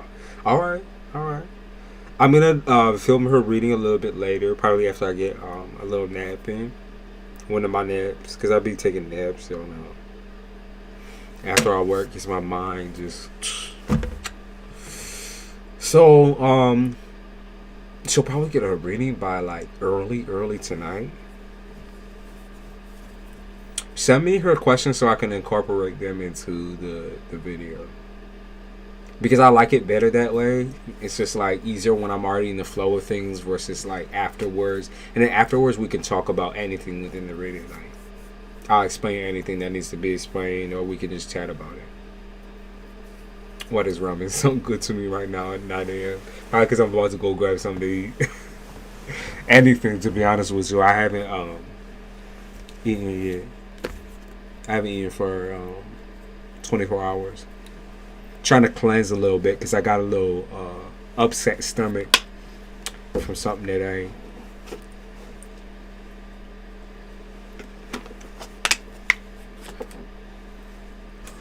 Stubby be looking at me like, get the fuck up.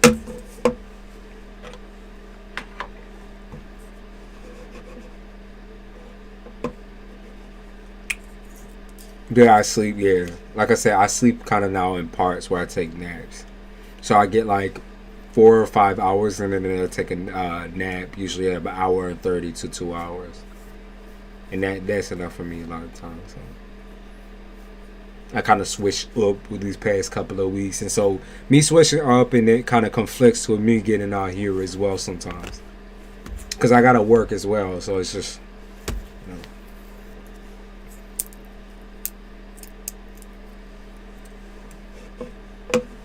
Alright, y'all. We had some weird, wild ass conversations. I'll have to go back to when I was like at my prime high.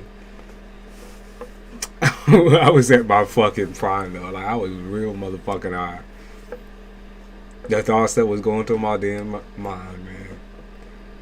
Do you feel more productive like that? Yeah, I say I feel the same. It's just about time management. Because I work a lot of the time I make my brain work way too hard. I burn out often, but even when I burn out, I still be pushing shit. And then when I do that, it can be even worse. Like my mood swings get a lot more frequent. So, and mood swings with a personality disorder, y'all know that shit be pretty bad. So, I try to be like very cool and mellow with my shit, even though I get very competitive and want to do way more than what I do right now. Like I just want to do everything at the same time. It's just not how this shit works. Like I think I can accomplish everything when I'm in that one high, just like bouncing back and forth and shit, like a pinball. You know, when the pinball not going down the hole it's supposed to go down, it's like bam, bam, bam, bam, bam, going back and forth. That playback man glitched the government and the FBI. You absorb our energy too. Yeah, absolutely. I try to. So that's the thing, though, right? When I'm reading for people or when I'm kind of channeling energy, I try to keep it like just to hear, Try to keep it only at a culture external, and try to not carry it over to my other lines of work. But to be honest, it's like, I don't know. I like tarot enough where I think I could commit to it. I just gotta push myself and get better at scheduling and time management, because obviously I'm not always gonna be able to do readings. After negative energy too from reading, that shit is tiring. I think mostly what tires me out is like disinterest. Because I'm gonna be honest, I get bored so easily, and so if the same types of people are coming in one after the other with the same issues, the same problems, I know it's like kind of selfish of me to think that, because this is a service that people are buying from me, but I get bored. That's why I could never do therapy, because I would be looking like the most bored motherfucker. I do not pretend that I'm not bored on here. Y'all was legit see me have a fit and get off when I'm bored as fuck. I see that 10K subs coming for you. Yeah, I just gained 1,000 subs over 1 month. So whoever be doing some good shit for me, like, I got 1,000 subs over 1 month. This shit keep getting clogged again. They're like, you don't need to smoke anymore. Put it down. Come on. Because I'm trying to get my appetite moving.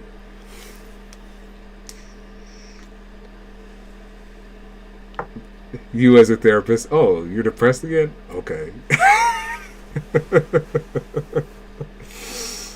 Yeah, I mean, it's just hard. Because I don't mean to. It's like, I'm just that honest, though. And so when people don't expect someone who's so honest or blunt, like straightforward, that also throws me off my game, right? Because they're like, why are you being so rude? Why are you being so disrespectful? I'm like, this is just the way I am. Like, I'm not going to hide the fact that I'm feeling like angry or upset at you. Not because you're not doing something that I say or suggest, but because you're not listening. Because people who don't listen, even if you go out and decide your whole life is different from what I say, right? I still want someone who's a good listener. And so people who talk over or deny the whole entire read and just keep saying, no, I don't want this to be me, or cry, whine, cry me a river type shit. Like, it's just not helpful at all.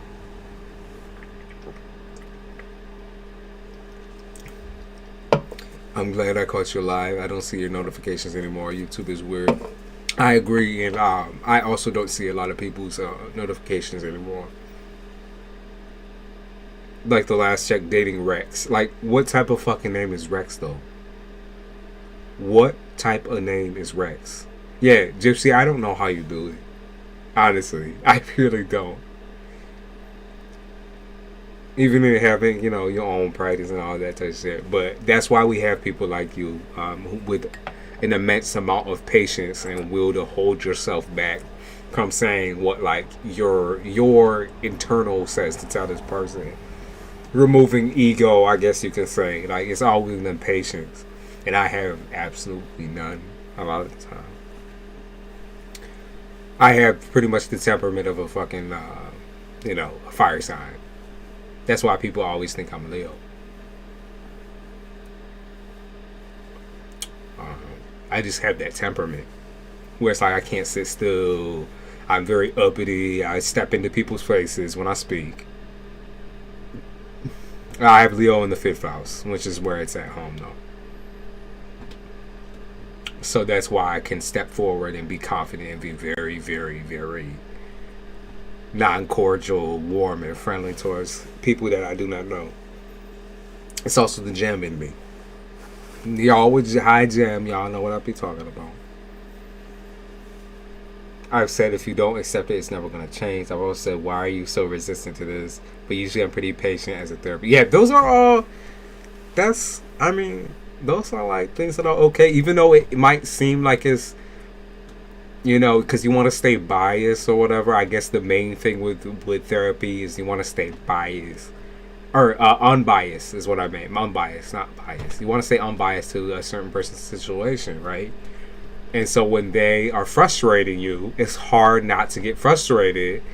And during that whole session, you might even come up as being like silent, or like you kind of just let them riff off. But letting someone riff off, is that the purpose? Is that really what you want? It's letting someone like vocalize all of their issues, dump them all at once, and then you never even get a fucking word in, really? It's like if somebody's taking over the session, they're not going to maybe learn what they could be or should be learning. Having to remind people is also something I would really fucking struggle with. I'm going to be honest with you. That's also something that I maybe would like think in my mind that I might want to attack somebody. It's because I hate repetition. I hate having to repeat myself more than one time. I hate that shit. I do. Gemini rising, Leo moon, not bad. Cole, you won't be bored. I know I won't, Gypsy. When we was even talking about her, I was getting a vibe on her feelings and her situation. I know I won't get bored on her. Because, like, I think when I read for her last time, too, she got that hyper-ass energy, and I fuck with it. So...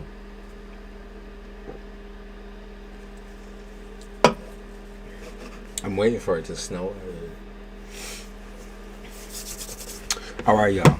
I'm going to go grab some food. I enjoyed this reading back. I'm going to do a Libra reading later. And maybe some shorter ones as well. Kind of mixed throughout that. So pay attention. I'm going to say... when I do get on another live like this, it's probably going to be a little bit later. Like 4 a.m., 3 a.m., around there. But the Libra reading will be earlier in the night.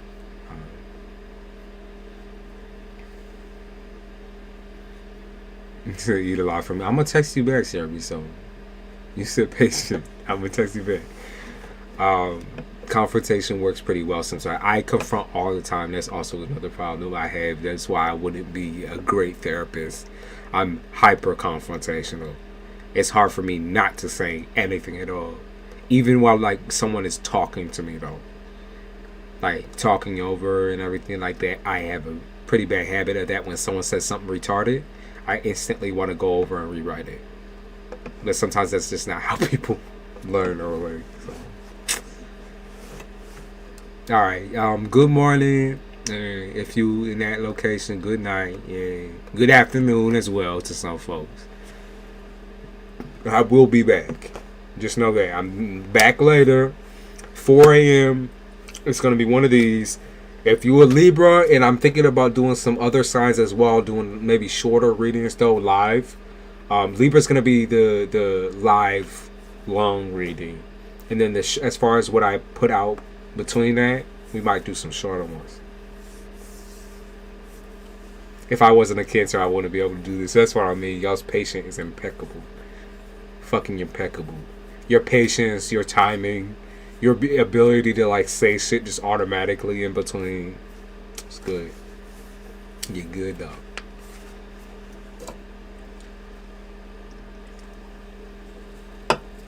Alright, y'all. Take care of yourselves. And I'll see you in a second. I'll see you on the other side type shit.